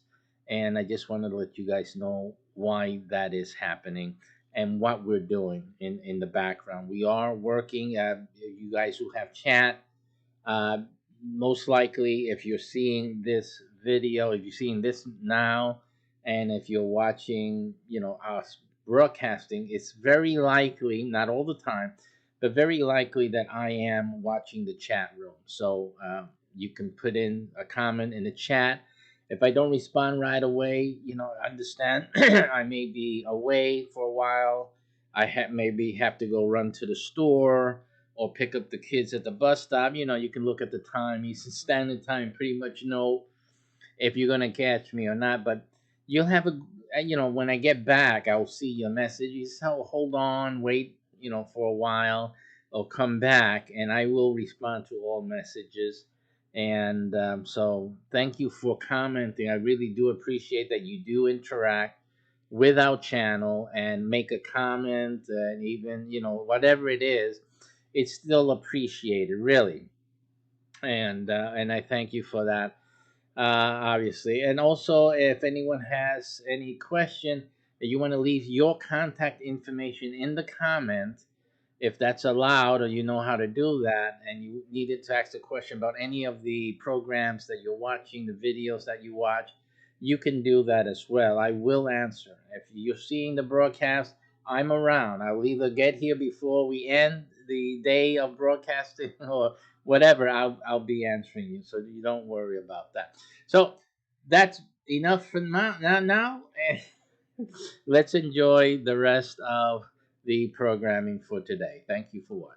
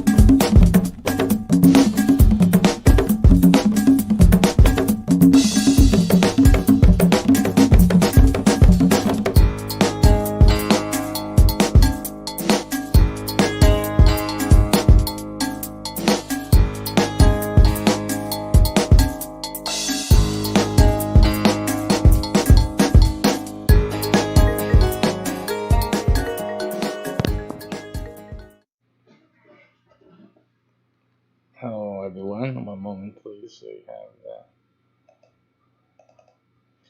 the OBS problem here, as usual. And we'll be up and at 'em right there. You go. Okay, today we're talking restaurants, restaurant business. That is our discussion today. We have the restaurant menu website that is available. This, unfortunately, though, as usual, there are only a few available per city. And so, again, this is one of those things that you really have to jump on really quick in order to have a chance at getting it. I'm just looking for my presentation here. Is that already out here? Oh, it is. Okay, so fine. Very good, very good. All right, so it's only available. There's only, as I've done in previous shows, I've talked about the fact that it's only three main brands. They're the original brands that we developed for use with that website. And there may be another one in the works. Let me just get this. You need at least a little more lighting. I used to use a lot more, but Xbox Party, how you doing? So we used to have we had just the basic three. We have another one coming up as well. But at this point, generally speaking, most cities only have three available, and that's so basically you got to act fast. What we're going to do, we're going to look at some interesting news and information about the restaurant business. I know there's a lot of people out there that have dreams of owning a restaurant or starting a restaurant. There's a game, by the way, on I believe it's on Steam. Yes, that's a restaurant game. It's fascinating. I'm not a kitchen person myself, but again, I'm more of the business type. But the game actually is cooking. It's a cooking game, but it's a more of a in a restaurant, not a home cooking thing. It's just fascinating. The quality is outrageous. So you guys have to look at that on Steam. It's fascinating cutting the onions and tomatoes and whatnot. A lot of stuff cooking. You see the steam coming out, boiling while you're doing something right next to the pot. That's great. They really did a good job on those graphics there. Same graphics you see on Eve or some other games where they're going through space and you see that blurriness. It's the same thing, With blurriness is blurriness. But in any case, I look at it that way because I'm more of a game developer than just a player, way more than that. So, but it's fascinating. I'm Reverend Dr. Gavarasa. The name is right there. Can't you see that? What kind of a question is that? Who am I? The Reverend Dr. Gilberto Rosado. That's who I be. Otherwise, I do a lot of things. You can see me on Roku and Fire TV in over 220 million homes. That's who I am as well. And right now, we are broadcasting all over the place, having a good time here. At least what I consider a good time for me. People like myself, which is probably only one that I know of. So, okay, folks. So getting back to the restaurant issue, the game is fascinating. Just simply fascinating. I love what they did with it. I mean, it would be something that I would do, frankly, if I was into kitchen stuff, but I'm not. Unfortunately, my wife complains all the time. You should learn how to cook. Hey, I know how to turn on the stove and put something on, and put some water in a pot and throw something in it and wait, wait for it. See if it's softer than it was before I threw it in, and then let's eat. I'm simple that way.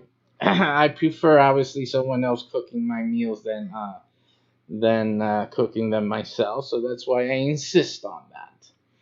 But in any case, the game is just great. It would have been something like I said that I would have done myself. Um, and I don't know who this is. Let's see who that is. Yeah, live in reality TV. Hello. And then there's no answer. Do you ever get those calls? Fascinating. If Spock were alive today. Okay, so then we have, and it's a great game. It looks like you do things like checking temperatures, of course, so you can leave something on too long. All that good stuff. The exciting stuff like that. But like I said, it's not a game that I would enjoy myself because I'm not into the cooking thing. Having spending the time cooking in a game, I don't even spend the time cooking to feed me.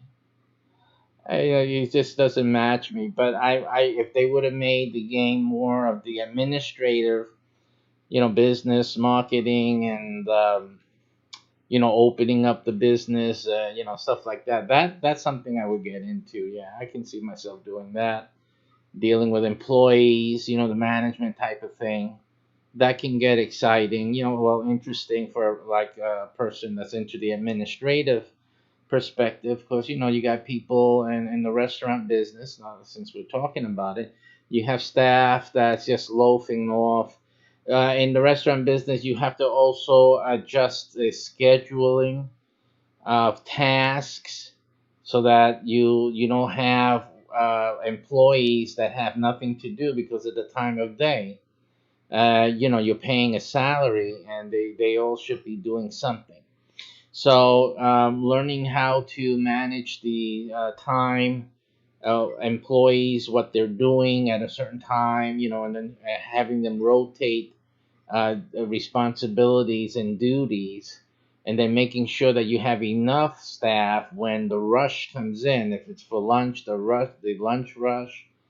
You have breakfast, also breakfast restaurants There's some here only breakfast. Period. They just do breakfast. They are doing brisk business out there. Let me tell you, they are making a killing out there. I mean, who would have thought it, right? Just breakfast. Because you usually would think the diner, the diners, house of pancakes, right? Even though they're open for all meals, and you have that other the Waffle House, that you can go there also all throughout the day. But since it's waffle, you think about breakfast, unless you're Belgian, of course, a Belgian. But in any case, but knowing like those breakfast restaurants, you would have to have a lot of in the morning. I mean, the morning, the guy's got to open up. The chef has to get started in the early morning, right? You think about that the donut guy. What's his name? Was it the donut guy? Yeah, Dunkin' Donuts. Remember the old man? He's up there. He had to wake up 4 in the morning, and I got to get the donuts on started, right? Because he would go in, you would go in and get the food started. You have people starting to go to work at 5, 6 in the morning. So food has to be ready to go. The stoves, the burners have to be up and everything ready. The home fries have to be on the hot plate. So all that has to go out there in a timely fashion. Everyone has to be awake, right? So yeah, and I think if it's a breakfast restaurant or it's a breakfast lunch, you would need to have all your staff mostly ready to go, serving tables and kitchen staff, of course. So it's all about management, and it's the food. I mean, you have to know how to order food so that you have enough for when you're going to use it. You have to know when to order certain things, monitoring the inventory. All of that has to be managed. It's not just cooking. The restaurant business is more complex than just cooking for your family at home. But people start restaurants any which way, and they lose a lot of money because of that. A lot of money's lost, and if you're losing money, you have 3 to 5 years to survive, and money is the main factor in that. And if you're bleeding from the beginning, it's hard to recover from that. You need someone to come in and help you. There's some reality TV shows on the TV where the guy comes in and to rescue that restaurant and all that. It's fun stuff to watch, right? But you've seen the problems. It's all these issues with employees, waste, bad management of inventory, tracking of inventory, terrible customer service. You guys don't know what they're doing. And the other day, I walked into a Krispy Kreme. I don't know what this issue with Krispy Kreme is all about. What is it? For me, it was just Dunkin' Donuts. Dunkin' Donuts. Then this Krispy Kreme came in, and what did they do? Take over? Why? I still don't get it today. Why is it they get over? I hear about its freshness and things like that, but Dunkin' Donuts, the guy wakes up early in the morning, according to the commercial, right? And then the donuts are there from, I guess, until they run out, right? Is that the way? What do they do at Krispy Kreme? They make the donuts. I've seen them doing the donuts.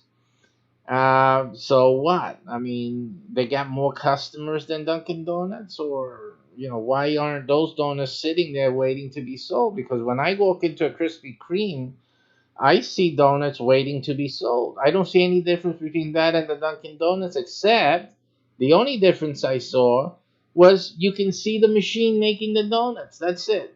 You don't have a guy waking up at 5 in the morning to make the donuts. Now you got a guy waking up in the morning to press the button to the machine that makes the donut. That's the only difference I see and that we know about.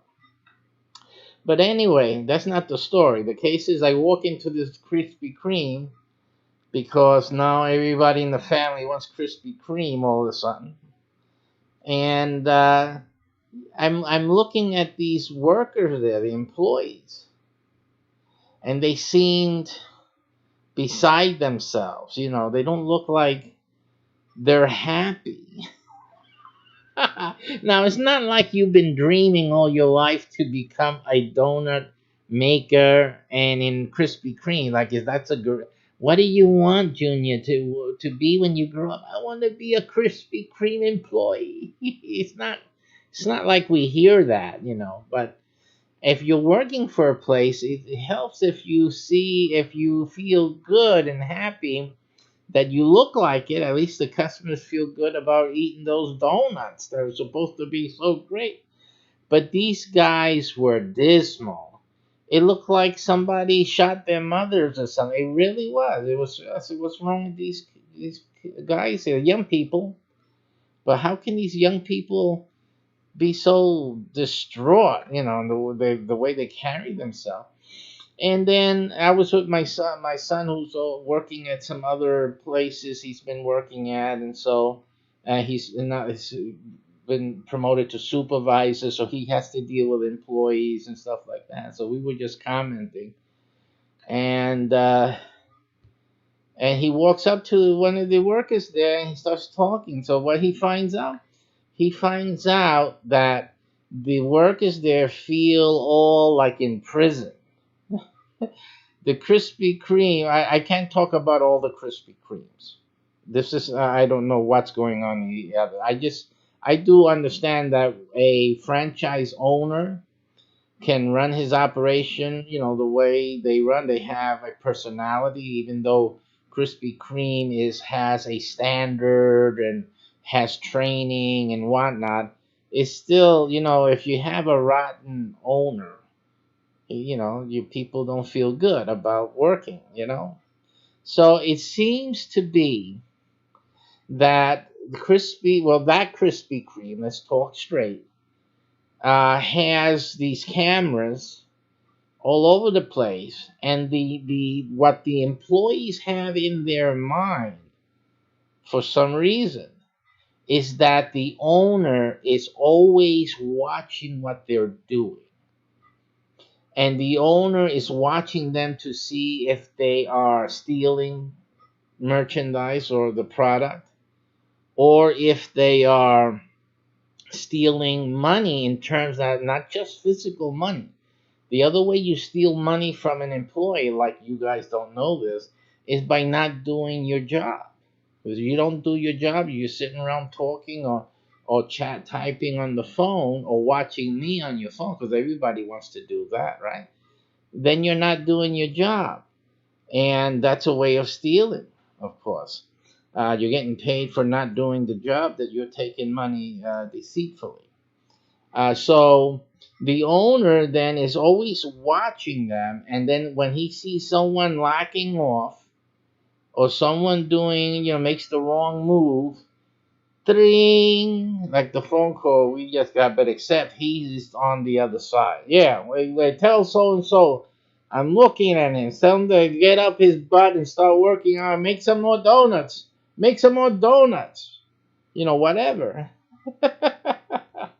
And the workers, it seems to be so much that the workers, they all of them feel like they're in prison, like they're gonna get in trouble if they look the wrong way or something. It must be, you know, because one thing is for you to monitor, and the other thing is for you to be persistently on people's case and rear end. You know, being a pain in the butt.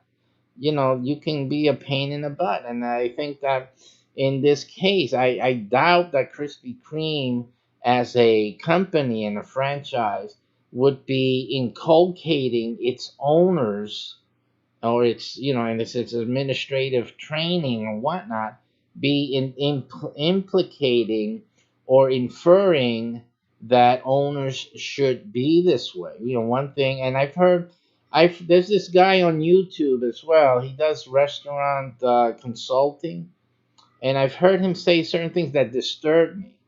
One of the things he said was he deals with like the Spanish. He first of all he says things like the workers, and then automatically they're always Spanish.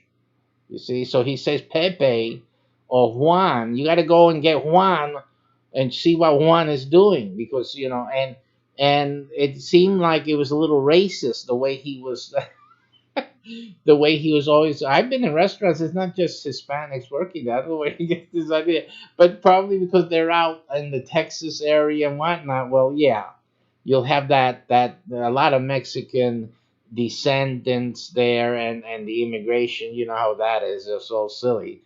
So chances are a person applying for a job at a restaurant over there, it would be a Mexican more than being a Puerto Rican, let's say. But I still, the way it came out, it really sounded racist. So my God, well, did he actually just say it that way? Because there's no need. When we're talking about employees, they're employees. You don't have to say if they're Hispanic or if they're Mexican or if they're Puerto Rican, if they're black. There's restaurants that, the staff is black. So what? They're people. I mean, who would you rather? You gotta talk truth. I don't want a Chinese person making soul food for me if that's what I was into. Where does that come from? It's just the same issue that I have. When I was in New York. I went to a small pizzeria. I had to get something to eat, so we went in. And we went into this Mexican pizzeria. As a matter of fact, it wasn't that way. Actually, it was a client of mine. I did printing for them, printed up their menus, and did some marketing for them. So, I like to go and patronize my clients. They're patronizing me, they're spending money on me. So I go, I need to eat something, let me go over there. So I go over there knowing, obviously, that they were a Mexican pizzeria. So I said, let me go see. Because the issue was this. For me, pizzas should be made by Italians. I don't know. But it's just my thinking that Italian would know how to make a pizza. And it's true. Let me tell you something what's true about Italian pizzas. It's not true about every Italian place, but if you want to taste a real Italian pizza, you need to find yourself a lady. They usually call her mama, and she's making the pizzas in the kitchen.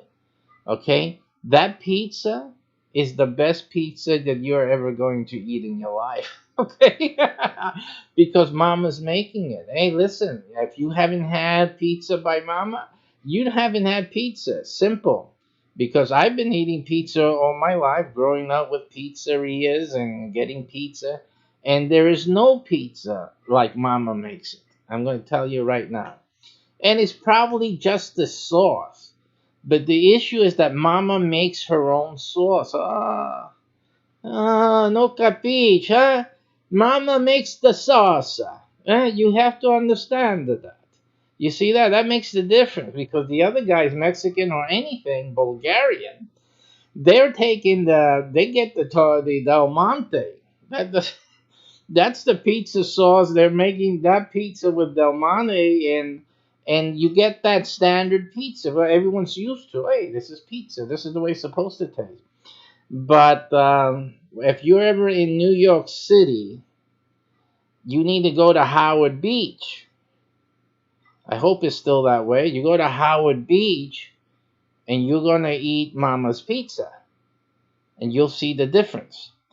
Another place to go in New York City is they call it Little Italy in Manhattan, down south, Soho, down south in Manhattan, and you go to Little Italy. Look it up and Google it, and there's Italian restaurants there. Oh my! And it's not just pizza. You get spaghetti the way it's supposed to be, and try the spaghetti with the olive oil and garlic. Simple. No tomato sauce. No, olive oil and garlic with the meatball. Forget it. You're done.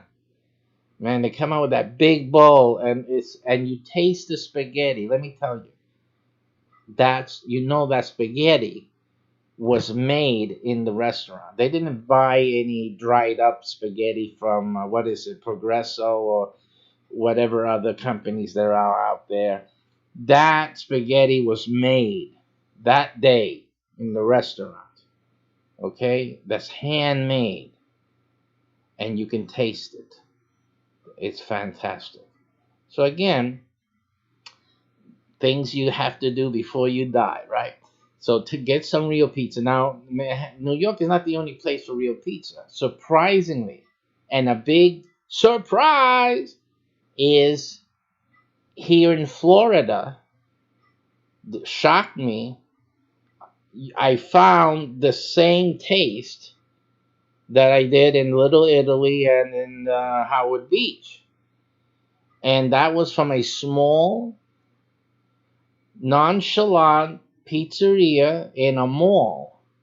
Not in a mall, but it was one of those stores, on the side of one of the mall stores, and a strip mall here in Florida mostly. And one little thing that you would hardly know, it was just a simple pizza sign, because the problem is the mall has its rules, so all the signs have to have the same letter height, and it has to be just the red letter neon on the whatever, that's it, type of thing. So the signs are not going to distinguish the content inside. But we went there. We said, let's try that pizzeria. We're always passing it for ages, passing it, and let's go in and get something to eat, some pizza, whatnot. So we go in there, and we're shocked because we're expecting some sliced pizza, or some pizza. We just wanted some pizza, get the, ready. That most pizza places have a pie ready to go, almost, it's need to heat it up. And they say, we're sorry, but we don't. We always make the pizza fresh with the order. I'm just saying, really? You're making a fresh pizza just for us? Is this how you're doing your business? Yeah. So he said, okay, well, yeah, we can wait. So we sat down there, and we waited, and they brought out that pizza. Let me tell you, that pizza came out. They put it on, like, on a table. There was like a revolving tray, tray sitting up on a pedestal, like that, you can turn the tray. So that was number one. Number two, they placed the pizza there. That pizza was massive. That was the other thing. They told her, this pizza is big, so you don't have to worry. It's good enough for you guys and a lot. And we said, okay. So they brought out that pizza, and we started eating that pizza. I'm telling you, I said, oh my, it's unbelievable. Because in Florida, as far as I could tell, as few years I've been here, I haven't been able to find any, a lot of stuff that we're used to, like from New York City. But we found that place and that pizza. That pizza was remarkable and surprising for Florida. I said, my goodness, this pizza reminds me. And I told the lady the story about Howard Beach and all that. And since we came to Florida, it's one of the things we're always missing about New York City. And she said, well, this pizza is made by Mama. That's why I told you about the Mama thing. Mama's in the back, and she doesn't want to retire or anything, so she keeps making the pizza. And it's great. It's great pizza. I'm glad you like it. I let her know that we have another new customer that loves the pizza. So it's like what I tell you. It's simply, and when you find a place like that, and in Florida it's really hard. It's like a needle in a haystack. It's really a great treat, a gift, really, because all the other pizzerias, they're just like, if I don't want to say anything condescending, any race or anything, but it's not the authentic. It's not authentic. But anyway, so this is what we're talking about, and so the authenticity is really important. But anyway, we get into these with this game. Going back to that game, that the cooking game, um, and people advising on the restaurant business. We were talking about that YouTube fellow and whatnot. I find this whole situation very, very funny. Okay, but let's get into some of the news that we found for you guys today. And I'm going to get out real soon. This is not going to last long. I have a doctor's appointment to go to. Let me just get our display up here. I'm sorry, let me get this on. It's the screen we want. And we want the display. Okay. And the top cam, this has to be on first. Huh? So it would be if I would make it happen. And bring this higher. All right, guys. So let's see the bottom. You still don't see it. Alrighty. So we got that. Now, what I found today was interesting articles here. Let me.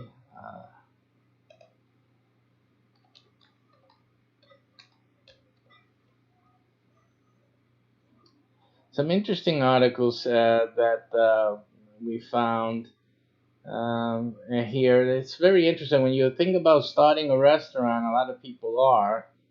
It's good for you to do some research and see what's happening in the industry. And there's a lot of interesting articles that you can find here. Here's one of Italians. We were talking about the Italian restaurant. New York Italian restaurant Felidia settles wage theft lawsuit. So something was happening. They were getting sued for stealing wages there, or somebody. Let's read that a little bit and see what's the gossip there. It was against them. They say that they settled for $10,000. The workers claim they spent over 20% of their shifts performing non-tip duties, and yet were still paid at tip wage level. See, now the guy I see on YouTube, he gives the advice that you should change the tips. I'm sorry, change the wage amount. If they're doing another job, then they should be paid that job's wages. Okay, so that's how he is consulting and telling the restaurant owners to do. These guys, though, in this what is it, Felidia, they weren't doing that. They was just paying the same lowly wage because they pay them the servants. I call them servants, but they call these servers the low wage. Why? Because they tell them, well, you're going to get the tip, so the tips will compensate for the low wage. But then they're having them to do other types of work, but keeping them on the low wage, and they can't get the tip. You see? So that was very sneaky. Of course, it would never have worked in front of a judge or a jury. Uh, okay, so that's happened with that, and that's usually the case. You really shouldn't be doing anything that will not hold water in front of a judge or jury. So you have to really think about what you're doing when you're running a restaurant, any business for that matter.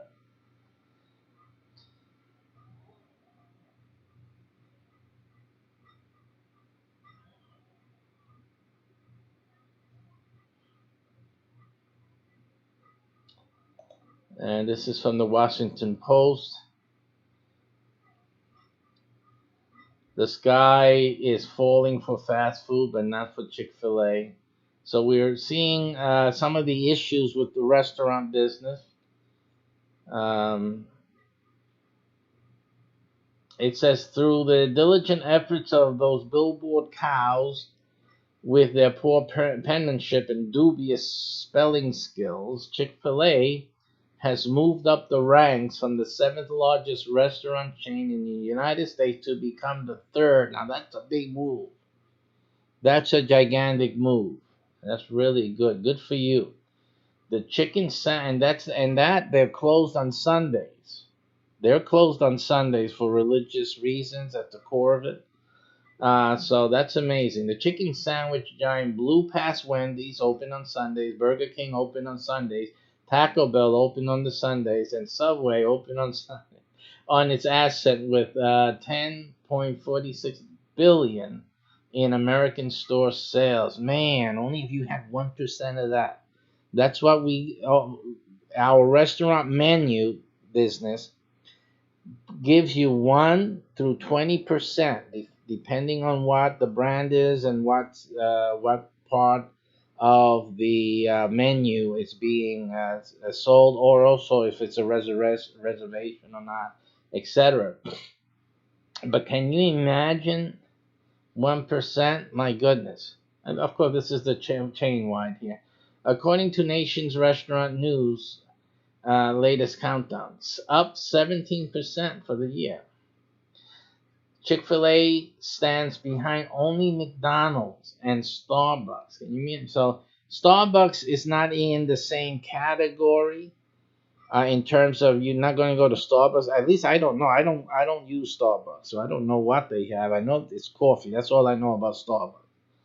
But McDonald's. I mean, then they're second to McDonald's. In my view, they're second only to McDonald's, and that's fantastic. That is really fantastic. They've really made it up to the McDonald category, which makes it a very very hot franchise right now. That's what it's turning out to be. Average sales for a Chick-fil-A location is 4.6 million. Okay, are you guys seeing this? Look at that. Let me blow it up more so you can see it. For average sales for a Chick-fil-A location brought in 4.6 million last year, up from 4.2 million the year before. Ooh, they're in church. The owners are in church singing the praises to the Lord. Oh my goodness. $4.6 million. Fantastic. Now, in our program, you can get 1 through 20% of the restaurant's receipts. So even just at 1%, 1% from one, because that's what we're doing. We're giving you the menu for one of our restaurants. Okay, so the restaurant will not have a website. The website we're giving to you, if you join us, that will be the website for the restaurant. You will have the menu for the restaurant on your website, nowhere else. You will have through your website, people can order to the restaurant, and you will get a percentage of the order. They can book and reserve through your website, and you will get a percentage of all that business. They can book a party, they can book the office party, whatever you will get a percentage of all that business. And then there's the app. If you choose to upgrade your account so that we can do the app, you will have the only app for that restaurant. The people downloaded the QR code, download code will be in the window of the restaurant. People walk by, oh, let me download that menu and be able to order and whatnot. There will be delivery service, okay? So you will have a part of all of that. Now, if we had the Chick-fil-A, for example, 4.6 million, one location, and the owner of this restaurant's website and download app that facilitates the ordering would have made 1%. Let's say 1%. You can make up to 20%. Okay, but the average comes out a high 12% because a lot of the stuff is 20%. But I like to go to the 1% just for example, so people can understand 1% is a lot, and let alone the 20. 1% is really good money because the restaurants make a lot of money. Okay, now 1% of 4.6 million, that's $46,000. Let me see if I got that right. 10% would be 400. No, that's yeah, 400,000, and then it will be $40,000 just at 1%.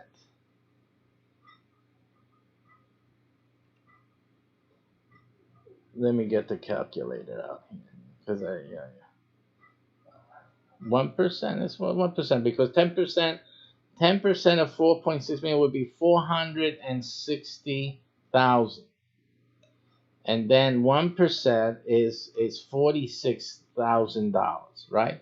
At 1%. So, and we're giving up to 20%. So 2% would be $92,000. 3% would be 120 plus $1,000, and it just keeps going up. So at 1%, $46,000 is good money just for having, because really all you have is a website and you're not doing anything. So for having a website and not doing anything, $46,000 a year is fantastic. You can lose your job and oh, did I lose my job? You won't notice it. I mean, of course, you when you start making this money from this website, you start adding to your expenses and lifestyle.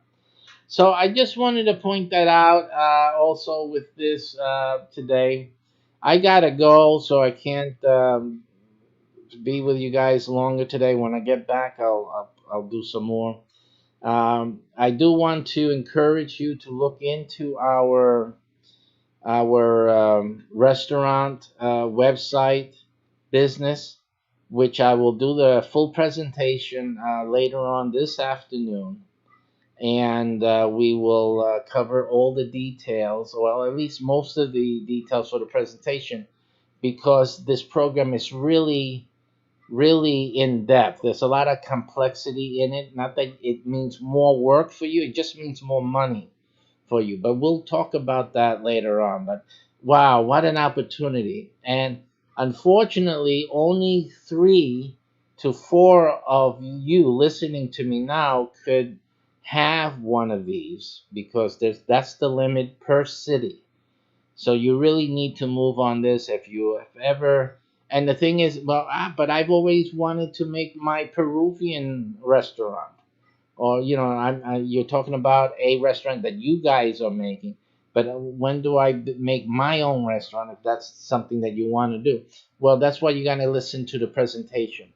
Because, yeah, your restaurant is included, okay, in it. But you got to do first things first. There's certain worries, certain stressors that you have to resolve first. That's why you haven't started your restaurant, right? And you're taking a risk always. Most restaurants don't make that.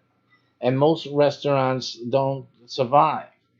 Okay, so I'm going to show you why our method of starting your own restaurant is the best one around. Okay, so that I'll be talking about later on today. Have a great day. I'm going to go out myself, put in my Bach and the radio, blasted in Orlando here. So if you're ever in Orlando and you hear Bach on the road, that's me.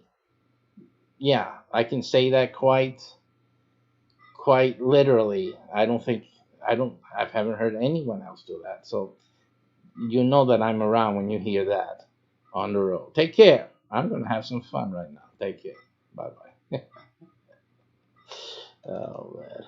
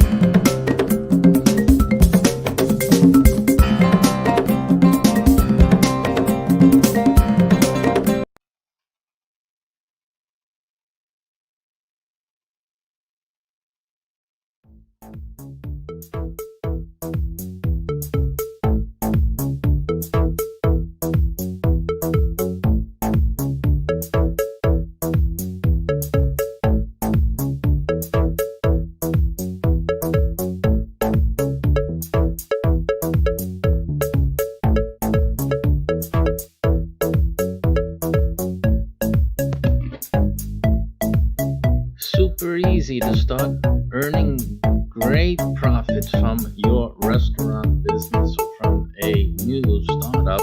This program today, we're going to learn all about it and a new trend in the restaurant business. So tune in.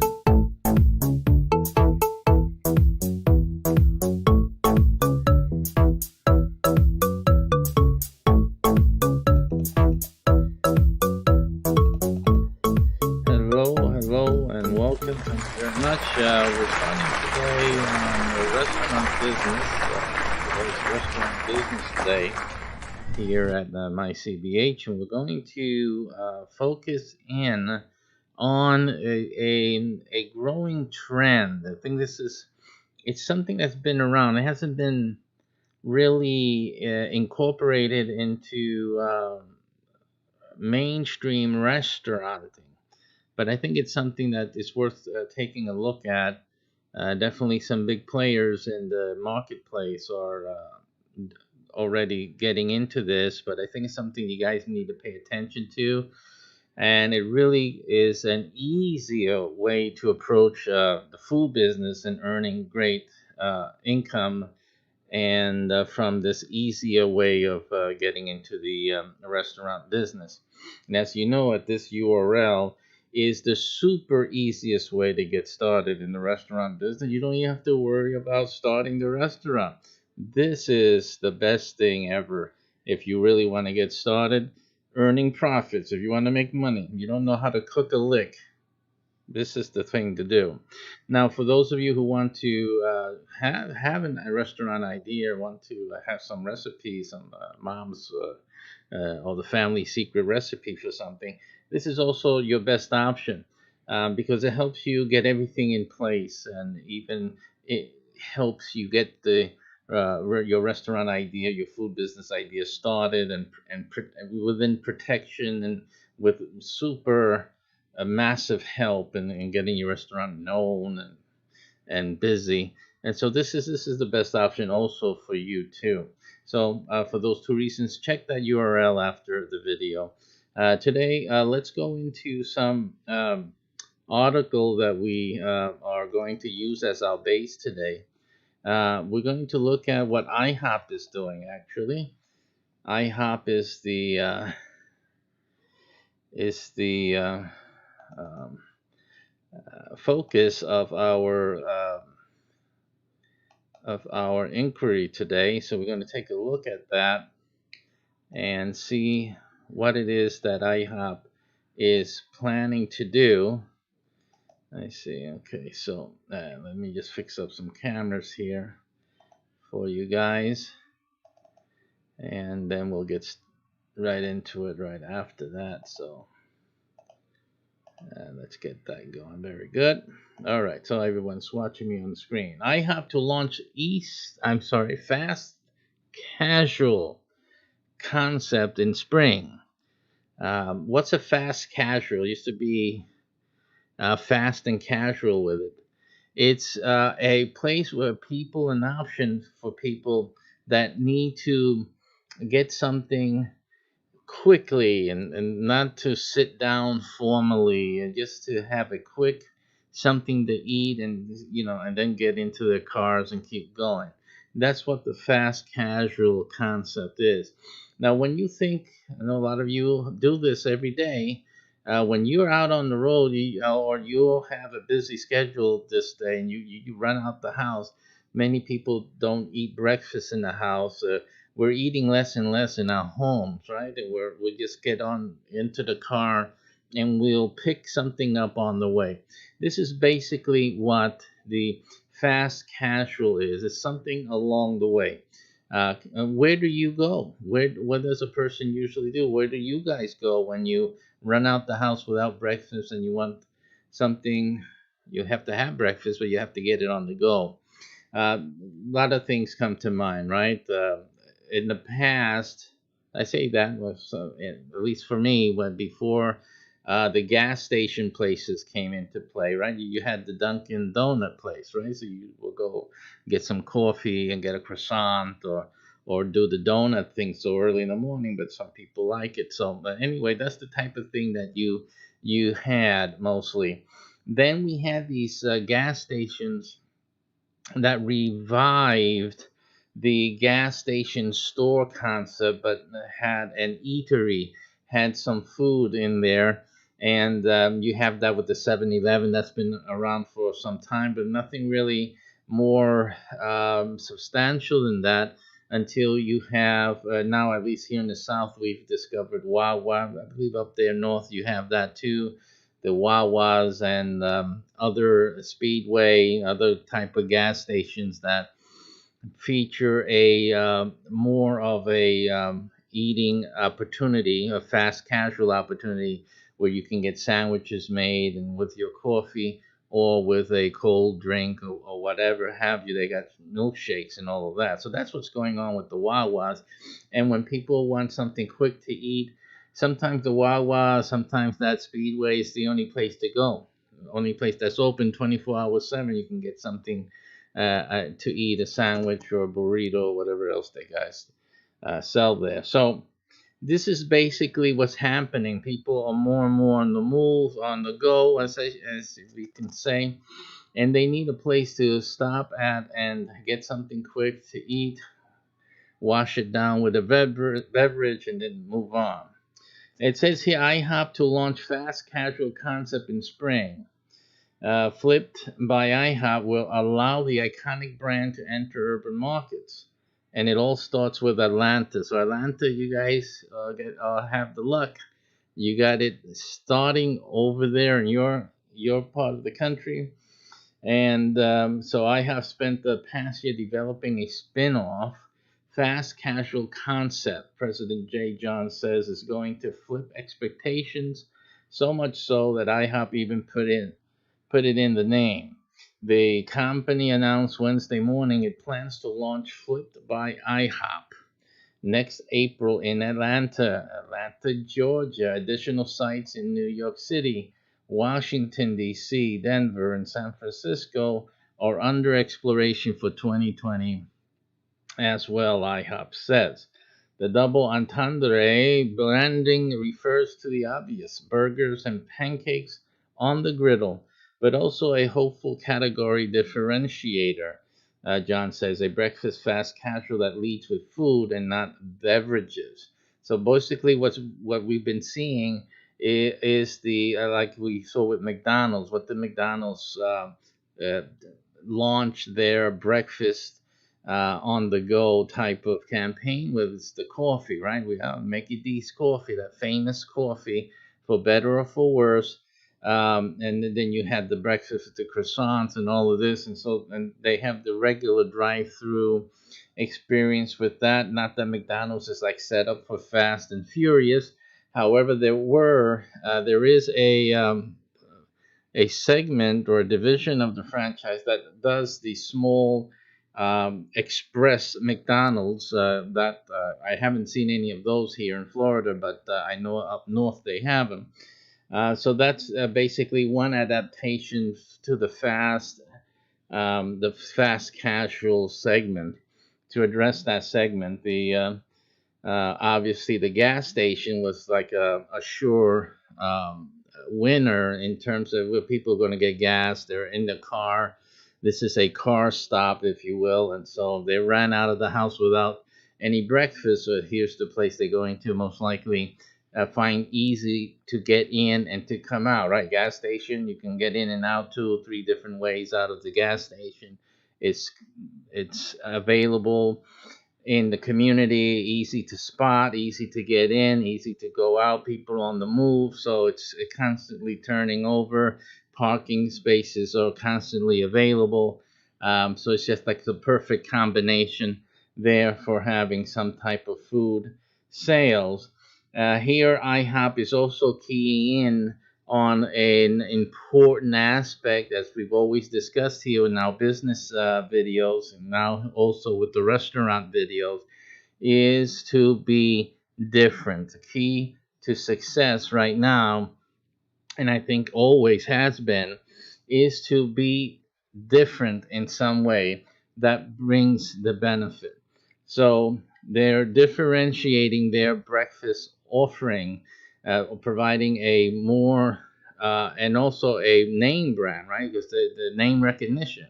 It's not just that they have pancakes, because you have other places that you can get some type of pancakey type of meal, but here we have the IHOP brand behind this fast and curious or furious stop and go breakfast alternative that they are bringing out into the market. It's a hopeful category differentiator, and they hope to gain the advantage by being different but being well known at the same time, right? So it's not just about being different. You can have a great idea and it can be very different than anyone else's. Doesn't necessarily guarantee success here. They most likely will be successful because of the name recognition. So that's really important. And also teaches restaurateurs and other business people that once you garner a name for yourself, you have value. That name has value and can provide assistance and support for some new type of category, a new business offering, using the name to initiate instant recognition in the marketplace. So that's also something that should be taken advantage of. Don't just sitting around in the family restaurant has the nice name. People know about the name of the restaurant. You have your family business or any other type of business for that matter of fact, everyone knows it, and you don't take that as an advantage to spin off into an adjacent a market area or other. So again, take advantage. You know, a lot of these things, it's an issue of moving in a timely fashion and taking advantage of advantages when they become advantages, and not wait around until the advantages are aged, and quite possibly the name brand begins to slow and wane in the public perception, and then you're losing one of the greatest assets that your business built, which was the name recognition. So be very keen on that. When people start to recognize the name, the name is people say the name, they recognize it, they respond to it. You need to start spinning off and start seeing, at least testing where else and what else we can do with this name. Okay. There's tremendous amount of people who we know go out and get their morning coffee and settle. And so this is, see, and they're looking at what happens in the morning as people settling for this or for that. They settle for the gas station because it's on the way. They get gas, they fill the tires, they get started on their day. So they will settle on the facility or the availability of having a food option right there at the gas station. I don't think they'll be able to overcome that unless IHOP is planning to open a gas station as well. I mean, they're not going to be competing against that market, but at least they're looking at a need. There's a need for those who are seeking an alternative. So you're not looking for those who are going to the gas station to go to the gas station and then pick up something because it's there. You're looking for someone who doesn't need to go to the gas station and he still needs some place to eat real quick. So that's the market. They're identifying their market. That's the one that settles to go to the gas station, as I have done on various occasions, just to get breakfast. We don't need gas. We filled up the other day. So that's the market they're looking at attracting, and obviously those who know the IHOP brand. Okay, so we're going to flip that expectation in another direction. John says, for IHOP, which at 1,700 restaurants is America's largest sit-down chain, flipped will be a standalone concept with Dine Brands portfolio. The company also owns Applebee's, right? 1,667 unit Applebee's. Now, so here we go. That's quite a massive portfolio of restaurants, isn't that? Fantastic.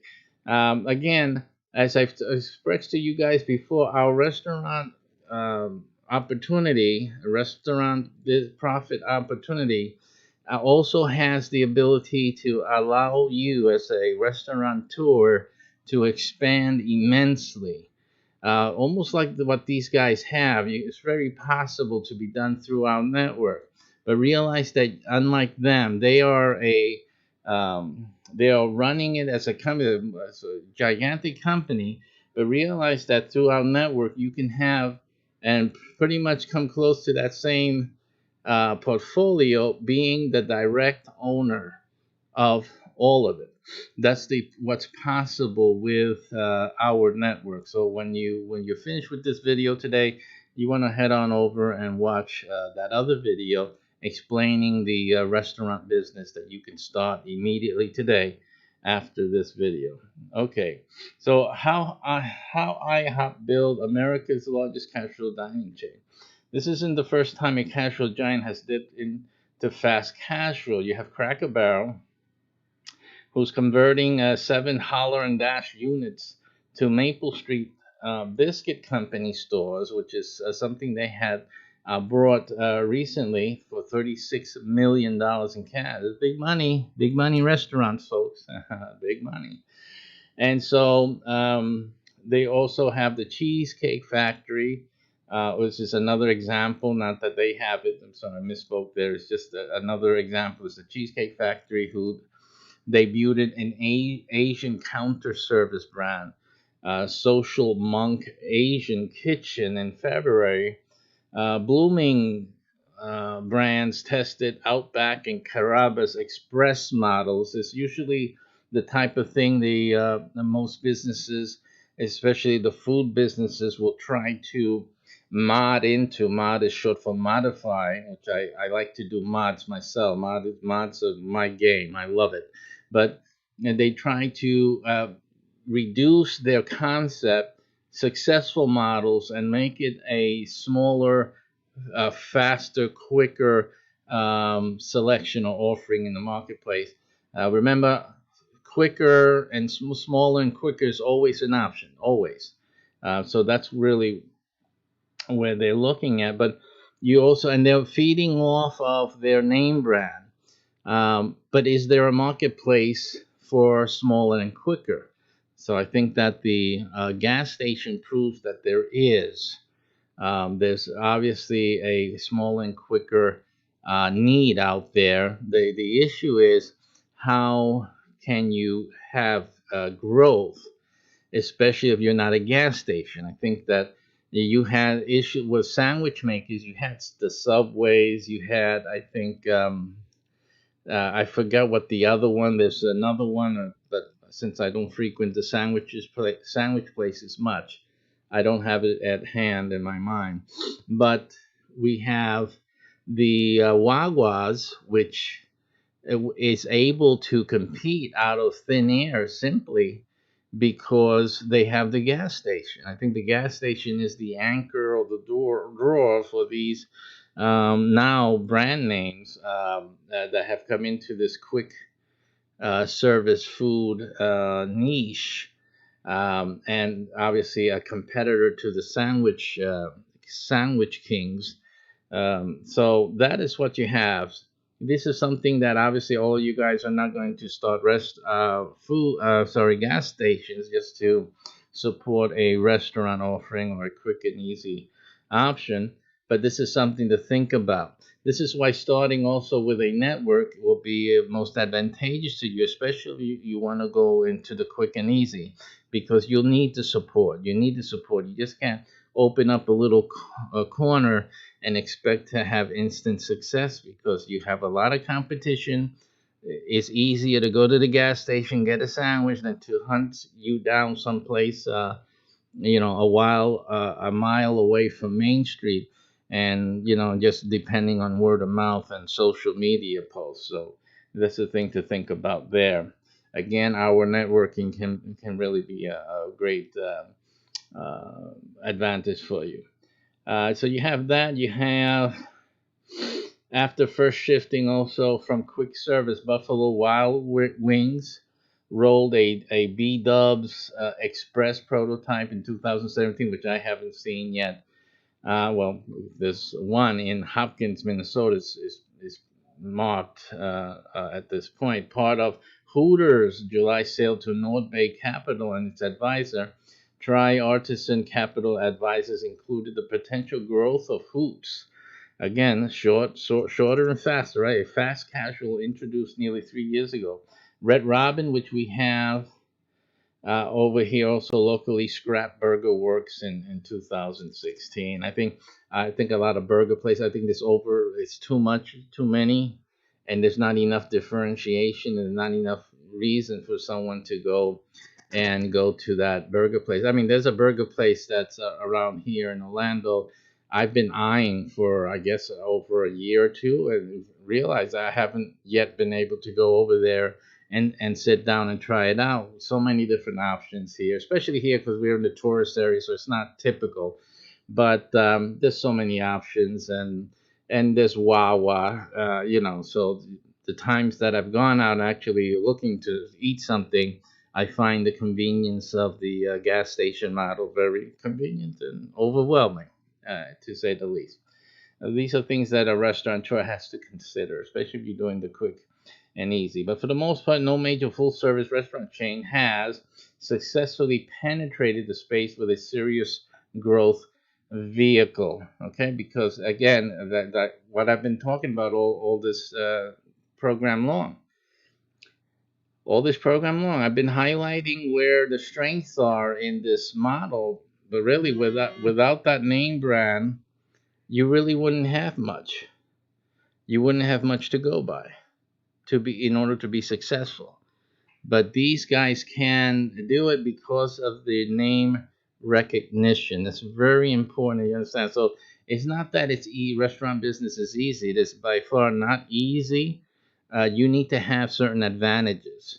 These guys, their major advantage is um, name recognition.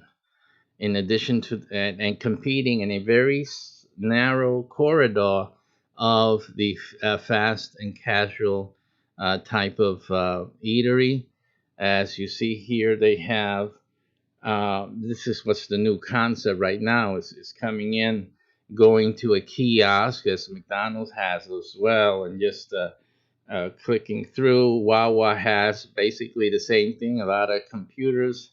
When you walk in, a lot of screens where you can order from the menu whatever you want. This is very convenient. Go and pay and pick up the sandwiches being made while you're paying at the cashier, etc., etc. The idea is to be quick and easy, fast, casual. Don't have to sit down and look pretty. You just have to sit down, eat, and get on the way. Here you have another setting. As you can see, the attention here is not sitting down and relaxing to have a meal. It's basically the quickness and ease of getting in, getting what you want, and moving on. So it's almost like a food truck inside of a storefront, basically. You go to a food truck, you walk in, you walk up to the truck and you look for your juices, your beverage, if there's some cold sandwich you want, you pick that up, or you have the guy make you something on the grill, whatever type of food truck it is, whatever it is. Then that's basically what happens. So it's a this is an easy option if you're starting, if you have a food concept already, and if it's something that you could have done like in a food truck.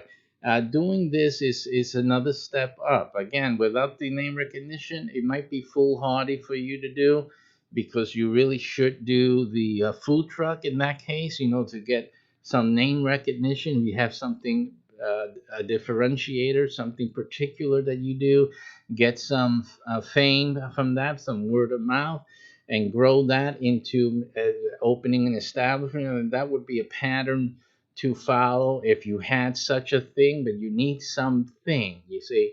Now, you don't need these things if you have organization, if you have support, if you have a network like we do and we provide you, then you can forego much of the pain of building up a recognition and whatnot, because you have hundreds and thousands of promoters to actually help and promote your name and your food business, etc., like in a network as we have.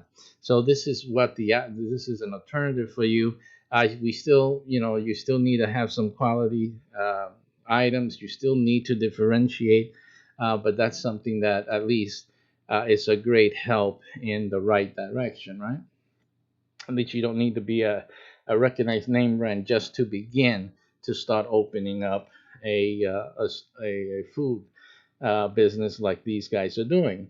A build your own pancake bar, IHOP believes it will appeal to customers on the go. So you build your own pancake. This is something also that I can see when I go to hotels. I frequently travel, and you can some of the hotels have, that you can create your own waffles or you create your own pancake, stuff like that. So it's not something that's foreign for many people. It would be new to you, especially if you walk into IHOP and you're making your own pancake. That's really new, right? um, but again, these are trends that started coming out from the culture of get up and go. See, the hotels started providing these continental breakfasts, and then you can, make your own waffle and then make your own pancake, stuff like that, to provide more alternatives for their guests without increasing their staffing to have someone make the pancakes for you. So these concepts and ideas make sense, but they're birthed in the need to get on the go quickly, to have breakfast quickly, and to move on. So that's basically what's happening here. That's where you get the trend. Is how you capitalize on these trends. So that's what you need to do. You need to look at how people are living, because just because you have a successful business today doesn't mean it will stay that way tomorrow. There's reasons for your business not to stay successful tomorrow. So you have to always be thinking, as we covered the other day, on your feet, and be able to adapt and or increase your success by expanding into other market niches that are developing. And it says that John says, let's develop something that I have fans who don't have the ability to use us in some large markets can access. And that's another thing also, right? Because setting up a restaurant is very costly unless you're using our method, right, and our network. But otherwise, it's a very costly endeavor, and you do need enough capacity in the marketplace, demand, to warrant the expenses and to risk it, right? Here now they can increase their brand, increase their sales, in terms of their batter and the things they they provide the individual restaurants. So the more that they can sell, the more that they can distribute and sell to the public, the better it is on the bottom line. And so they're increasing the access of the public to their brand and to their business. And so this is the thinking in creating an easier and a more accessible venue that makes it easier. If you're an entrepreneur, you're thinking about starting a restaurant, you need to think about that. What's the easiest way? What allows you to become successful quicker? If you can spend less, you will be profitable quicker. And then if you're profitable quicker, you can expand to other areas easily and reproduce the same success. So you have to think smart. And you're going to start a restaurant, you got to think smart. Think smart. Don't think heavy and fancy, unless there's a strategic advantage to that and something akin to what your main core technology is. If you're a first class chef, then obviously you're not going to start restauranting in a quick and run a gas station scenario. That's not what you want to do. It degrades the quality of what you're about and what you're able to do. But also be sensitive that what would be the best option for you. Okay, well, still in development, John says the upcoming restaurant will probably be in the neighborhood of 2,000, 2,500 square feet, just shrinking down units and focusing on convenience, though not revolutionary fast casual building blocks. That's where the Dayport focus comes into play, John says. Flip D's menu will borrow inspiration from IHOP favorites. So they're going to get their favorites from the buttermilk pancakes with the to-go elements mixed in, okay, and stuff like that. So basically, you can read the rest of this article. I think we get the main idea, the main gist. This is the picture of the future. As more and more people, you stay busy, keep busy. This is going to be the main option until they're ready to sit down and have a relaxing meal. That's always will be the purview of the mainstream restaurants, or even the special places to go type of restaurants where you have that exclusivity of either the chef or the menu, something that differentiates them from all the rest. This is really what you should be thinking of in terms of fast food business in a restricted area, in a store, in a location. This is what you need to be looking at. And on top of that, you should not be considering doing any restauranting, any type of food business, without considering the opportunity at this URL. This is really the first stop for you. You need to look at this. You need to really consider that. And if you're not able or can afford the investment required to start a restaurant, if you don't cook, you're not a restaurateur, right? But you would like to earn the income because you heard it at the Chinese restaurant, you're not right, the fast food place, they're in the fast food business, and you go there and you hear the phone ring. Even when you're calling, you hear the other phones ringing. Those are orders. They're not family calling. How's the child? How's my? No. Then this is people ordering egg foo young. Period. You gotta come. And you hear those phones ringing endlessly. You have to realize that through this network, you can be earning every time that phone rings. It could be money in your pocket. Money in your pocket, without the worries of managing or operating or starting and investing in a restaurant. So think about that. Look at the URL, look at the video, and think and take action. Thank you for watching, and we'll come back in a while with another topic in the restaurant business today. Thank you very much. See you soon.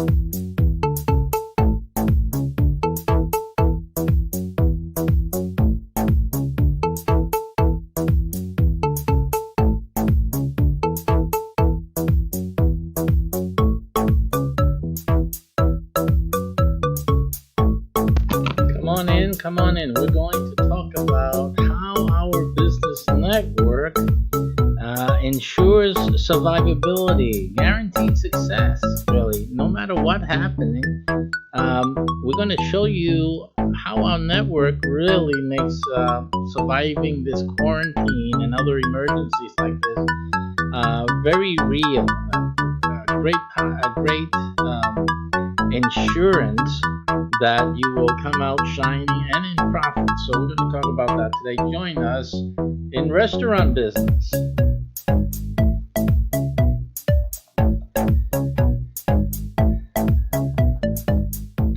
And welcome. Thank you for joining us today.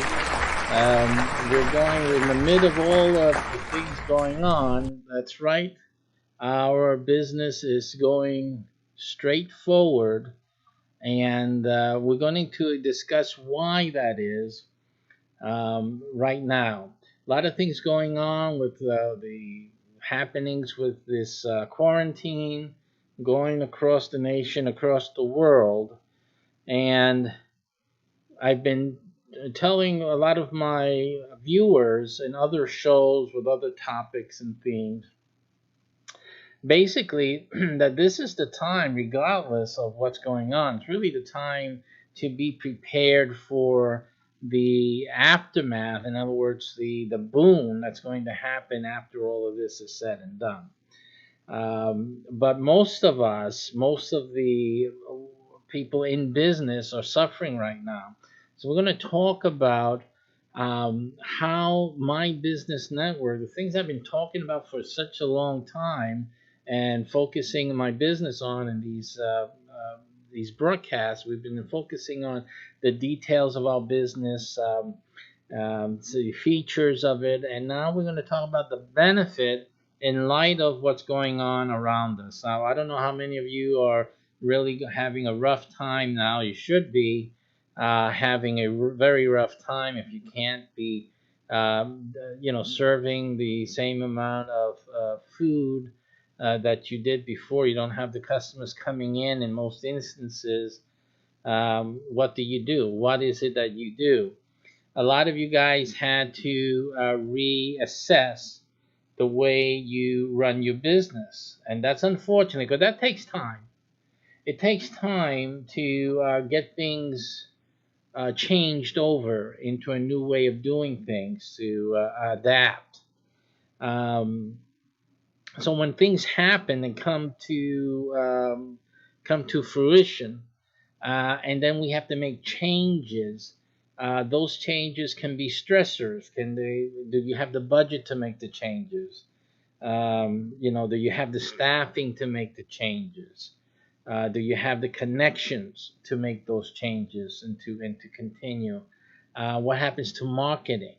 Things like that. There's been a large downgrading of marketing right now because who are you going to market to? Who's going to buy this and who's going to buy that?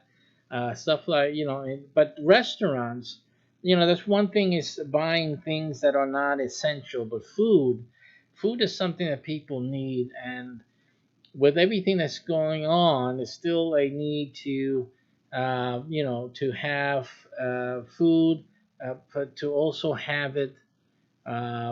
People still need to have a break. They got the kids home 24/7. So it's still, people would still, in this time of quarantine and whatnot, they would want to order something. They would want to have food, restaurant made and delivered in any sense, or in any case.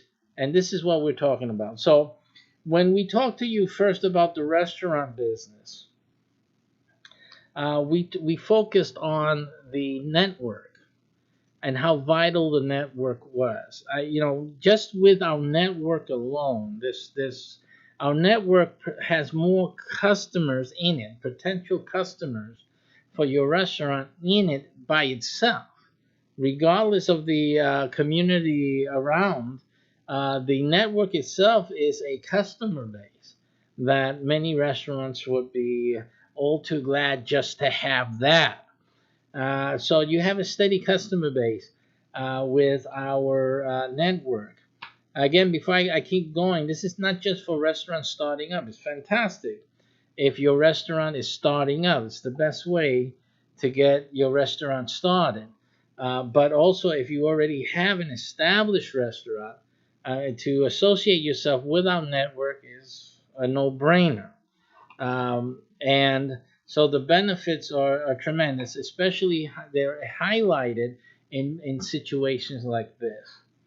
Now, I'm going to uh, deal with the certain things I'm seeing in the news feed so that I can address how our business network, our food network, answers these needs that are evident and prevalent in our society during the quarantine, during this emergency. One of the first things here that I see is the issue with paying the rent to the landlord. If you're a restaurant that pays rent, you don't have any customers, should you be paying rent to the landlord? I talked to you, one of the features that we have in our network is that we build up the restaurants using an incubator type of situation. Also, established restaurants or those that we have established through, those who started with us, the startups, they can expand into other areas using these incubators. Now, these incubators are different than the meetup incubators because I know meetup started this food meetup type of WeWork. I think WeWork started that a food incubator type of thing. But the problem with the way they're doing it, obviously they're doing it in the standard fare. You still, you're paying the rent for the space. You're doing they're just facilitating your equipment and space and stuff like that, but they don't do anything else for you in that sense. What we do is that we are connected with a real estate network, and through that real estate network, we're able to provide spaces and a hub space, in fact, especially for the startups, so you can test out your ideas, you can start building up a customer base, et cetera, et cetera. And this is a good way for you guys to spread into different cities, different markets. But at the same token, in an emergency such as this, you wouldn't have had to worry about, the rent payments and things like that. Again, when we go into an emergency mode, we're looking to help people survive. And that includes the businesses that are with us. So it would be a better situation for you if you were together with us in a restaurant network like we have, because you'll have more customer base. Number two, you have that in-house customer base, plus that's your marketing base as well. A whole lot of marketers out there spreading the word about your new menu items, the fact that you opened up in such and such an area. And there's a lot of marketing goes on. I'm not going to tell everybody everything we do because then everyone's going to start to copy. They usually copy from what we're doing. So we're not going to give you all those details out here right now. But the issue is that we have so many ways of marketing and making your restaurant brand, into something that stands out, something that word of mouth in the communities more better than what you'll probably be able to muster for yourselves. And then this issue with the rental payment, are you going to pay rent, conduct your restaurant activities? So that would have not been an issue for you at all during this emergency. Assessing.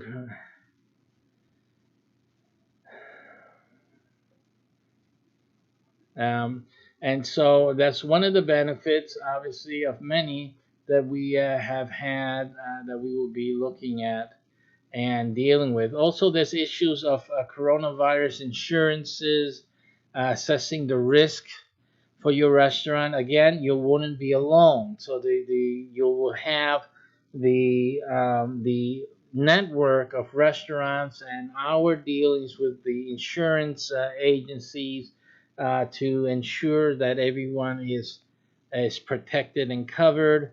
Again, the the rapidity, or say the ease of having a central accountability in terms of looking for answers and having those answers and implementing things to protect our members is something of great value. Instead of everyone trying to figure out, what do I do? What should I do? You got 100 calls to make again. And all of this delays the process of knowing what's the next step to do, of making changes, adapting, shifting employees, or thinking about how am I going to survive this whole thing. You got your own personal problems to deal with, also, right? Your own personal mortgage, your own personal home issues, all of these things. So it's better to have a group of people working with you, understanding what the problem is and dealing with it, than just being, by yourself.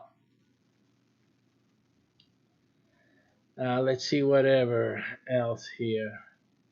We have people getting help for the restaurant workers. Obviously, restaurant workers are hard hit through this time. Although with our system, most of our workers, by the way, those who start up the restaurants through us, when you start up through us, your workers would have suffered less of a problem during this emergency, because most of our workers are part of a network system, and therefore the economic impact of what's happened now really to restaurants would not have impacted your staff, or our staff in your restaurant too greatly.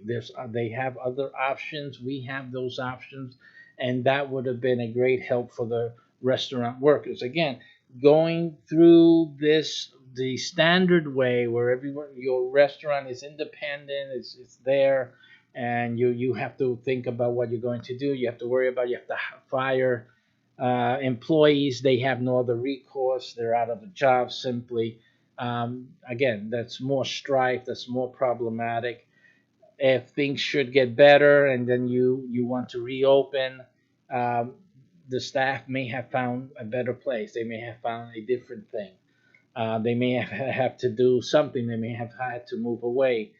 So in the long run, it looks like you suffer more than what you're going to gain in that situation. With our network, your staff and that whole experience is a little more buffered. It's a little more buffered, so you and your staff are able to better survive what's going on. Again, with the power of the network. Also, employees being in part of this network as well, they have resources and network connections that would help them personally, their homes, their families, to get through this situation. And most probably, they will be ready to go once your restaurant is open for business again. But most of the time, your restaurant would not have closed. It would not have closed, is basically what I'm saying. If your restaurant is closed, that's a sad thing. There's, through our network, they could have stayed open, not that people would be sitting inside the restaurant. It was an easy thing to keep the restaurant producing food and making sales. That is what our restaurant network is doing through its systems.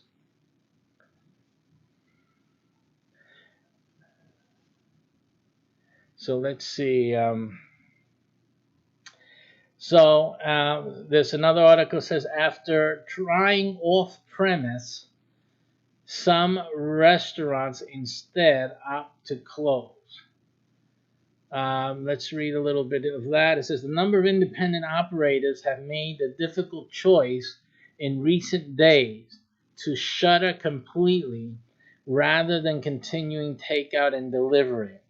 And why is that? Because of all of the added logistics which were not inherent with the restaurant originally. See, that is the reason. if you could continue operating your restaurant just like you did the week prior to this quarantine, why wouldn't you? You know, why are you closing the business? You did the restaurant so you can see people actually eating the food. It doesn't make any sense. Because that's what this article is saying. These restaurants couldn't stay open because they needed to see people eating their food. What you need to do, your restaurant, you need to make food in the kitchen, and that food has to reach to the customer, and the customer has to pay money, and that money has to reach you. Period. That's it. If you can maintain that, you don't need people to eat inside the restaurant. But many restaurateurs just don't know how to operate. If everything isn't like normal, everything isn't, they're not able to add that extra mental and capacity or that mental stress, and also to have their staff reassigned to accommodate for a different way of doing business. With our restaurant network, you didn't have to worry about those things because the network is the one that handles that. All you had to do is go to the kitchen, whatever your routine was every day, is go to the kitchen, and the network would have taken care of all the other stuff. Are we going to close? Are you guys going to close? We're going to do change over to delivery. You have no problems. We're handling that. We have delivery. Um, just this is the way we're going to work it, and just that's it. Keep cooking, keep making money. This is what would happen to you if you were part of our restaurant business network. Your restaurant will continue making money. You continue doing your work as normal. You impose, of course, in-house health screening and protections for yourselves and also for the customer. That is laid out and straightforward. But you continue doing business, and your customers can continue to patronize the restaurant when they want to. Of course, some restaurants are going to see an effect still because it's not like normal. People are stocking up. They're going to be home, and then it depends how much money people are keeping and stuff like that. You can offset that with a few, quarantine sales, and reduce the price here and there, make it up later on, later when things get better. So there's other options that you can play with, but at least you can keep the flow going and keep your name out there and keep some semblance for people that we're going to get through this, and it's a great time to add into your restaurant delivery things inside the bag or whatnot, a positive note direct from the owner, stuff like this. Really, it's a great moment for things like that and to do great things. So, again, we can all shrivel up and shrink and fade away, or we can just keep ourselves as strong, as fortified as possible, and to strengthen the communities that we serve by maintaining ourselves as much as we can. And with a network such as ours, you can do it more than most. And that's why it's sad to see some of these restaurants, or most of them, are closing down, closing their doors. This article is at Restaurant Business Online under Operations, and it says that it's by Heather Lally. Let's see that article here for a moment. See if we can get that in on the screen here for you guys. It says, as the coronavirus pandemic continues, a number of independent restaurant operators that had pivoted to takeout and delivery options are making a difficult decision to close completely with the hopes of reopening once the crisis passes. Right, so they're doing the turtle shell thing. Let me also down here.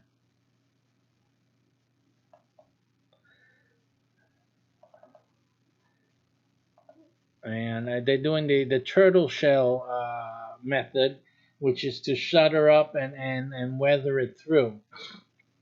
For some, it's purely a business decision, the result of an inability to bring in, this is the point, inability to bring in enough revenue solely via off-premise means. But that's because they don't have a network. Hello? They don't have a network. This is the whole point I've been saying. You guys who were thinking before to start a restaurant, now really learn this. Learn what's happening, because this is not the last time. If you guys want to do restaurant business, you have to get ready to have to deal with this in the future more often than not. So you need to understand it. Either you're not going to go into business at all if you don't pandemic proof your business and your restaurant.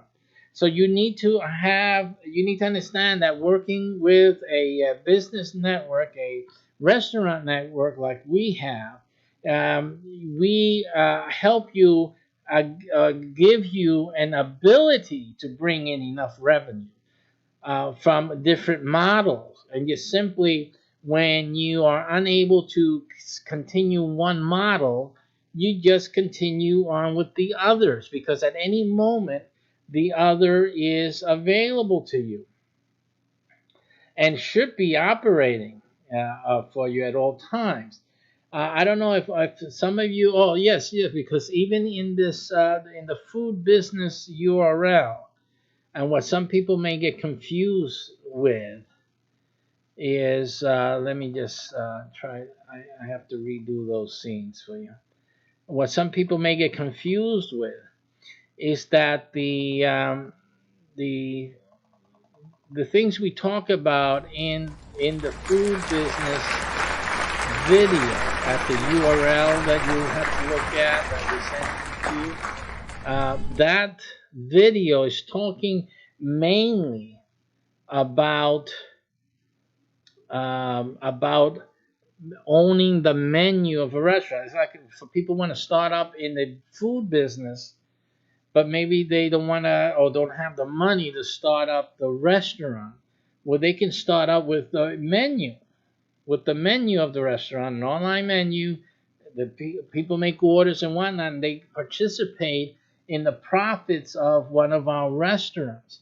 But also, they may be in preparation to open up a restaurant of their own with our facilities, with our assistance. So this is why this program is, even though it's geared to the person that wants to start a restaurant from scratch, doesn't have a lot of money necessarily. Maybe they do, but it's risky, right? You're gonna spend the last 50,000 you have, that you got from an inheritance or from some winnings or from some sale of some land, someplace or whatever, and you really want to do a restaurant. You don't want to put everything and risk it like that. So this becomes a better option for you to get in, have the structure around you, and build up comfortably with a structure of support. So that's what this thing does. But it also helps the restaurateur that's already established and wants to also benefit from a structure, especially to buffer in cases like we're going through now, like a pandemic like now, or a national emergency, but also then to be able to expand with that same buffer, with that same supportive structure. You see, it's using your brain to make things a little bit more easier for you, and just make great decisions that really impact your business in a big way. These people, these restaurateurs could have used it. They don't know about us. We're just getting started out there. My videos, my little videos are little videos.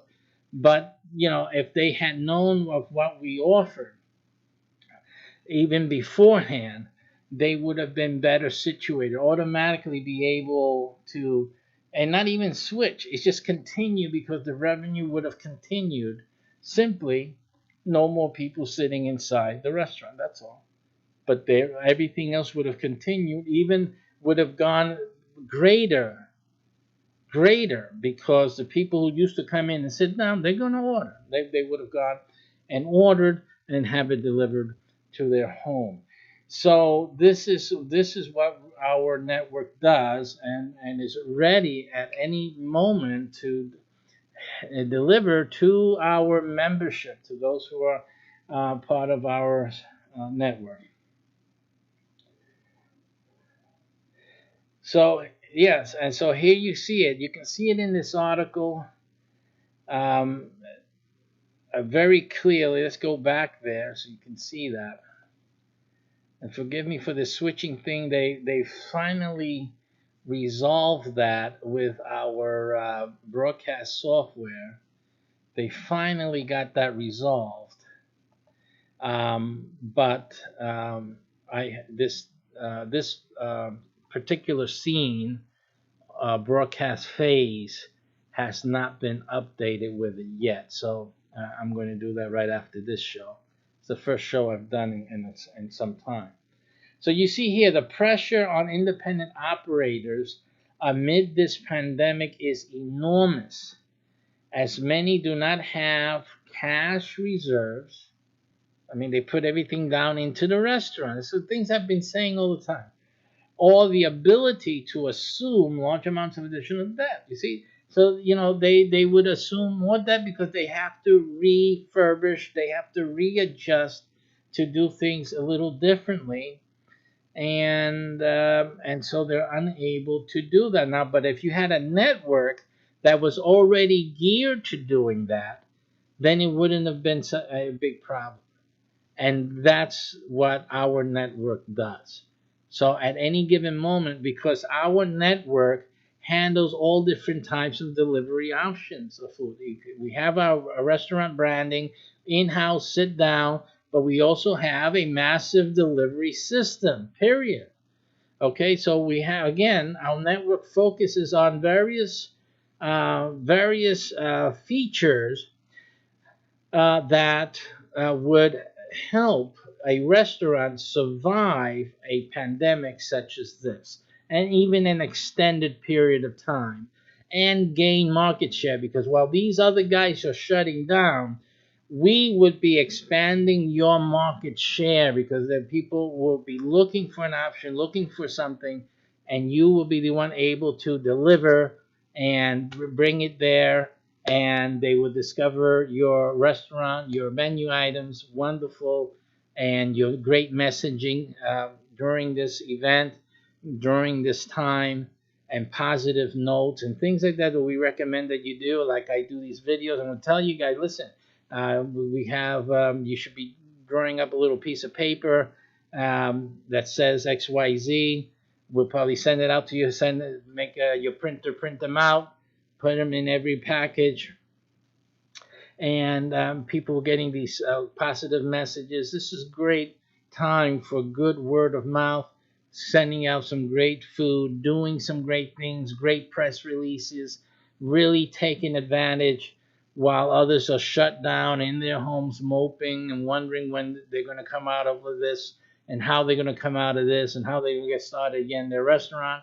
You guys will be gaining territory and expanding your customer base. This is what our network really allows you to do during times like this. Here's one person, one chef says, I wanted to keep working because this is my only source of income. This is one of the workers. I was basically begging him to keep the restaurant open. See?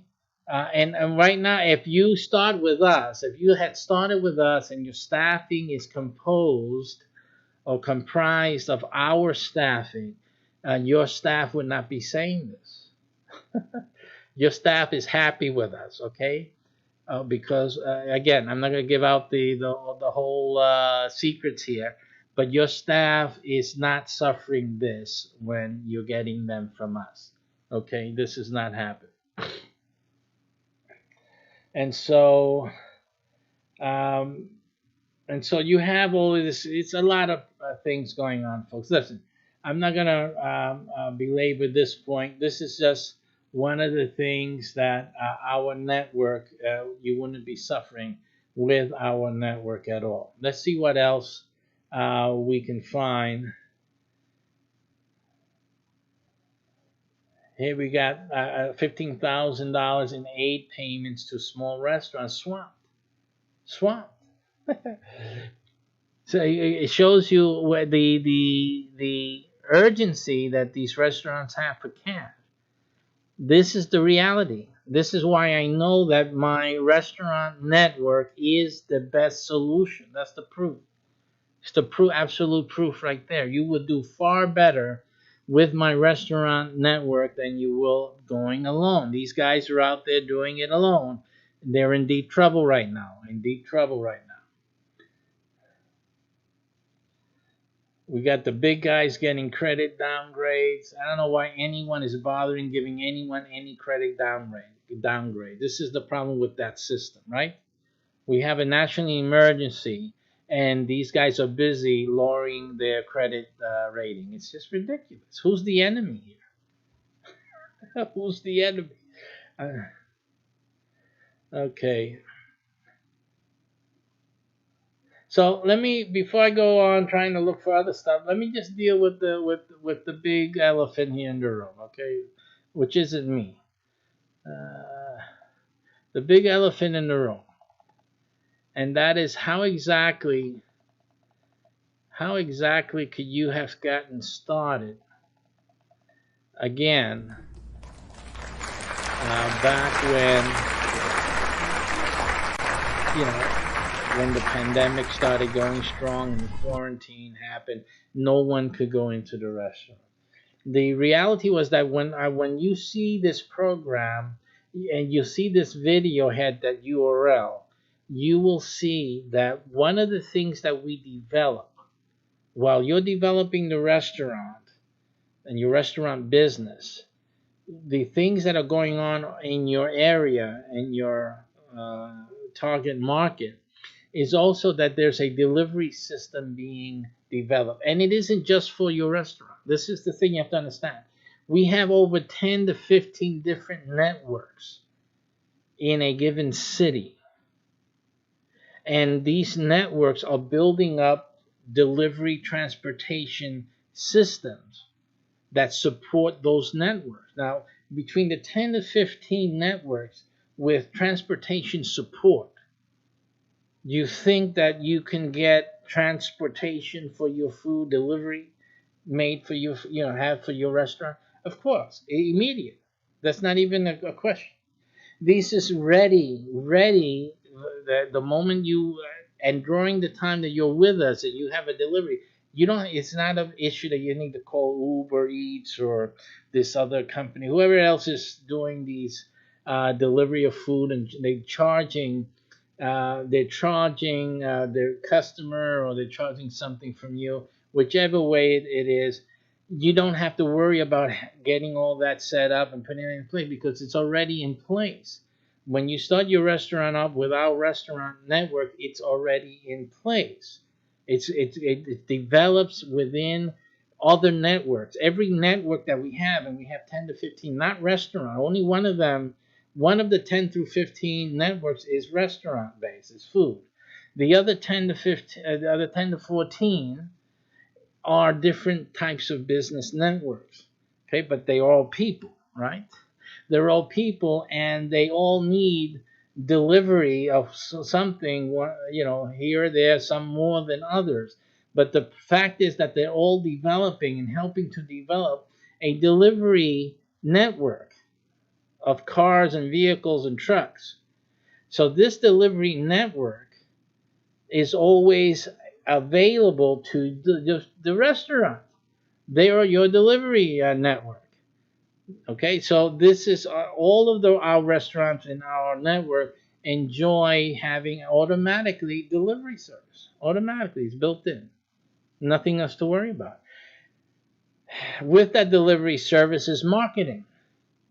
These are the guys who are marketing as well, and the others in the other network. Not just the transportation guys are marketing your restaurant, but the other network partners are also marketing you and calling. They're the ones calling for lunch.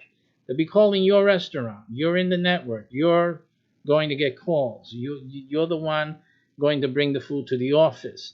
So this is simple as can be. So the restaurant, when you start your business with our network, your restaurant is servicing our networks, 10 to 15 other networks full of people. And on top of that, all of those people are promoting your restaurant. And on top of that, they're all developing your delivery system. So that's why our restaurants don't suffer these issues that all these other restaurants are suffering. That they have to change over. Now we have to see how we can do and make profits by via delivery only. And again, you weren't known for that because part of the delivery thing is to be known to deliver. If you were a sit-in restaurant, you're not known to deliver. I mean, there's some restaurants, I can think of right now that I would never think they have someone available to deliver, and probably they do, but I wouldn't think of it. I wouldn't even know about it, and you're not advertising it right now either, right? So this is the issue. That's why it's better for them to close. But none of our restaurants have that issue because our restaurants, all the customers know they can get this delivered. Simple and period. And so that is the great difference. So now that we've eliminated the money issue, we've eliminated the lack of income due to the pandemic and inability to shift over to off-site servicing of clients. That's resolved because our system is based on off-site. I'm sorry, it's geared, not based on, but it's easily geared for the off-site premise of the restaurant. Matter of fact, uh, we are geared to help kitchen-only restaurants. These are restaurants that don't have any place to sit down. They're just a kitchen, and it's purely 100% delivery. So that's where this our delivery system and delivery network is already built there. It's already set up for that. So any of our member restaurants would not have suffered that. The marketing, our marketing, is just right on ball. Right now, people are playing, staying home. They're playing games. They're doing other things. And I can tell you, if you were in our network, they would know about your business, your restaurant. They would know that you're able to make deliveries, and they would call. You would be making sales. So that's the bottom line.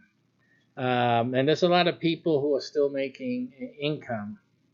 You say people losing their jobs. Well, that's true. A lot of people are losing their jobs, but also a lot of people just they have money. They still have money. There's still people making money. They're not all the private jobs may have gone down, but there's other jobs that have not. They're still getting their checks, and so there's still customers out there to be had. But and since the other restaurants are closing down, the other restaurants are not able to compete because we have the network, we have the folks. You will be gaining those customers, and after everything is over, you would have more customers. You would have the customers, these guys who are going to be starting up after the pandemic, start opening. They might as well have to they have to start from ground one, from block one, first step, because you would have won over their customers during this time. It's a very important time of great opportunity for your restaurant to prosper. But most restaurants, as you see, are unable to take advantage of it. It would, in terms of being successful in business and successful, especially in the restaurant business, not easy. Having the advantage makes the difference, and this is your advantage. So take advantage of it. I hope you all keep yourself safe and you all come out of this, well and able to get back to your businesses. And those of you thinking about starting or restarting your restaurant business, get an advantage because this is not the last time something like this is going to happen. And you need this in your corner. Have a good day and see you guys soon. Take care.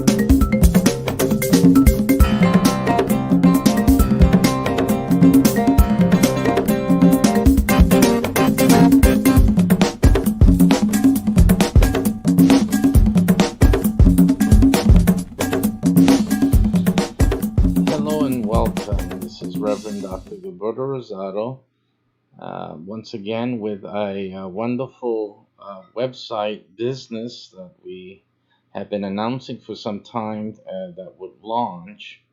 And we have finally got it going for everyone. This is US only at this point. So you have to be in the U.S. For you to obtain a one of these websites and get involved in this business. So that being said, let's just go into the presentation today. Listen, there's a lot of folks out there that have been thinking and dreaming about owning a restaurant. And some of you guys have wonderful skills, culinary skills, you have specialties that you've put together. But getting started in a restaurant can be for many very dismal and very difficult. Then there's a whole lot of you that you don't know anything about owning a restaurant, but you sure would love to be one and gain the profits from owning a restaurant. We've been doing some updates and some reviews and some articles of late, and you can see that restaurants, those that succeed, they make a lot of money, very, very good money. So we're going to talk about a way for you, the ones who want to own their own restaurant, have some culinary skills, have specialties that they're sure it's a sure winner out in the public market. And also, those of you who like me, I stay out of the kitchen. I love the results of the kitchen, but I myself stay out of the kitchen. And making the results of a successful restaurant, I like it mucho. I really like it very much. You see, to gain the profits of owning a restaurant without having to, get my hands wet or cutting tomatoes and stuff like that.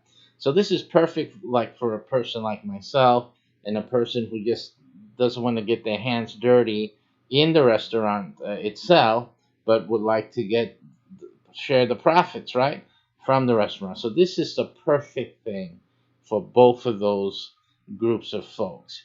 So let's look into this right now. Let me get our screens ready here for you, so we can get into the um, the presentation right away. Okay, and as we can see, this is about a local brand restaurant. What does it mean, a local brand restaurant? What it means is that this restaurant business is focused on a local brand. Let me just adjust this camera for the other crowd. It's a local restaurant. So we only have three right now. The three, there'll be four soon enough. We've already started to put that together. That is a more of a chic restaurant. We've been talking about that for some time. By chic restaurant, I mean it has a very wonderful and unique. You may call it a theme. It's really more than just a theme, but it's going to be a nice introduction to the restaurant field out there. People are going to find it novel, and that's a great thing too. So we're bringing that in online as soon as possible. Like I said, we're always in development here, research and development. We're always going to be bringing in new things, which you have to remember. Remember, I said that we're always going to be bringing in new things, because that will be a great feature for you after you hear everything we have to say here.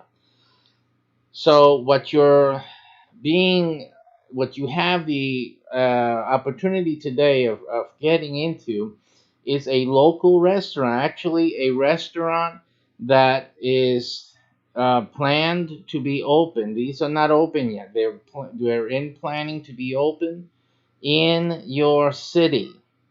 Okay, and like as I said, we have three per city as an average. And these are not the three of the same restaurant, for three different brands, as I mentioned earlier. And you will also, your business is owning the website for these restaurants. In other words, the restaurants will be running that you have nothing to do with the operation of the restaurant. For those of you who are interested in having your own restaurant, just wait a moment, but we're going to get to that. But this, how you start and how you're going to start, is owning the website for a restaurant that's going to open in your city. Now, later on, if you're interested in having your own restaurant, we're going to discuss that a little later on, okay? But this is where everyone begins. If you're not interested in owning your own restaurant in the future, that's fine. You don't have to. You just sit back and go to, spend the money you make from this restaurant. It's fine. But those who want to go to the next level and actually then take the profits they've made from this restaurant and business and then put it into your own brand, that's perfectly fine. But you're going to realize why this is the best way for you to accomplish that. Simply with this program, you're going to own the online menu, reservations, and delivery ordering platform of a real restaurant. Now, if you've been following with the news in the restaurant business, you will realize that even the top restaurants, the top of the line restaurants, are looking into, right now as we're speaking, looking into how to incorporate delivery and orders, orders that need to be delivered into their model. Right now, that's causing some issues for a few of the top restaurants, but they realize that that's where the industry is going.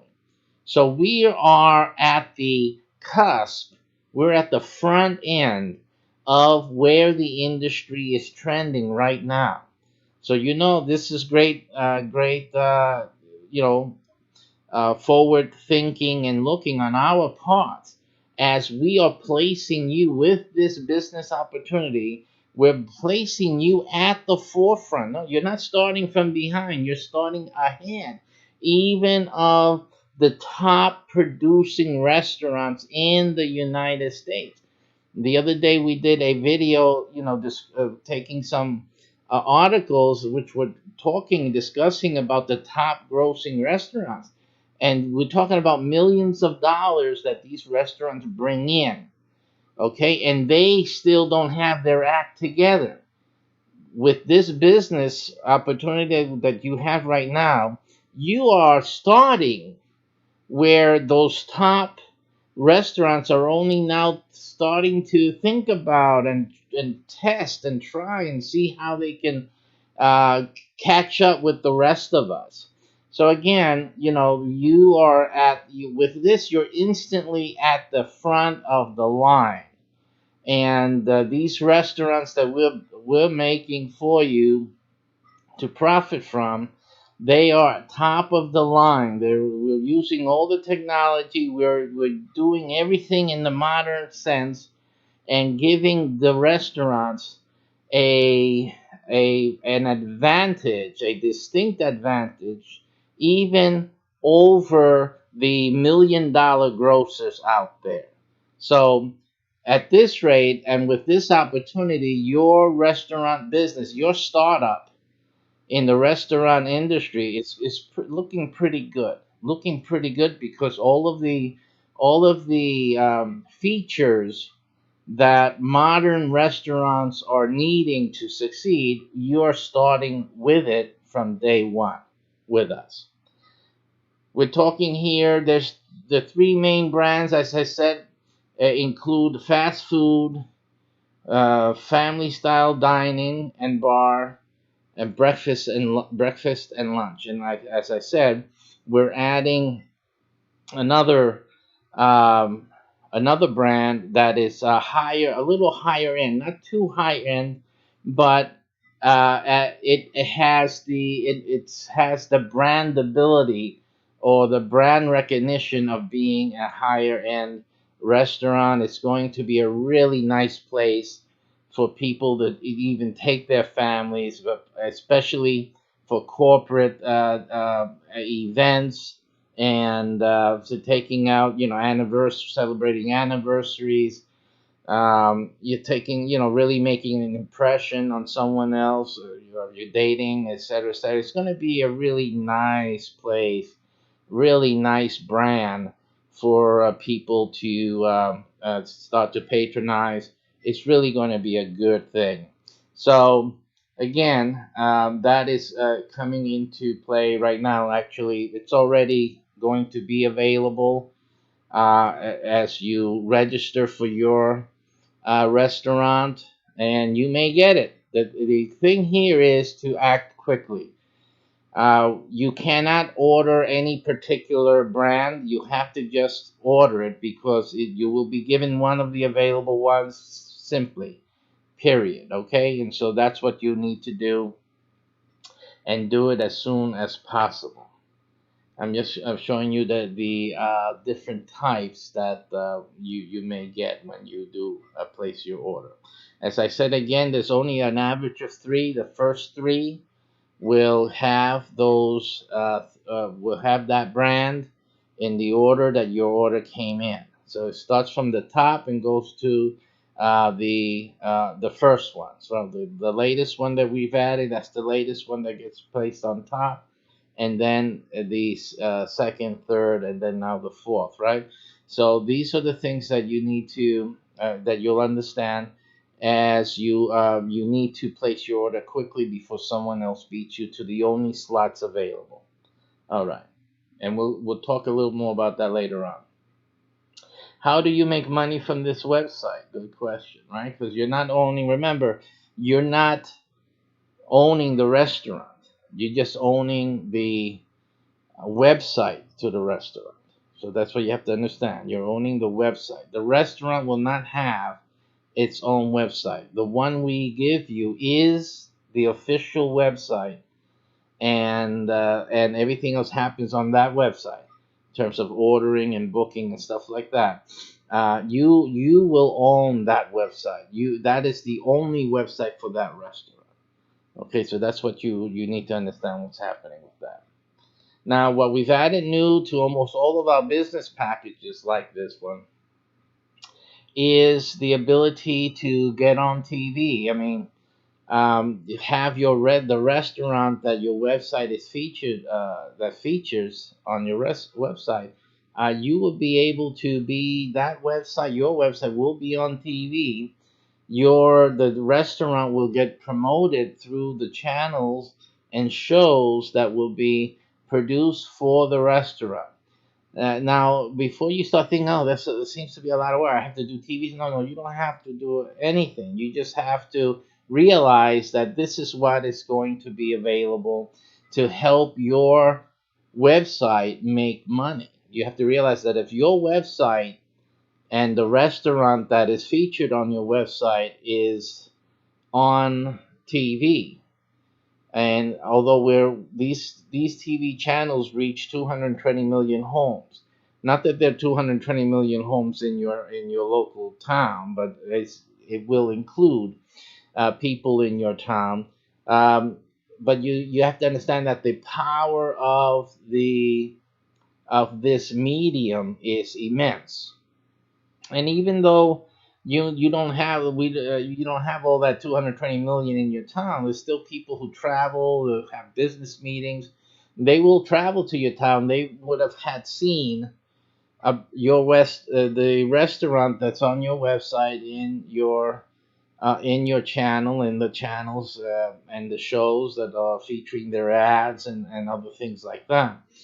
And so they will obviously use your website or your app, and they will place orders or make their reservations to have their business meeting at the restaurant, etc., etc. So the having the TV channels is a great advertising and marketing plus that comes included with your purchase today. You don't have to pay anything more to have this feature It's immensely powerful advertising that your website and the restaurant will enjoy without it costing you or the restaurant anything else. Nothing. Just simply you, as you make your entry today and you join this program, you will enjoy the benefits of having these channels promote your website and the restaurant associated with it. Now, another thing to be talked about when we're talking about these TV channels is the following. You have here, we say how, because remember, this is how your website makes you money. And this business right now that we're presenting to you, this is a gigantic money maker just by itself. Just by itself, this is a gigantic money maker, and combined with the other things that we also add to your ownership today in your purchase, and that is that these TV channels will give anything a real shot in the arm, a boost in terms of marketing. The power of its marketing is immense. So anything that you put into a TV channel, create a TV channel around, this is going to make you money because there's so many different ways of making money with these TV channels. So obviously, it adds, as it says, a significant marketing for your website and lucrative income streams to your virtual restaurant business. This is the way I label it. It's the virtual restaurant business, right? You can have restaurant-based shows, okay? Content, and this is even for other restaurants. Not on the same channel. We can have one channel dedicated to your restaurant and the website that is featuring it. But you can have another channel and make money selling ads, selling space, featured space on those channels or those shows featuring other restaurants in town. And these guys will pay that money, a good amount of money, in fact, to be featured on these channels. Okay, because you're selling marketing. This is a marketing sale, right? You can be selling also production of the TV show. And again, you say, I don't know anything about this. You don't have to. We're doing it. Okay, you only have to get the client. The client comes to you, and all you do is give them the contract as we prepare for you, and then they give you the check, and we do the work. So it's just as simple as that. You don't have to worry about knowing how to do any of these things. So these are the things that we are doing. Okay, so you'll profit from them simply. So you can prepare as a producer, a program producer, and get and gain income from producing these shows for other restaurants in your city. And so that is, you have cooking shows. You'll be doing this for chefs in your city, and any food business. We will have some type of advertising or access fee where they can feature their food business on the appropriate channel or show, because the one thing is a channel, another thing is having a show, having a show featuring their businesses, and then another thing is having their business featured in one program, in one show, one edition, if you will, and so they can have an interview. There could be a tour of their food business and whatnot. And that'll be like one program, most like you see in these other food programs on TV now, where they feature one restaurant each time the show goes on. So that's basically the same thing that you'll be doing here for these prospects. Again, the money that you make from it is quite lucrative. So right with that, now this has obviously these TV shows and this marketing and all of these other things that we're doing here has nothing to do directly with the restaurant business, but it's money that you will still be making from your virtual restaurant business. This is something that you will be making a lot of money from, on top of your of the orders and the deliveries and all that reservations that come through to your website for the restaurant itself. You see that? So that's one profit area. That's your main profit area. I say that. But in many cases, your main profit area may probably even be like these TV channels and the marketing. It may easily become that, because it just depends on your city, how the city and the restaurant industry in the city, how healthy it is, how big it is, etc., etc., and other factors. Obviously, like in a city like ours, like in Orlando here, this is going to be a gigantic moneymaker. And many times, in many instances, could be more than the receipts from one restaurant location, because of the fact that this is a worldwide tourist location. So we got people coming in from all over the world and country. The restaurants that will participate in these type of programs will have an interest in attracting people from all over the world, and especially the United States.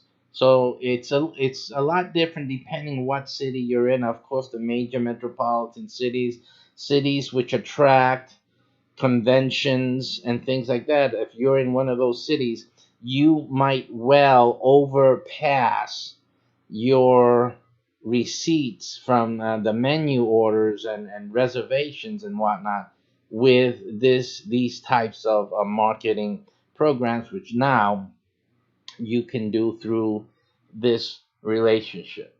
Okay, so that is absolutely fantastic.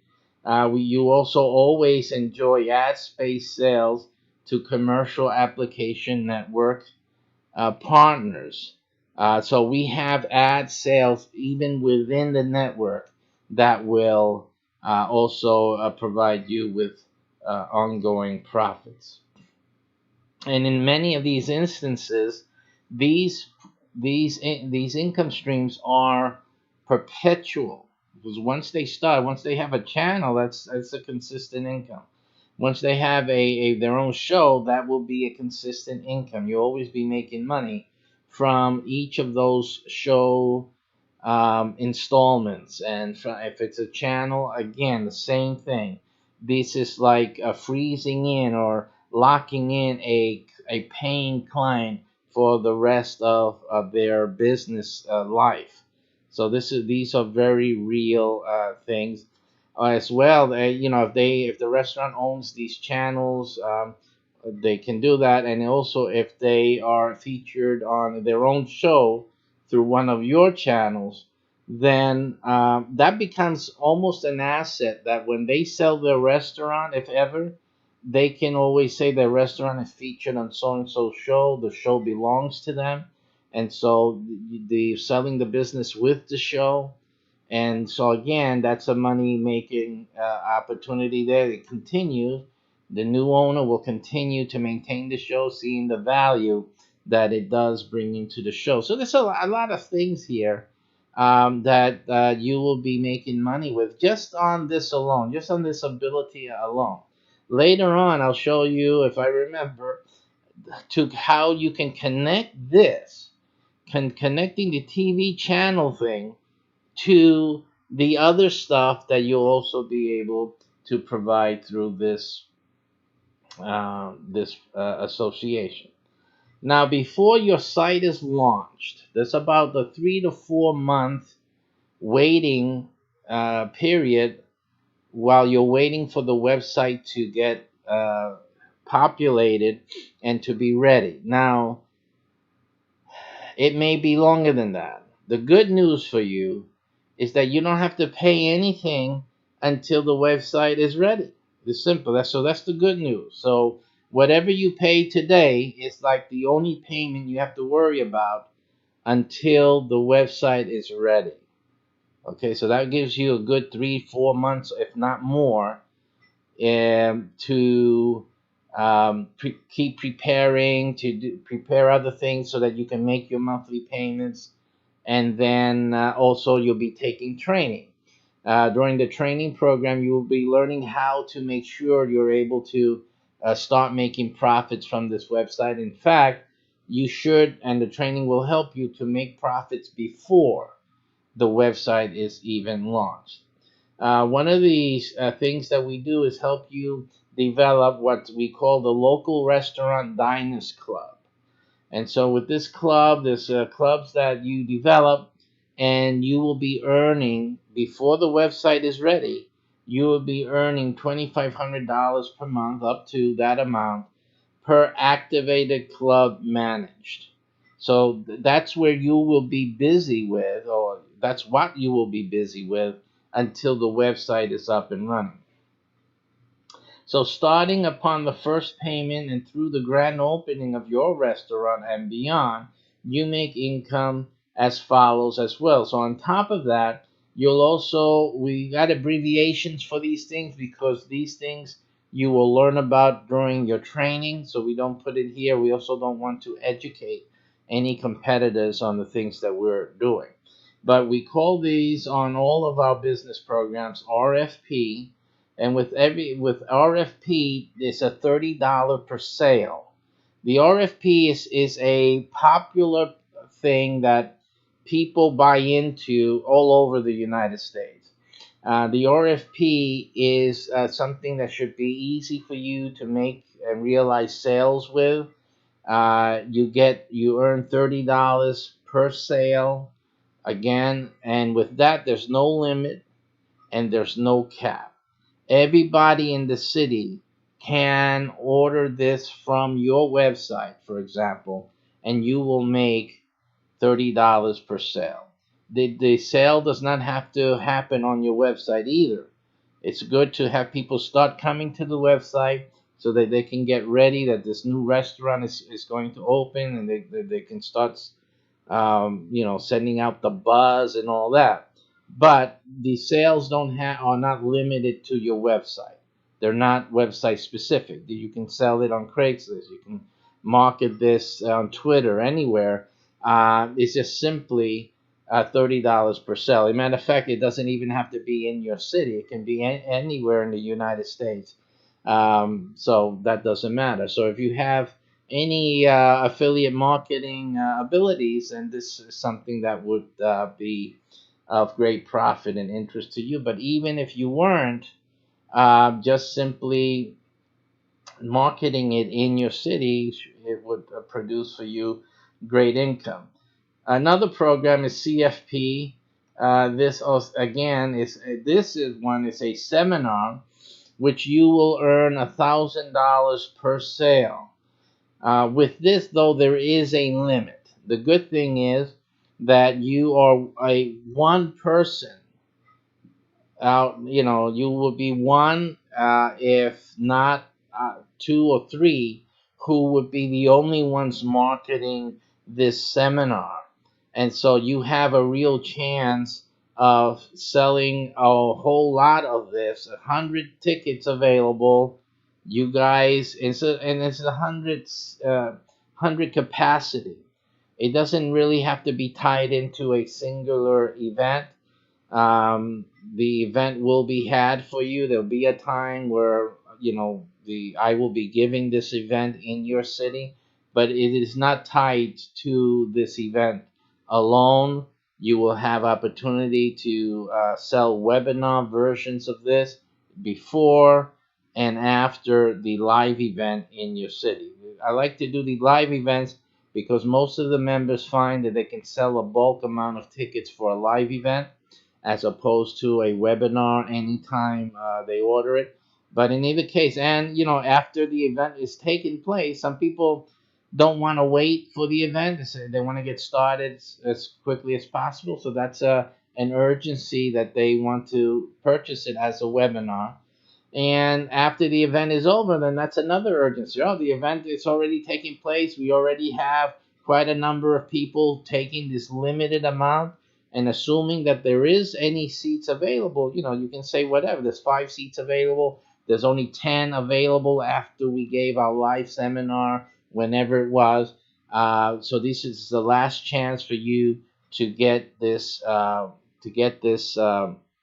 seminar, because when it fills up, there's no more. And you know that with some of our programs, that is a fact. We have limited programs because the programs are effective. And in order for them to be effective, we cannot just keep bringing people in. Bringing people in, we can't keep doing that. These programs are designed for a set amount of people to be successful. And that's why I created it and put it together in that fashion. We're only looking for a small amount of people because I know that I can help that small group become really successful. And we can't have any more because you just can't do it. We just can't make it like that for everybody.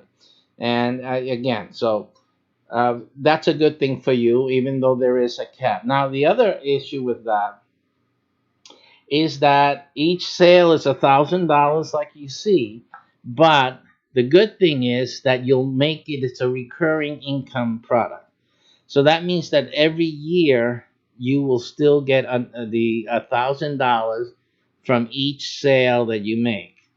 Here, we're not talking about food here. Notice that. We're not talking about food here at all. This is a completely different thing, but you'll still be able to make income from it, but because you're part of our network. And this is recurring income. So uh, you can sell 10 tickets for this. That's $10,000 that comes in bottom line every year. Period. Okay. If you sold 20 tickets just for this program, one of many, that's $20,000 that come into your pocket every year. We're not talking about the food. We're not talking about the TV channels now. We're just talking about this separate. We're not talking about even for the $2,500 a month from the Diner Club. We're not even talking about that. So basically, what you see here, there are multiple streams of income that you will be enabled and empowered to create simply by joining this program. And if it's something that's along the lines of what you're trying to do, you're trying to start a restaurant, you really have something good, you think that'll be successful out there, or you just want to have your own business. I mean, this starting this way, you can see it gives you money to work with. One of the main reasons people fail in any business is lack of income. They don't have enough money to keep something going for enough period of time to give it a chance. But you see that with our program, you're given many opportunities to increase the income that's coming in that you can then save, put together, or start investing into your dream restaurant. There's no reason why you can't do it now, because now you have money. And now, even if you have a restaurant or you're getting ready to start it, at least you know that every year you're making X amount of dollars. X amount of dollars is coming in, regardless if it comes in through the restaurant or not. See that? So that's a different thing altogether, right? You may have enough money today to support your family. You may have enough money today to pay your mortgage, to keep your rent paid. Starting a restaurant is a burden and a risk. But now starting it with this program, now it can become something you can do with the extra money. It has nothing to do with the money you make from your job, from the money that pays your mortgage or your rent, from the money that maintains your family secure, or your savings. It would have nothing to do with that. As a matter of fact, you can now start a restaurant without even touching your savings or without touching your retirement account. No need. Just do it this way and have this income producing project give you the monies that you need to start another business, a restaurant, particularly if that's what you want to do. And again, You don't have to do a restaurant. You may have another idea for a business, which you can do. That's fine.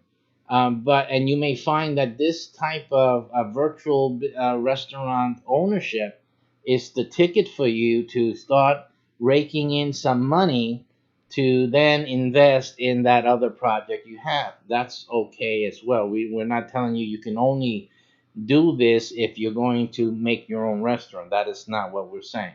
It just makes a lot of sense. If you're going to build a restaurant, if you want to own a restaurant, that this would be the greatest and the first step really to make that a real possibility. The second CFP product is a $30 per month sale.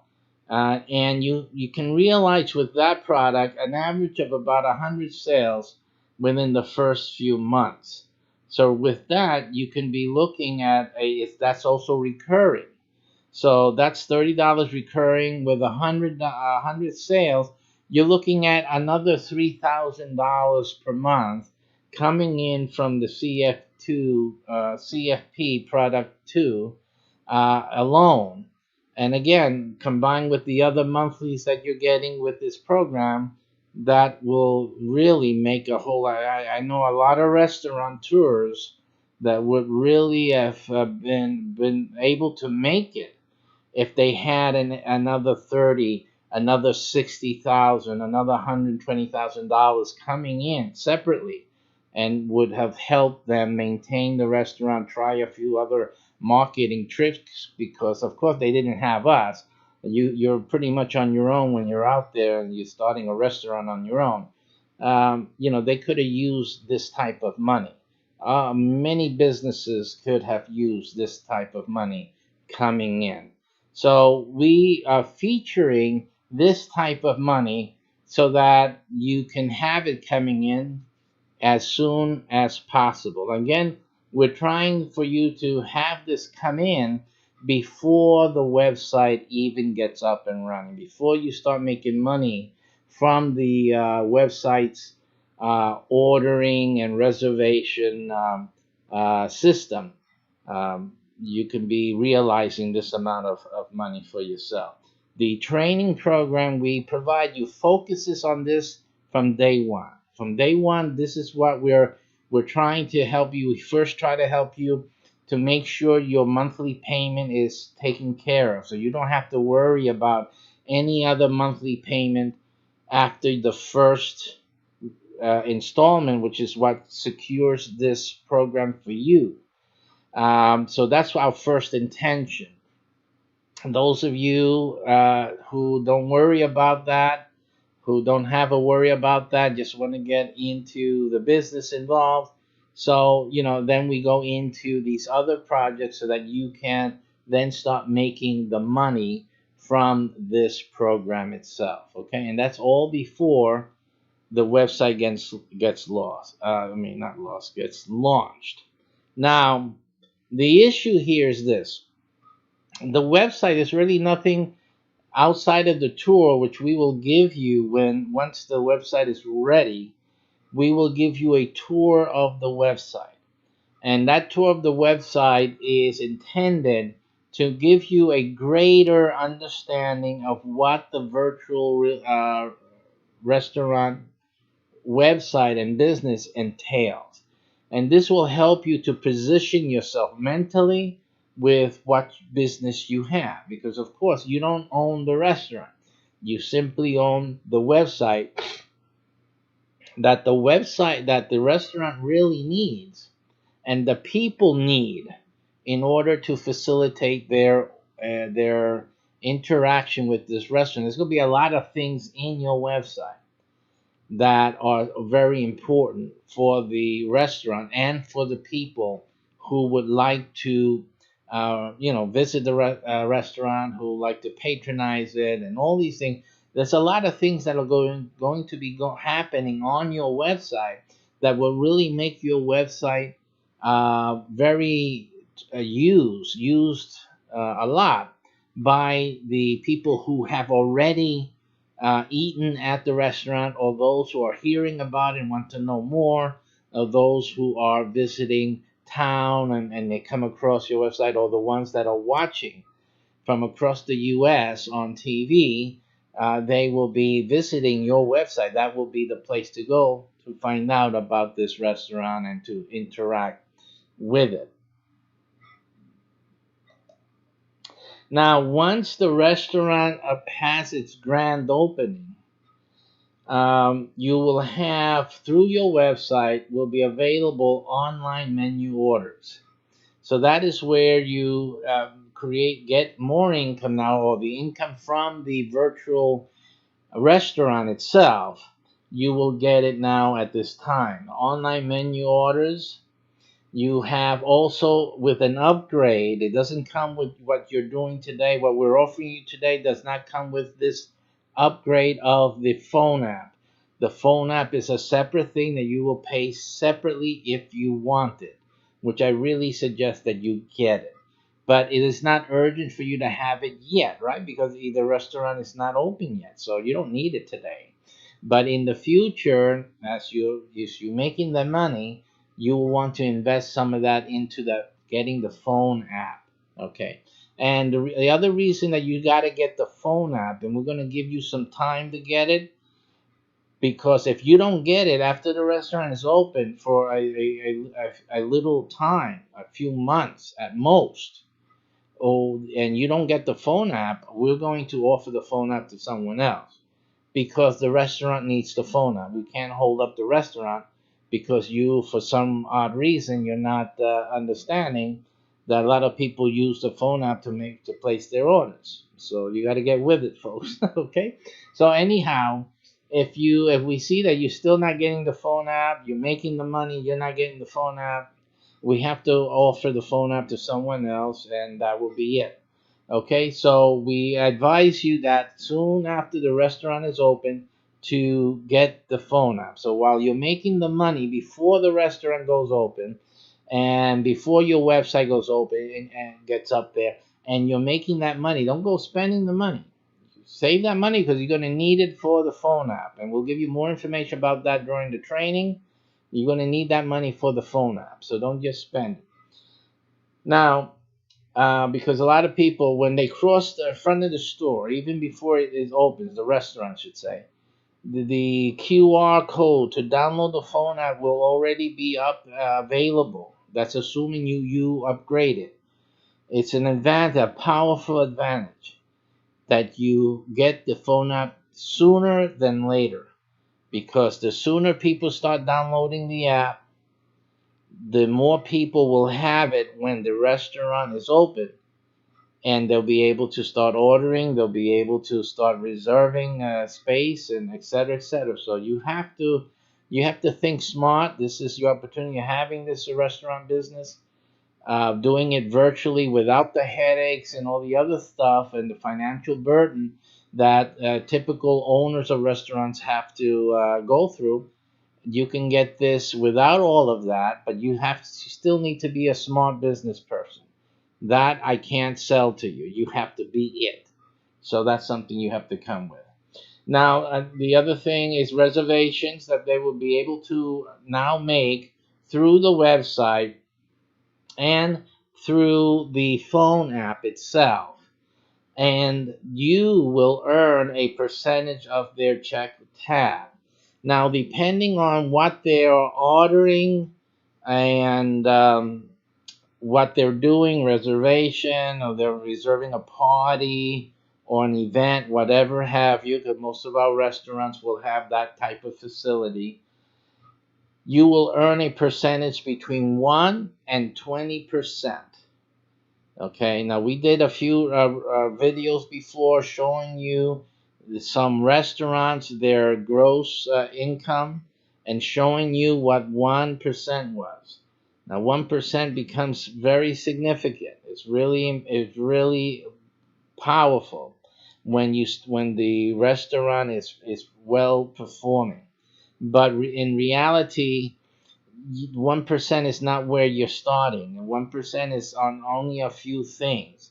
Most people will be averaging a higher amount, like 10, 15%, mostly. That's what where you'll be averaging in, and you will get to 20% on certain items or certain parts of a menu order.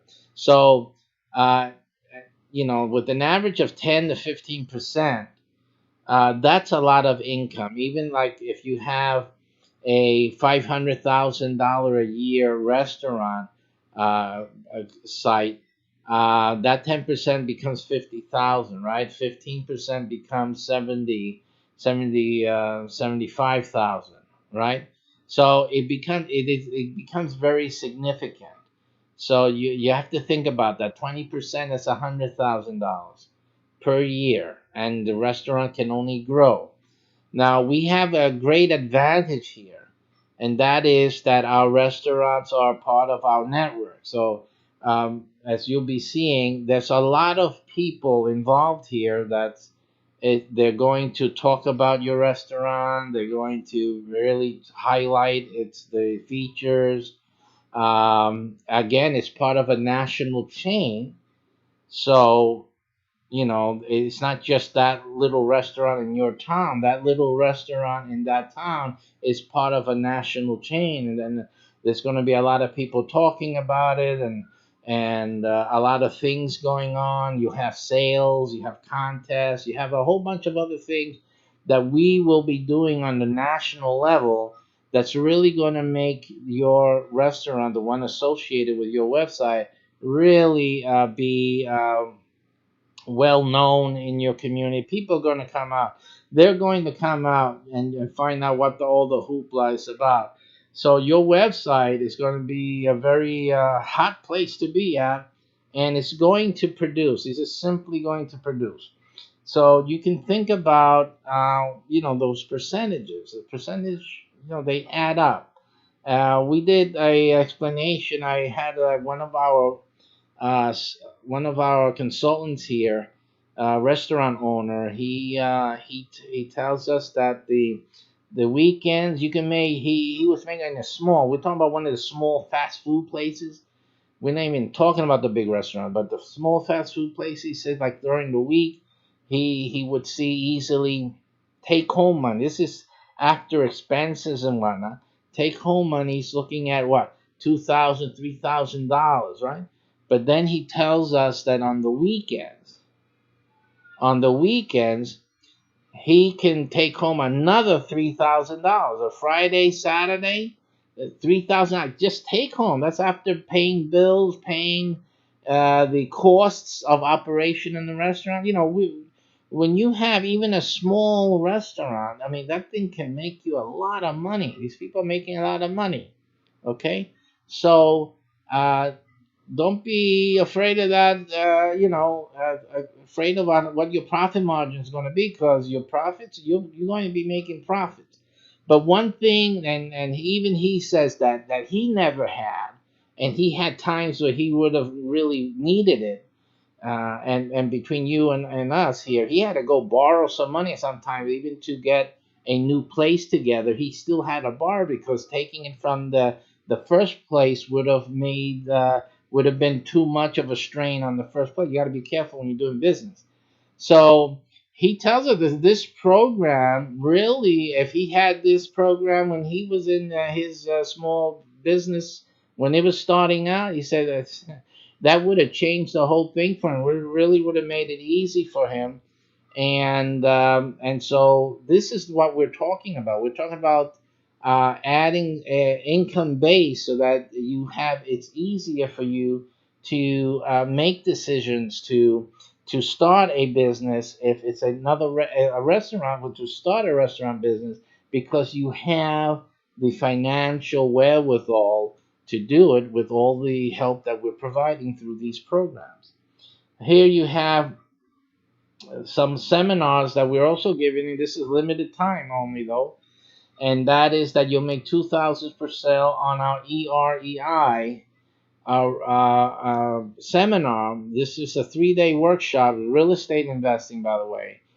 And listen, you have through your website and now begins the issue here. Now listen to this. Even in the restaurant, The restaurant itself will have in it ways for your for those customers to be exposed to certain other services, to other announcements where you will have your announcements, and you can make sales even from the restaurant. Again, the restaurant is just dedicated to the restaurant. Those people there at the restaurant will be just dealing with the restaurant.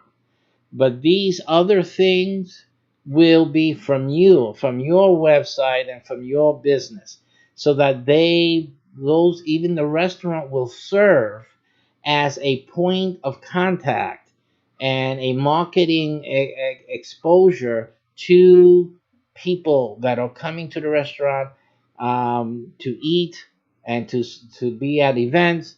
And the restaurant, of course, will have our channels in there, right? Your channel featuring your website, featuring also the seminar that's coming into town, and with their ordering, that link there that they were able to order, they may even get a discount. We may give you a discount for anyone sitting at the restaurant who reserves for the seminar right there and then on their phone.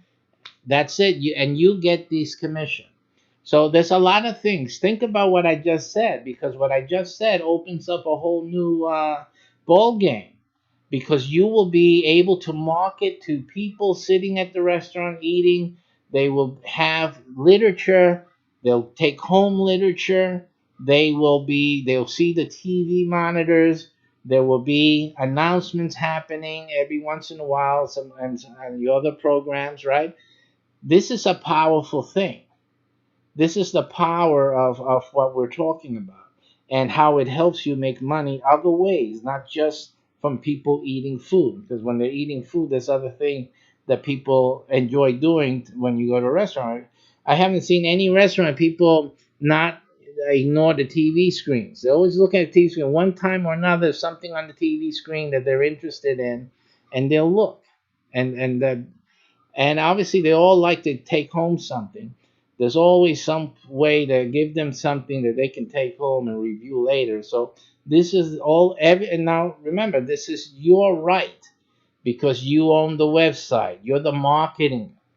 Okay, your business is involved in promoting that restaurant. So the restaurant is going to also promote you, and wait for the other stuff that we have down the pipe. Look at this. So we have also EREI and PFI. Again, these things will be explained to you in your training.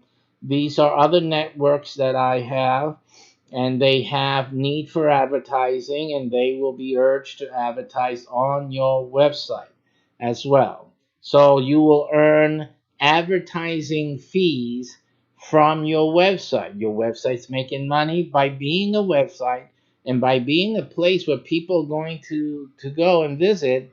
And while they're there, they might as well, they can see the ad for the EREI network and PFI network advertisers. They will see those ads, and something in there will attract them. Those ads, that network has to do with local stuff. So they will be interested in saying it's not no national thing, it's not no nail polish or anything. We're not talking about Dove soap here. These are things in the local community that everyone in the city wants to know about, and they will take action, because this is where they come and they see it and say, oh wow, this is going on, or this is available. Let me click on that too after I make my reservation, right, or place my order, and then let me go visit that ad. So that's what's going to be happening on your website. Our other advertisers will want to advertise because of that on your website, and you'll make money from that, monthly income from renting the ad space to our other members. We also have a card and food truck membership also, and there you will also get advertising fees from them, because they are closely associated to the restaurant. The restaurant itself will have a delivery factor. Someone's making the deliveries. They will have cars. They will have trucks, and we also have a system of trucking for other purposes, COMAT. So those trucks have ample advertising space on them. So you will be able to offer this advertising space. Anyone interested in advertising space will then go to your website or will contact you, whichever way you formulate your business. If you don't want anyone to contact you, you want the head office to handle everything and just send you checks, that's okay as well. But if you want to run this like a real business, then you can do that, and we urge you to do that because that'll make it all more, for these people to contact you, to visit, and to place orders very easily in terms of these other services that we're talking about. Your food orders and reservations, that's always done on your website. You don't need to deal with people like that, for that. Like that, you're looking at in this type of thing. Also, the food truck members also advertise because they're selling food out in the city, in the different communities. So they will advertise here. It's people looking for food. They're going to also be interested in, where they can find a food truck, where the food carts are at in the city, whatnot.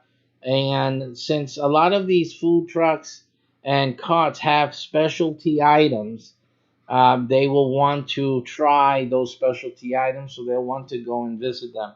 This is the way that they will be able to find where they are in a city, so they will advertise here.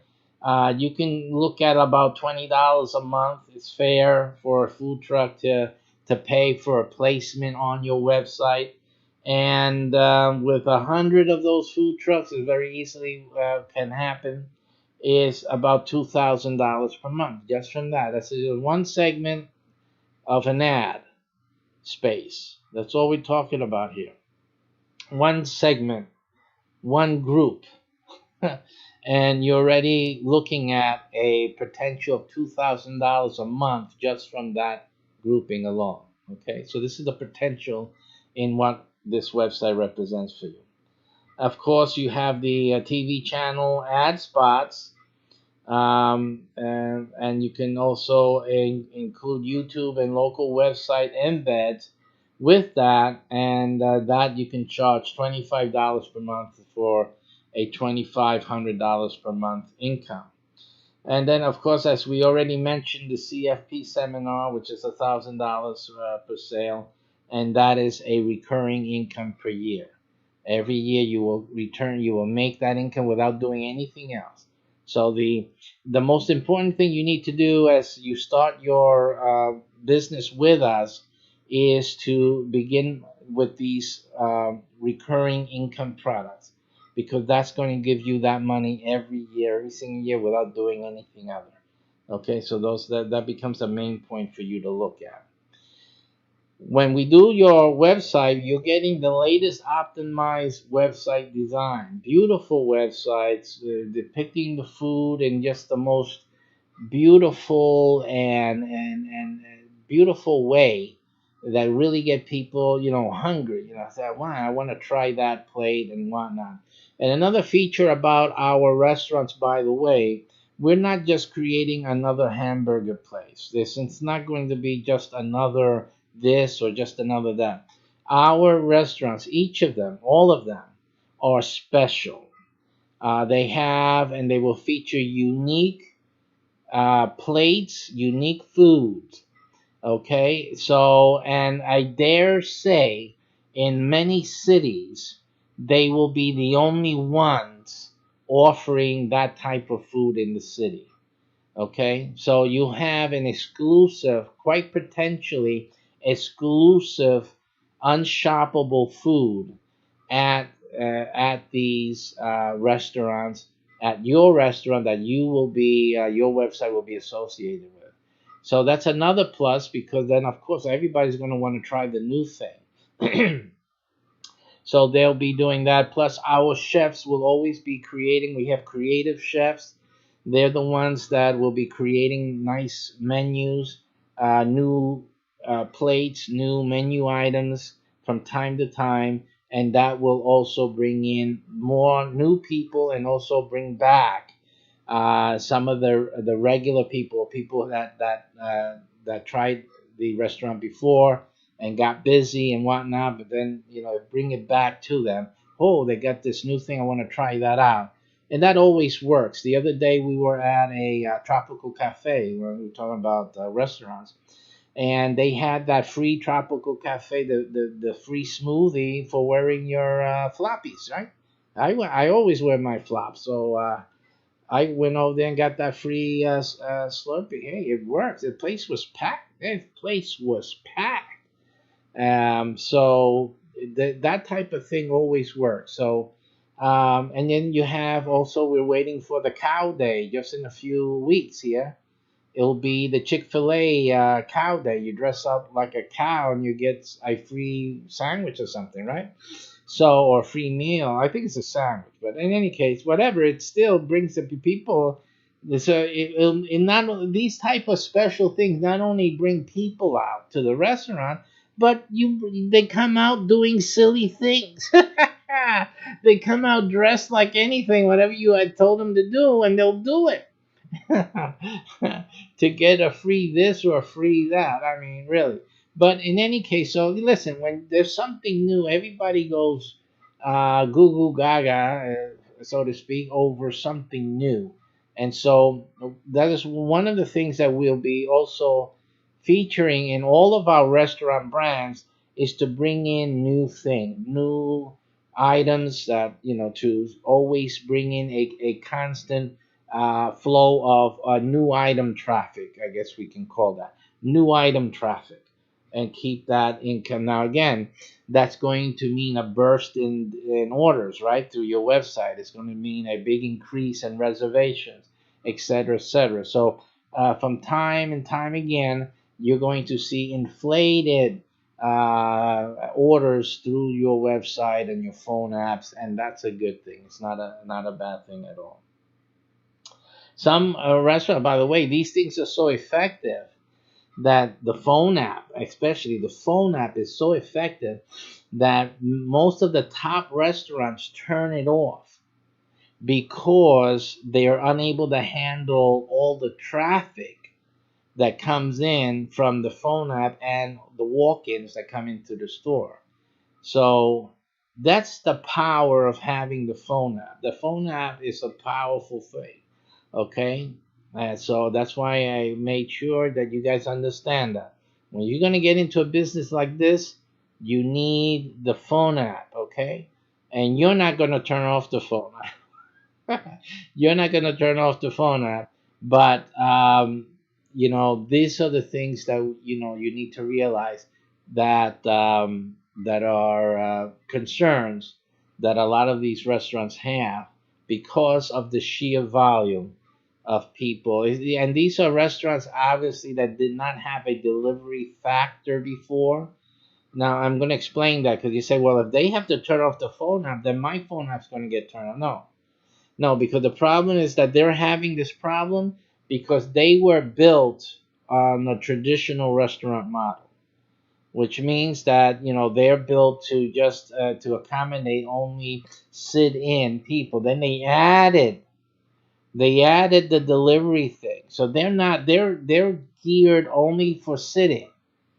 Our restaurants are geared for delivery from the get-go, with sit-in and group reservation capacity. It's a difference. So we are starting off first with the new technology in mind first, and then we're building the traditional outlay to handle sit-ins and the regular traditional type of restaurant. But the main foci of all of our restaurants, it's going to be the delivery factor, and we have things in place already to handle the delivery issue. Okay, so that's not a problem. We've already looked at that. We've already solved that.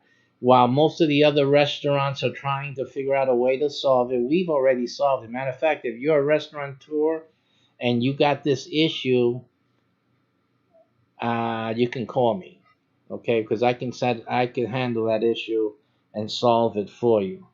Okay, so in any case, let's get back to what we're doing. Let's go to the fact that we are creating interesting content on your website. Again, you don't have to do anything. All you're doing is setting things up the way we're teaching you. You're building up income stream for yourself. That's all you're doing. That's all you need to do is make money. That's it. Your job is to make money. So as long as you follow our instructions and you get do earnestly those things before the website get up and running, you're good. That's all. That's all you have to do. You have to make sure you make your $2,500 a month. You have to make sure that you're getting some recurring income for every year. As long as you do that, you're good. You don't have anything to worry about. We handle the rest, and we're putting the website together for you. We're putting in interesting content in the website. People are going to be looking at the website. They're going to be entertained on your website. Your website is going to be a place to go, not just to order food. They're going to come and spend time on your website. There's going to be things for them to do. We got a lot of things happening. I can't say everything. Why? Because there's other restaurants and there's other type of developers that are looking at this right now, and they're trying to figure out what is he doing, what does he have that is going to that, and they're trying to decode what I'm doing here so that they can duplicate it and do it themselves. And unfortunately for them, they won't be able to, quite simply. There are certain things that they will not be able to do, and that's it. So simple. But I'm not going to make it easy for them either. I don't want the, again, there's some things that I can help some restaurants with. They can contact me and hire me as a consultant for those things. One of the things was the delivery solution, the delivery factor type of thing. Um, so that's one thing that I can give some consultations on. But everything else, I'm not going to disclose because those are proprietary and those are our corporate secrets. Okay. But in any case, it's going to be interesting content on your website that you don't have to worry about because I know some of you, I've done websites before and I got to do this, I got to update it every day, I got to put an article and this and that. All of that stuff you're not going to have to worry about. You don't have to worry about any of that. All you have to do is worry about the first things. And once you do the first things, and until you get the first things done, to our mutual satisfaction, that's all you do. And after that, you can just go and travel. You don't have anything else to worry about.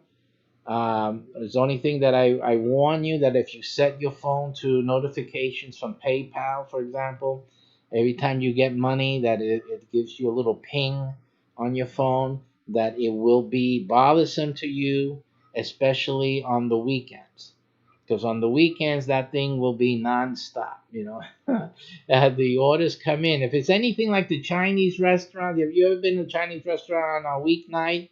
I'm sorry, on a weekend, near the evening. I mean, that thing is. I mean, even during the day, a weekday during lunchtime. Have you ever been in there? These guys have 5+ phones. They got them off the hook. You got people waiting to give their orders, and the phone keeps ringing. They hang up the phone. It starts ringing in, and all they do, and if they've done it to you, is please hold, and you put it on the table. That's it, because there are just so many orders coming in. Now, can you imagine your PayPal going ding, ding, ding, ding, ding, because you're getting a percentage from all of those orders. All of those orders, lunchtime, dinner time. Okay, more and more people, they're not cooking. They're going home, they're not cooking. Okay, and then on the weekend nights, Friday night, Saturday night, oh my goodness, Sunday. So you will need to find a way to either mute that sound or and learn to love it because you know that when it goes ding, that's money in the bank. You've made money. Ding, you made money. Ding, you made money. That's it. And there's no other beautiful sound. I'm sure that you'll agree.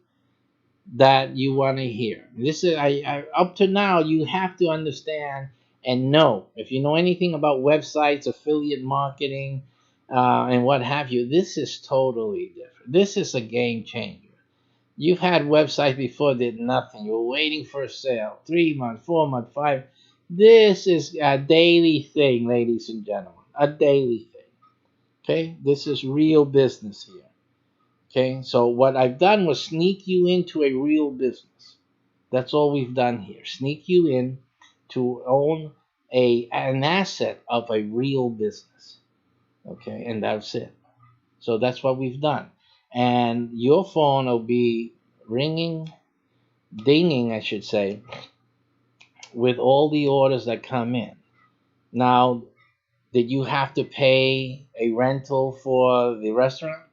Did you have to pay for food stuffs for the restaurant to cook? Did you have to pay for employees so that the restaurant can operate? Did you have to pay for marketing so that the restaurant can be marketed and promoted? Okay, did you have to pay for equipment to be moved into the purchased and placed in the restaurant? Did you have to pay to fix up the restaurant, the decor it, to replace the floors, to make it into an operating business? You see all the things. Are you paying utilities? Are you paying the other things involved with the operation of the restaurant? You see all the things involved, and there's still more. I can keep going down the list. There's a lot more. The answer is no. All you're doing is taking care of your monthly fee with this website. That's it. If you get the phone app, that's an added cost. But other than that, that's it. Okay, so up to now, you have seen before the website got started for you and launched, you could make $5,000+ a month. Okay, you could secure already before the website got launched and the restaurant opened. You can secure between a few $1,000s and up to that's 100, and then you're getting to up to actually $200,000 if you do the real estate thing. The that seminar, the 3-day workshop, that's a one-shot deal though, unfortunately. But that'll give you $100,000 if you do it all. If you sell out all the 100 tickets, you're doing that. Um, and so that does, and I will correct myself on that. That's actually not true. It isn't a one time. That is actually also a recurring. So that would be if you did the whole seminar workshop. Its capacity is 100. If you did that, you're doing 200,000. That's 200,000 in commission that's recurring every year. So again, you have that potential. Okay, you don't do the whole thing. You did 50,000. Yeah, but still, any part of that is really good. And this again is before the website gets up and going. You have the other thing there, which is 1,000, and if you do 100 tickets there for the CFP, right?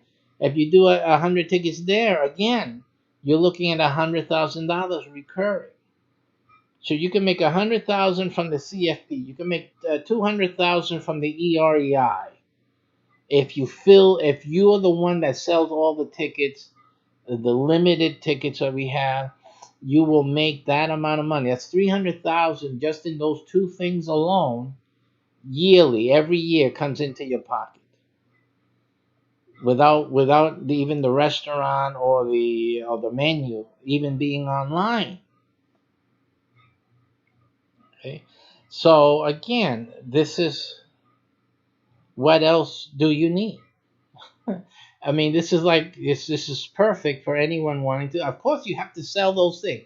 You have to market the tickets. You have to promote like everyone else. No one's giving this to you. This is not too good to be true because I've heard a lot of people talk like that. It's ridiculous. This is absolutely all the products and services. I've been marketing this stuff from a long time already. This is not too good to be true. This is what's happened. Is that the problem is you guys are out of the loop.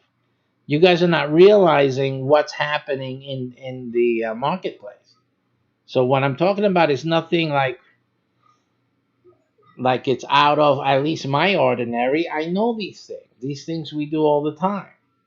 Okay, and people are making money with these things. So the issue is that you are not aware of it. That's all. And I'm bringing it into this package so that you can profit from it.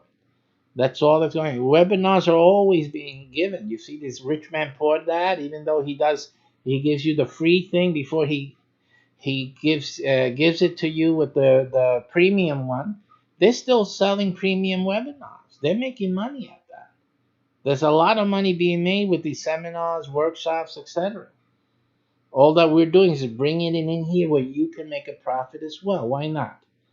Okay, and why are you able to do that? Because you're dealing with a local market. That's really the reason you're able to offer these products, because these products are for local markets. That's why it's available. If not, it wouldn't make sense to even give it and offer it in this package. That's why you haven't seen it before. But because our products, a lot of these products are locally based, then you have it available to you.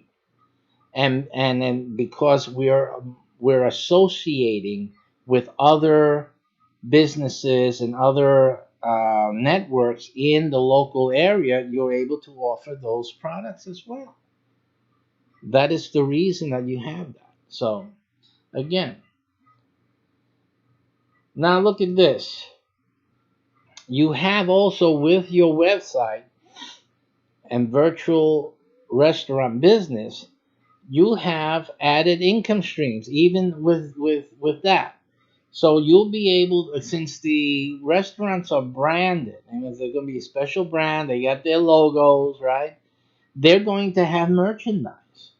There's other things happening. Remember the TV channel show? Remember that? Remember that? Don't forget that. Because the TV channels and all that is creating a lot of the things that's going to make you a lot of money. One of those things is merchandise. You'll be able to have merchandise not only of the restaurant but also of the TV channel. If you have a show, think about this. If you have a show that's popular, a lot of people are watching that, they love it, you'll have the merchandise. They're going to want to buy the t-shirts and jackets, things with the logo on it, and some things that, that are featured in the show. They're going to want to buy those things. And who will they buy it from? Well, the only one, because that has the right to sell it, which is you, your website. So this shop will be on your website, and in this shop you will have specialty items. And my brother, let me tell you, can we talk? Think about it. You know, have you seen what's the name of that company? Bob Evans. Bob Evans is a restaurant out there. And they're not the only one. I believe Nathan's. Remember Nathan's? Some of you know the restaurant formerly. They used to have. I think they still have a some open, or if not just one. I'm not sure where they're at in that sense, but I do know they have products in the supermarket. Bob Evans has their own products that they sell at the restaurant, and I'm not sure if they're selling it in any supermarkets, but they have the potential of doing that. So think about that. The products that you have, that we're going to have for each of our brands, and that we're going to create for all the channels and the shows that we're producing, we're going to have a lot of merchandise, and they're going to be sold through your website, and you're going to be making that profit as well on top of everything else. Now, you heard that I talked about supermarkets, right? Because understand, remember when I told you about the chefs are creating new things every time? They're creating, fashioning new foods, new plates. Well, they're going to also be preparing things for sale in the supermarket. People will learn about these things in our restaurant. They'll like it so much that they'll want to buy it, and they see it in the supermarket, they're going to buy all this stuff up. So guess who is going to be the distributor to the supermarkets in your city? Take a guess. I'll give you a moment. Now, this is not ready now. Don't even think that I'm telling you this is ready to go right now. No. But these are the developments that we're working on for the future and will be added to you in the future. You will be whatever it is that we have that's sellable, that's marketable in the supermarket, or not even just sellable on the website, because that's where it'll begin. But then soon after that, you'll be able to go to the supermarket and say, hey, we have these products. We have all these people enjoy the restaurant. They like this sauce. Let's say, for example, it's a sauce or some other concoction or whatever, and we can have them delivered to the supermarket, and you guys can start selling to the population. That thing will start happening that way.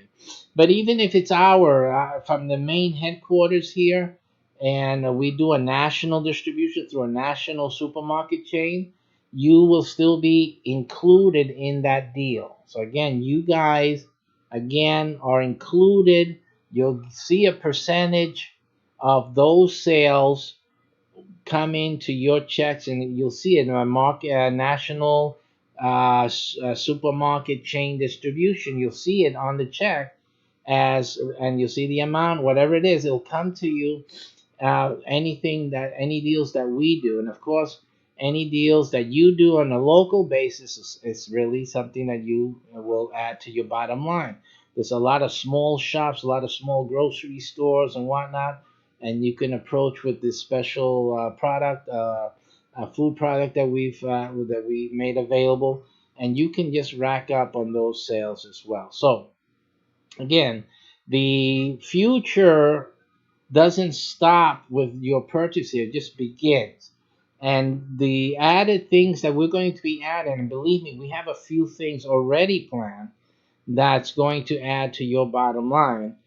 They're quite fantastic and unique. I mean, you got to admit now, even now, that you have never ever been presented with such an opportunity as this, because basically they're just not thinking. They're not thinking, and they don't have the experience and the expertise that we have, that we're able then to bring these things in and to make it work. Because see, the thing is to make it work. The top restaurants right now is just still trying to figure out how to get delivery to work. Can you imagine that? The Chinese got it down pat. Come on. But that's the state of the world. Don't say this is too incredible to be true. No, because the Chinese prove it can be. They're doing it every day. The issue is that the other restaurants, since they're not based on the delivery model, they just don't understand how to make it happen for them. And so, yeah, obviously to them, oh man, that would be good, but how can it be done? It just can't be done. There is a way to be done. Somebody has to, like always in life, someone has to be the thinker and to make it happen, to find the solution, to find the way to make this thing work. And so that's all there is. It's not that it's too good to be true. It's that there's always one person that is innovative and introduces innovation into the industry. And that's what's going on right now. They're still looking for their guru to bring in some sense into the industry. I'm already here, but I'm doing my own thing. Okay.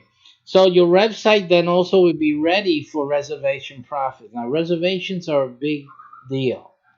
Reservations are a big deal. So your website, again, people will want to make reservations. There's things like office events, office parties, right? There's anniversaries, there's retirements, there's all types of occasions, and that people will need to have some space and have good food, enjoy their experience, and have their event. So our restaurants are all geared for this. We are all geared for this capacity. But not only that, another thing that we are all geared for is catering. So all of our restaurants will be able to also cater. See, so your website will not only just handle the reservations, but when we call reservation, it is also to reserve for catering services. So the catering service also will be available for every restaurant, for your website. So you'll be making money from reservations for people to sit in the restaurant and have their events or just have their dinner, and then you'll have also the income from catered events, events that the catering will be had from this uh, website. Now, let me tell you something else. It's not food will come not only from this restaurant but from the others as well. Is depending on what they order. So here's another occasion where your percentile or the things that you will earn will change, because if they order things that come from another one of the brands, and like two or three items come from your brand, well, you get the commission on your two to three items. The other website owner will get the commission from their two to three items. And that works in reverse, right? Also with you, so that somebody's placing a reservation, a catering order for things on the other brand's website, but those may include some things from your website. So in either case, you will make that sale as well. You'll make that profit. So in this sense, you have all the power of actually the three, the four other websites and their marketing pool to gain commissions from and earn that income.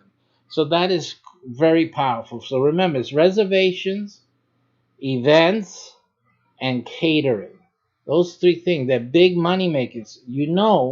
Remember that there are companies that all they do is cater. All they do is cater. They don't have a restaurant. They just cater. And they make great money. So you have to understand that. They make great money just catering. So you will have all three functions and will earn commissions on all three of those business models. It's just amazing. It is fantastic, in fact. Okay, so that is what this website is doing. It's really pulling in. Now you say, how can all this be done? Because we have a network. That's why. That's why, as people say, it's too good to be true. No, it's just as simple. It's called people power. It's called having a network. It's called starting your business not alone, having others helping in your business, having other entities already set up that will do this job and that job for you and cooperate with your business. That's what no one else has. That's why they say it's too good to be true, because no one helps anyone else in their business. But this is a way that you can get started in the restaurant business and get help and have the network support. Our restaurants will be able to do things that no other restaurant's able to do. So therefore, we will be able to outcompete. You're going to outcompete and dominate every market. That's as simple as that. And the restaurants that are making it out there, as you saw in our previous videos, they're making multi-million dollars per year. And we have everything incorporated and they're working alone, by the way. Those are just restaurants by themselves. They have a single location, and some of them have single locations, and they're pulling in millions of dollars per year. And that's without having a network to support them, without having the delivery system, without having the merchandise, without having a catering. So we have all of these things together because we have the network that will handle all of the extra things. Now, how is this website promoted? It's like every other website. Do you need to promote this website? Sure, sure. The differences is I'm only going to talk about the differences because you already know how websites are promoted. Remember that the website itself is we're managing it, so anything that comes from the website, it's just simply available for you can post it into your social media. If you do anything, it's just simply getting the URL of a new article that came out or a new item on the website and just posting it on your own, social media on a page you may have created for the restaurant, which you can do as well. And that's it. Basically, it's letting other people know those around. But you also have other ways and other parts of your development when we go through the training, a lot of the things you're doing, like remember that with the restaurant website before you get started, we're teaching you how to start the clubs. Those clubs are a good way to get things promoted. A new article comes out, and why not you send it out to the club members, and they'll share it on their Facebooks and their Instagram and things like that. You can go to have a meeting with your clubs in the restaurant once it's open, and everybody shares, hey, I'm here at our meeting at the so and so restaurant. This is great. We got delivery, catering. Just go to such and such a website to order. That's what they'll be doing. That's what you'll be doing. That these are simple ways of creating, some more advertising and promotion of the restaurant above and beyond what is already being done and what other network members will be doing. So there's a lot of things going on with the promotion of these website with the restaurant, I should say. What is different also about this is it's the clubs under management. Again, like I said, um, the TV is also promoting, as I told you before, virtual assistants, and not just from your network, from other networks as well. We have around I didn't bother to count, but it'd probably be 9 or 10 other business licenses like this one, and they all will be promoting. Each one has their clubs and all that. They all will be promoting your website. So all of them, there's a lot of people. There's a lot of people that will be promoting your website. You got the truck vendors, the carts out there. We even have one of our networks is real estate based, and so there's tenants in your city. There'll be tenants, okay, landlords that will post in the apartments or in an email to their tenants. Whenever they want to order food, try this restaurant, really nice, blah blah blah, and this is the website you can go to place your order. That's how they'll do it. That's how they'll do it, and that's how you'll be promoted all over town, really. And you'll have our other websites and internet assets that will be promoting your website as well. So comes the question how to get yours. It's simply you have to act right away before someone else. I always emphasize this because I get some people who are going, oh man, I wanted this, I needed this, and I'm warning you again that you have to take action before someone else beats you to it. I can only, like all the other things that we're doing, there's a limit because we can't simply just handle more. I can't handle more. I cannot come here to you and present this to you and tell you, yeah, everyone come in. I can't do it. It's not going to work. There can only be one restaurant of this, one restaurant of that in most cities of the U.S. Of course, there are certain cities which you can name on the top of your head that could probably handle more, but we are only offering one at this time. And until the one restaurant is up and running and producing and all that, I'm not going to add another. Okay, that another can be supported. That is something that will come down the road. But at this moment, I can only accept 3 to 4 purchasers right now. Okay, and that's that. Um, but the good thing for you is this, another benefit of you joining today and grabbing one of those 3 to 4 websites is this. When it comes time to add another one in your city, you will have the option. And that's the greatest thing I can give you. Is that if we do see that we're ready to open a new restaurant in your city, either another one of the same type that you have already, or we are adding a new restaurant brand. That means a different type of restaurant, different menu, etc., etc. Then you will be offered that first choice to take that restaurant, the website, obviously, not the restaurant. Restaurant, we own the restaurants, but you will have the opportunity of owning the website for that restaurant when it becomes available. That's the only thing that I can offer to you.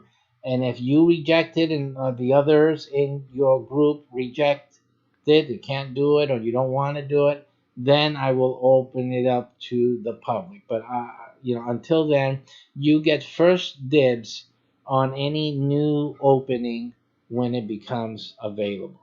So that is, and that's a great thing because how much more easier it's like almost having a few like McDonald's franchises, right? You get, I know owners that have more than one store, and if you take a close look at some of the plaques inside a restaurant, I saw this in Panera, I seen it in the McDonald's, and I do know the owners in McDonald's. I knew them in New York, I know some here, and then the Chick-fil-A. Ah, these guys have multiple locations. It's not just one. They brought one. They went so well that they opened a new one because what happens is there's new malls open, new places, and then there's another opportunity to put a food restaurant there, and they open it. That's it. There's another location. So you're going to have the same benefit of being able to open multiple locations. Of course, it's just a website now, but you're still a part of that business one way or another. You're still a part of it, but you'll be able to be a part of new locations of the same brand that you have or of another as they become available. So that is one way. So it's kind of like if when you order yours today, and you get your restaurant and then someone else gets the other and then the other and then the other, and then as we get together because you guys are going to be coming together meeting each other anyhow in the future, and then you're going to find out about their restaurants and this and that. You can say, oh man, I like that idea. Yeah, that restaurant is really interesting. I would like to have an opportunity to own one. Well, if there's one available in a town like near you, then you can do that. You'll be able to do that, and it'll be offered to you. Or you can wait until another one opens up in your area. Now, I will be able to tell you off the bat if another one is possible in the area or not. In some cities, it will be impossible in the near future, in our lifetimes, to add another restaurant of the type that you have. But in some cities, it could be possible. You just have to just let me know of your interest, and I will tell you. Again, because there's certain factors involved. One of them is population, of course, and the population in the environs. So these are some factors that are involved in that. But once we do assess that, you're ready, you want to do it, you'll be making money. It doesn't matter. So you want to open up another place? Is there any place that I can open and have the website? Then we'll talk, we'll look, we'll see. I'll offer you another location, and then you can go from there. So, but at least you'll have the first dibs. Your group will have the first dibs on something like that. One of our groups, by the way, They are working as a consortium of types. So what they're doing is that they're getting together, three or four of them, and they join together, and each one takes one of the restaurant brands. So what they do is that when the new brand comes becomes available, or another restaurant of the same brand of one of them or more of them become available in their city, then they together they actually go and purchase that license, and then they do it as a group, right? So they'll split the profits three ways in that sense. They also pay that monthly in three ways instead of just one person carrying the burden. It makes sense because it's the same thing you have to do for each of the websites. And since they're already doing it for their main website, it's just a little thing to add on a third of that activity for the other one. But then they have that increased profits and whatnot that come in from that other website. It can be significant. It's significant incomes here, and so you guys can actually do that. So what I've done here, as you can see, is that we've made it everything that the rich folks are enjoying out there by owning these restaurants. They have to outlay all this money. We're making it super, super, super affordable for the average guy to get into this restaurant business and not lose his shirt. Okay, so that's what this is all about. You have to send today, make your initial payment, $4.95 with 3 cents. The 3 cents tells me that what you want is the restaurant because we have other businesses, right? So the the 03 tells us that you want the restaurant business, and that you make that payment and you don't have to worry about another payment until the website is up and running. Okay, and so the rest, what you'll start doing is the training, and you start developing the income for yourself before the website even gets up and running and adds that income to the whole mix. We want you to get started with a good amount of income coming in, okay, so that when the website gets started, then that's just extra, and it could be fantastically super super extra money for you. But also realize that what we're doing now for your first 3 to 4 months in the training program, that could be a significant income as well. It's designed to be that way anyhow. So hey, listen, so you look at it as a double opportunity here to really be successful one way or the other, or both. And this is the opportunity that you have right now. So again, like I said, if you are a person. Oh, and then what I didn't say yet, I'm sure you guys have been waiting for this, especially the guys who want to start a restaurant, your own brand, your own name. You want it up in lights there, and you have this great idea for a restaurant. Guess what happens after this restaurant is up and running? You have this income coming in, and you have enough to get your thing started. Guess what happens? You can do that, and we will help you. Everything that we're doing for our own restaurant, we will also then go and help yours. And the other thing about that is, if your restaurant is hot, it's really good, then we're going to sit down and talk. We're going to talk about spreading that restaurant around the nation. And you can't get anything better than this deal. I'm going to tell you right now, starting your ideas with us is the absolute best thing that you can do. I'm going to tell you something else I didn't mention for you guys doing, and it's not here, unfortunately, to have reminded me. Let me see. Where is the place that it should have been mentioned?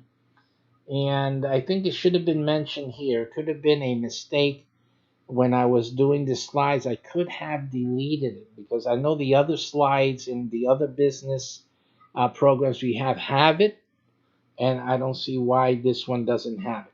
So What was supposed to be here could have been added is the following thing I'm going to tell you.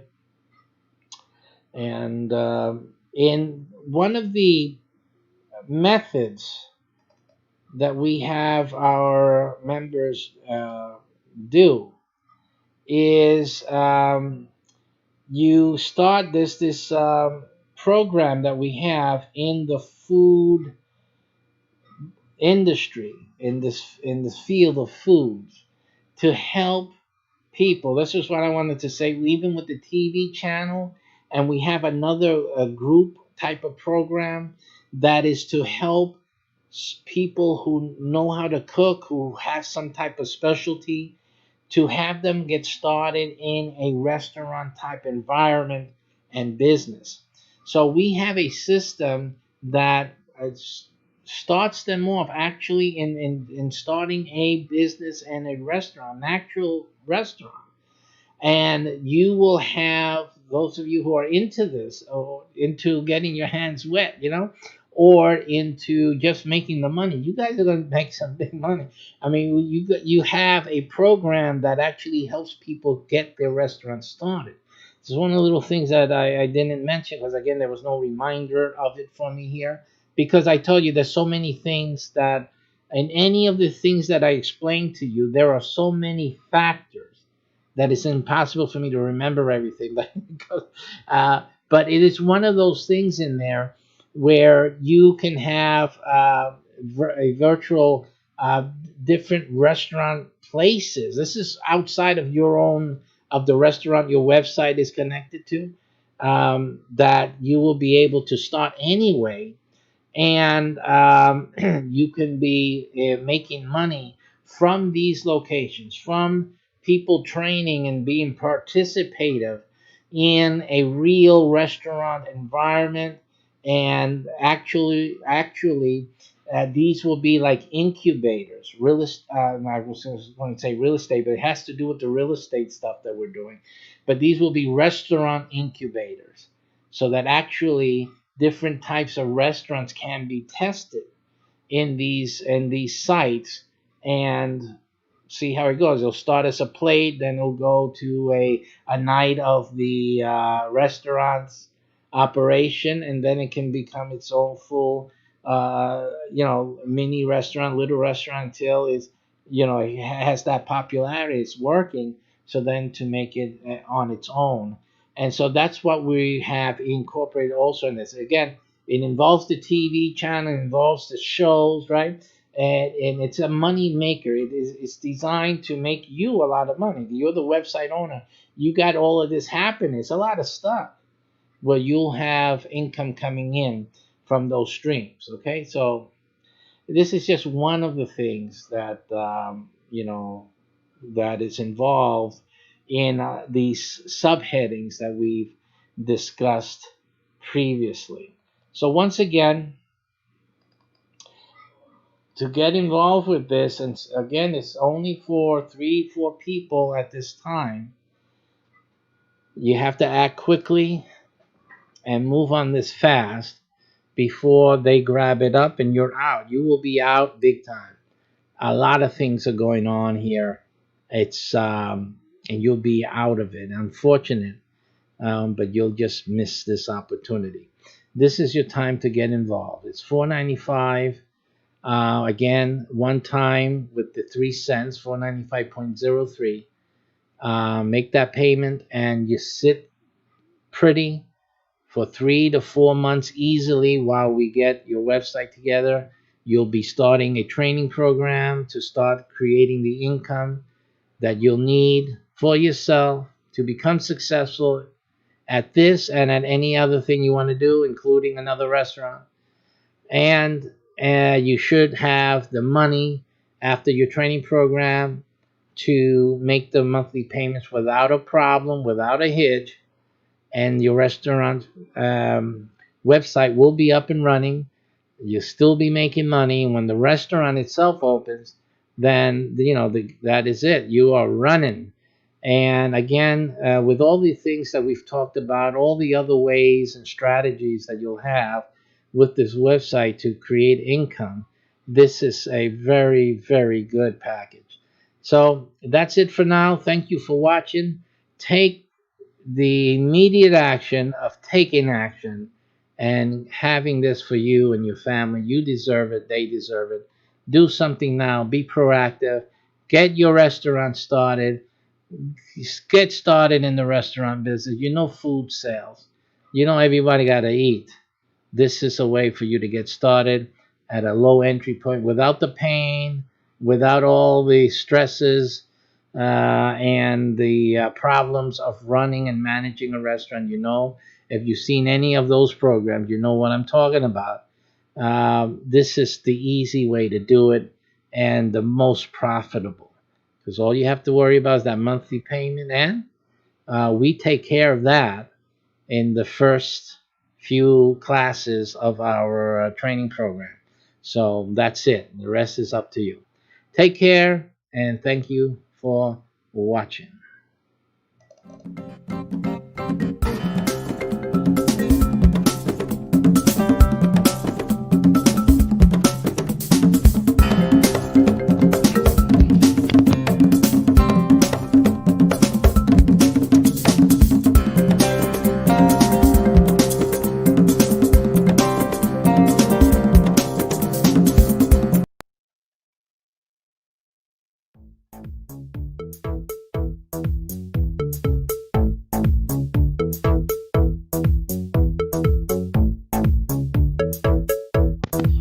Hello, what is just as important as great food in your restaurant? You'll learn what's just as important, if not more so, and why in today's broadcast. Join us to learn the secrets of success in the restaurant business.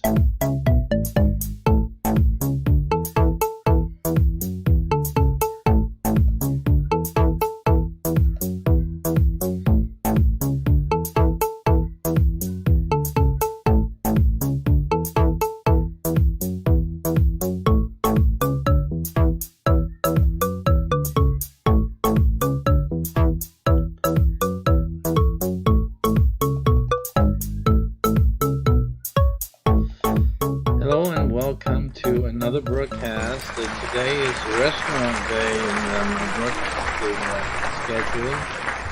And of course, our featured URL is the one right below me here. Um After this video, if you go there, you will learn a lot about our MyCBH business network and our particularly our restaurant network, and you'll learn how if you're dreaming of owning your own restaurant, you have a spectacular menu items or wonderful recipe, you'll learn here what our network can do for you to ensure your success. And you'll realize how easy and how it's the best way for anyone to start a restaurant. Even if you have one already, it may be an option for you if you're looking at expanding into other areas and regions easily. Well, check this out. And if you're just looking at making profit in the restaurant business, without having a restaurant, you can be making money. Every time that phone rings, you can be making money. This shows you exactly how to do that. So come on by after this video. In this video, we're going to talk about the key ingredient. Because in all these things, we talk about food. When you talk about food and food preparation, we're talking about ingredients, right? And we know that the your food can only be as good as the ingredients that you're using, right? Quality goes in, quality comes out. If you don't use great quality ingredients, you can't have a great dish that people are going to be talking about or raving about. So, given that you know what you're doing and you have the best recipe ever created by man, what else is needed? Well, we for this we'll go to some experienced people out there to give you that extra ingredient, that extra something that'll make your restaurant a success. So let's go there now.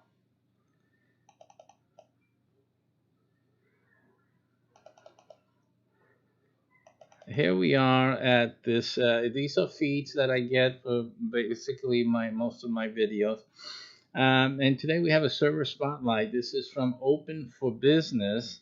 The URL is openforbusiness.opentable.com, and that's the origin of this entry today. And so here we see a wonderful picture. I love what they're doing here with the wood as a tray, using it as a tray features. It's fantastic usage of raw materials, right? As some of you know, I do real estate courses and real estate investing courses and things like that. And so a lot of people don't know what can be done with resources on their land and whatnot. This is a very good use here. It's a great idea. I'm going to tell you right now.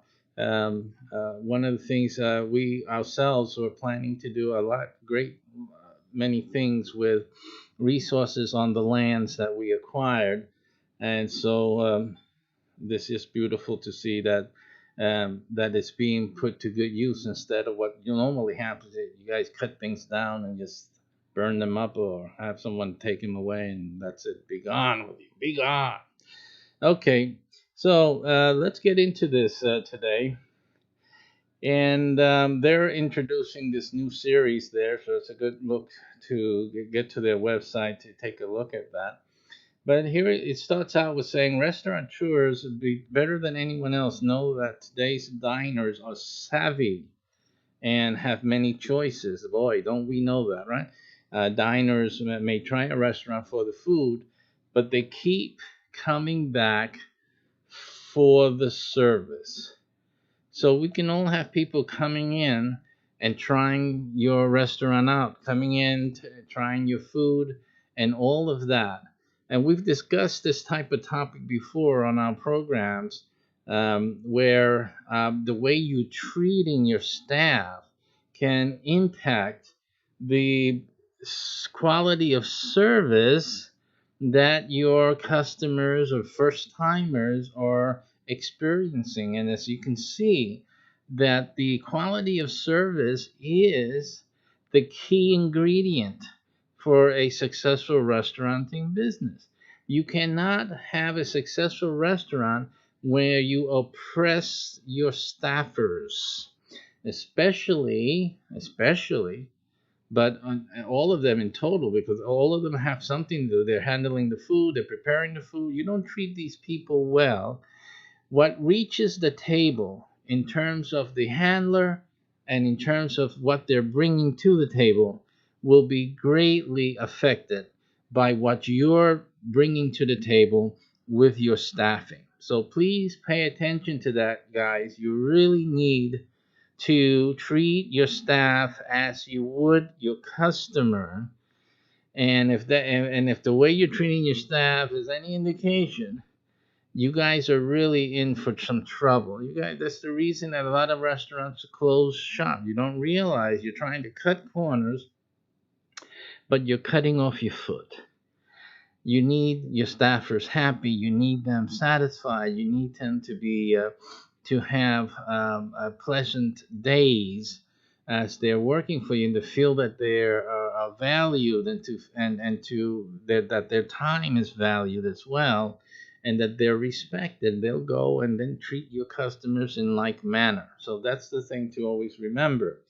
So the quality of service is what people will remember. I can tell you, the first time I ate at a Chick-fil-A, and to this day, I can't talk about their sandwiches. This is chicken sandwich. I was never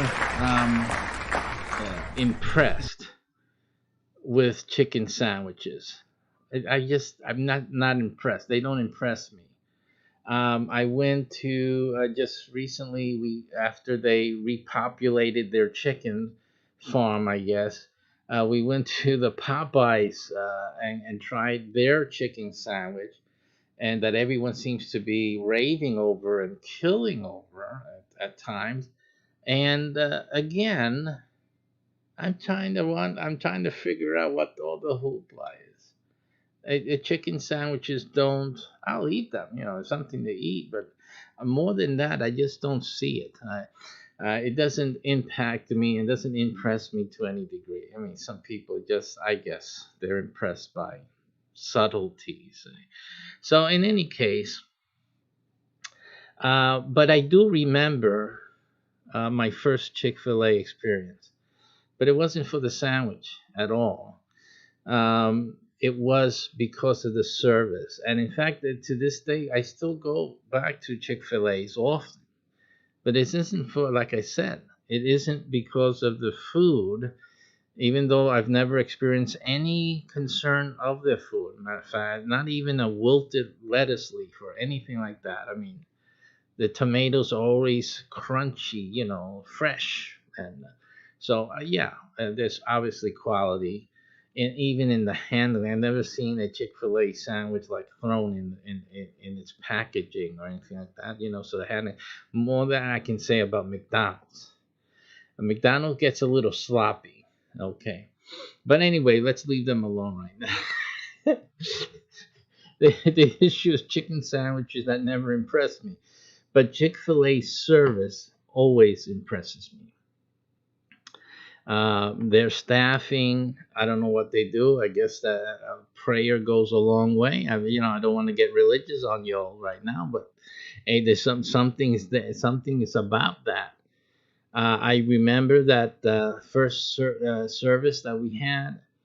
I was, getting ready to get up and, look for my order and this and that, and somebody came to the table. I was shocked.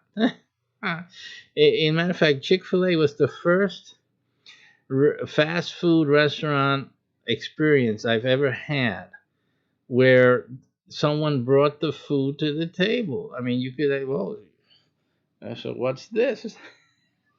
uh, and with such a smile and such friendliness, so sincere. It wasn't fake. It wasn't like the training program. It was a very sincere smile and sincere gratitude. It's what I can say, that the person was grateful that we're there and that we chose the restaurant to eat at. Beautiful. It's just beautiful. It's something that you would expect like from the owner himself. That wasn't the owner. We know it's a young child. But in any case, the treatment that we received at the Chick-fil-A was far, far superior than anything I've ever experienced in any fast food restaurant and in many mainstay sit down restaurants by far. This is what really shocked me because I grew up eating at restaurants and experiencing different diners. So I had the whole spectrum from high class places down to the hole in the wall places. And really, that Chick fil A experience was quite unique, especially within the niche it's in, within that fast food genre. Absolutely unique. And it's no wonder that after that, I think the next restaurant I saw doing something similar was then McDonald's. I have to say, at least in my eating experiences, um, since we do a lot of travel and we go here and there here in Florida, and sometimes a quick stop by the McDonald's or Chick Fil A is the thing that is the only option we have at a certain moment in time. And then I started McDonald. We started noticing McDonald's start to do that, bring it out to the table, and things like that. But they still don't have the grace of Chick Fil A. I tell you right now, and the delivery is not as good as what Chick Fil A does. So we have to give a lot of credit to Chick Fil A for wonderful, wonderful service. And frankly, I've gone more to Chick Fil A than to McDonald's. I don't. I'm not impressed with chicken sandwiches. I prefer the hamburgers. I prefer hamburgers.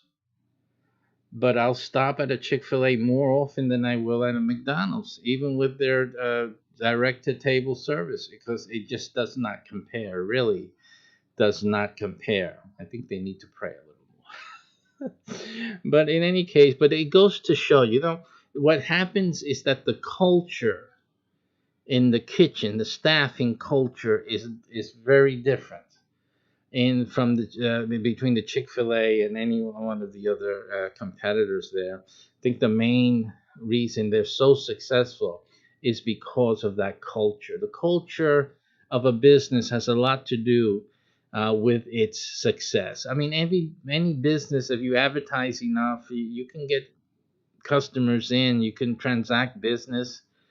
Um, the thing is, are you going to be number one in the marketplace?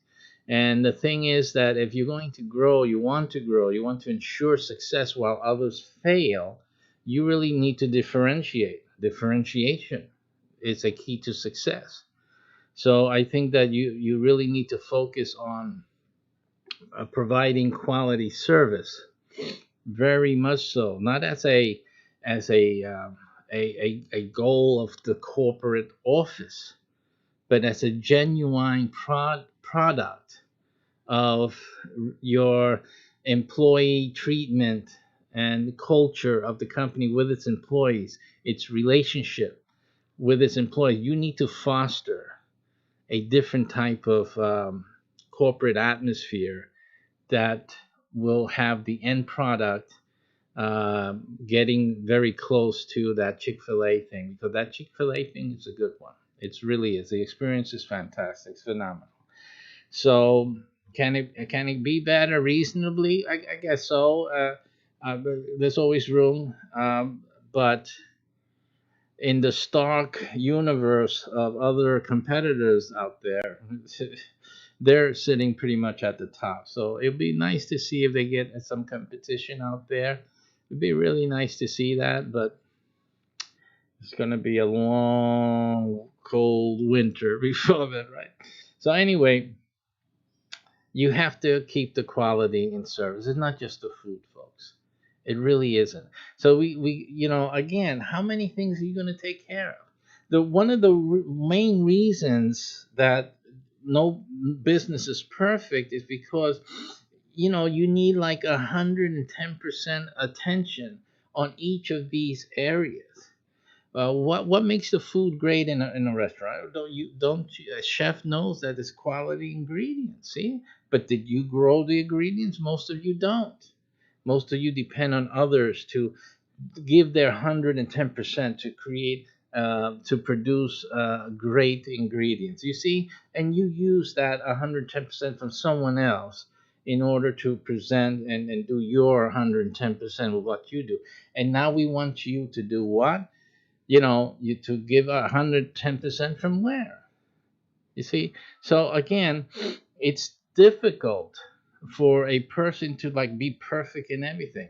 And we see that the restaurant business is a lot of details, a lot of things that an owner and a chef, if it's a chef owner or not, but the owners have to deal with. They're looking at other factors. They're looking at lowering the cost, yet trying to maintain some quality and for profits.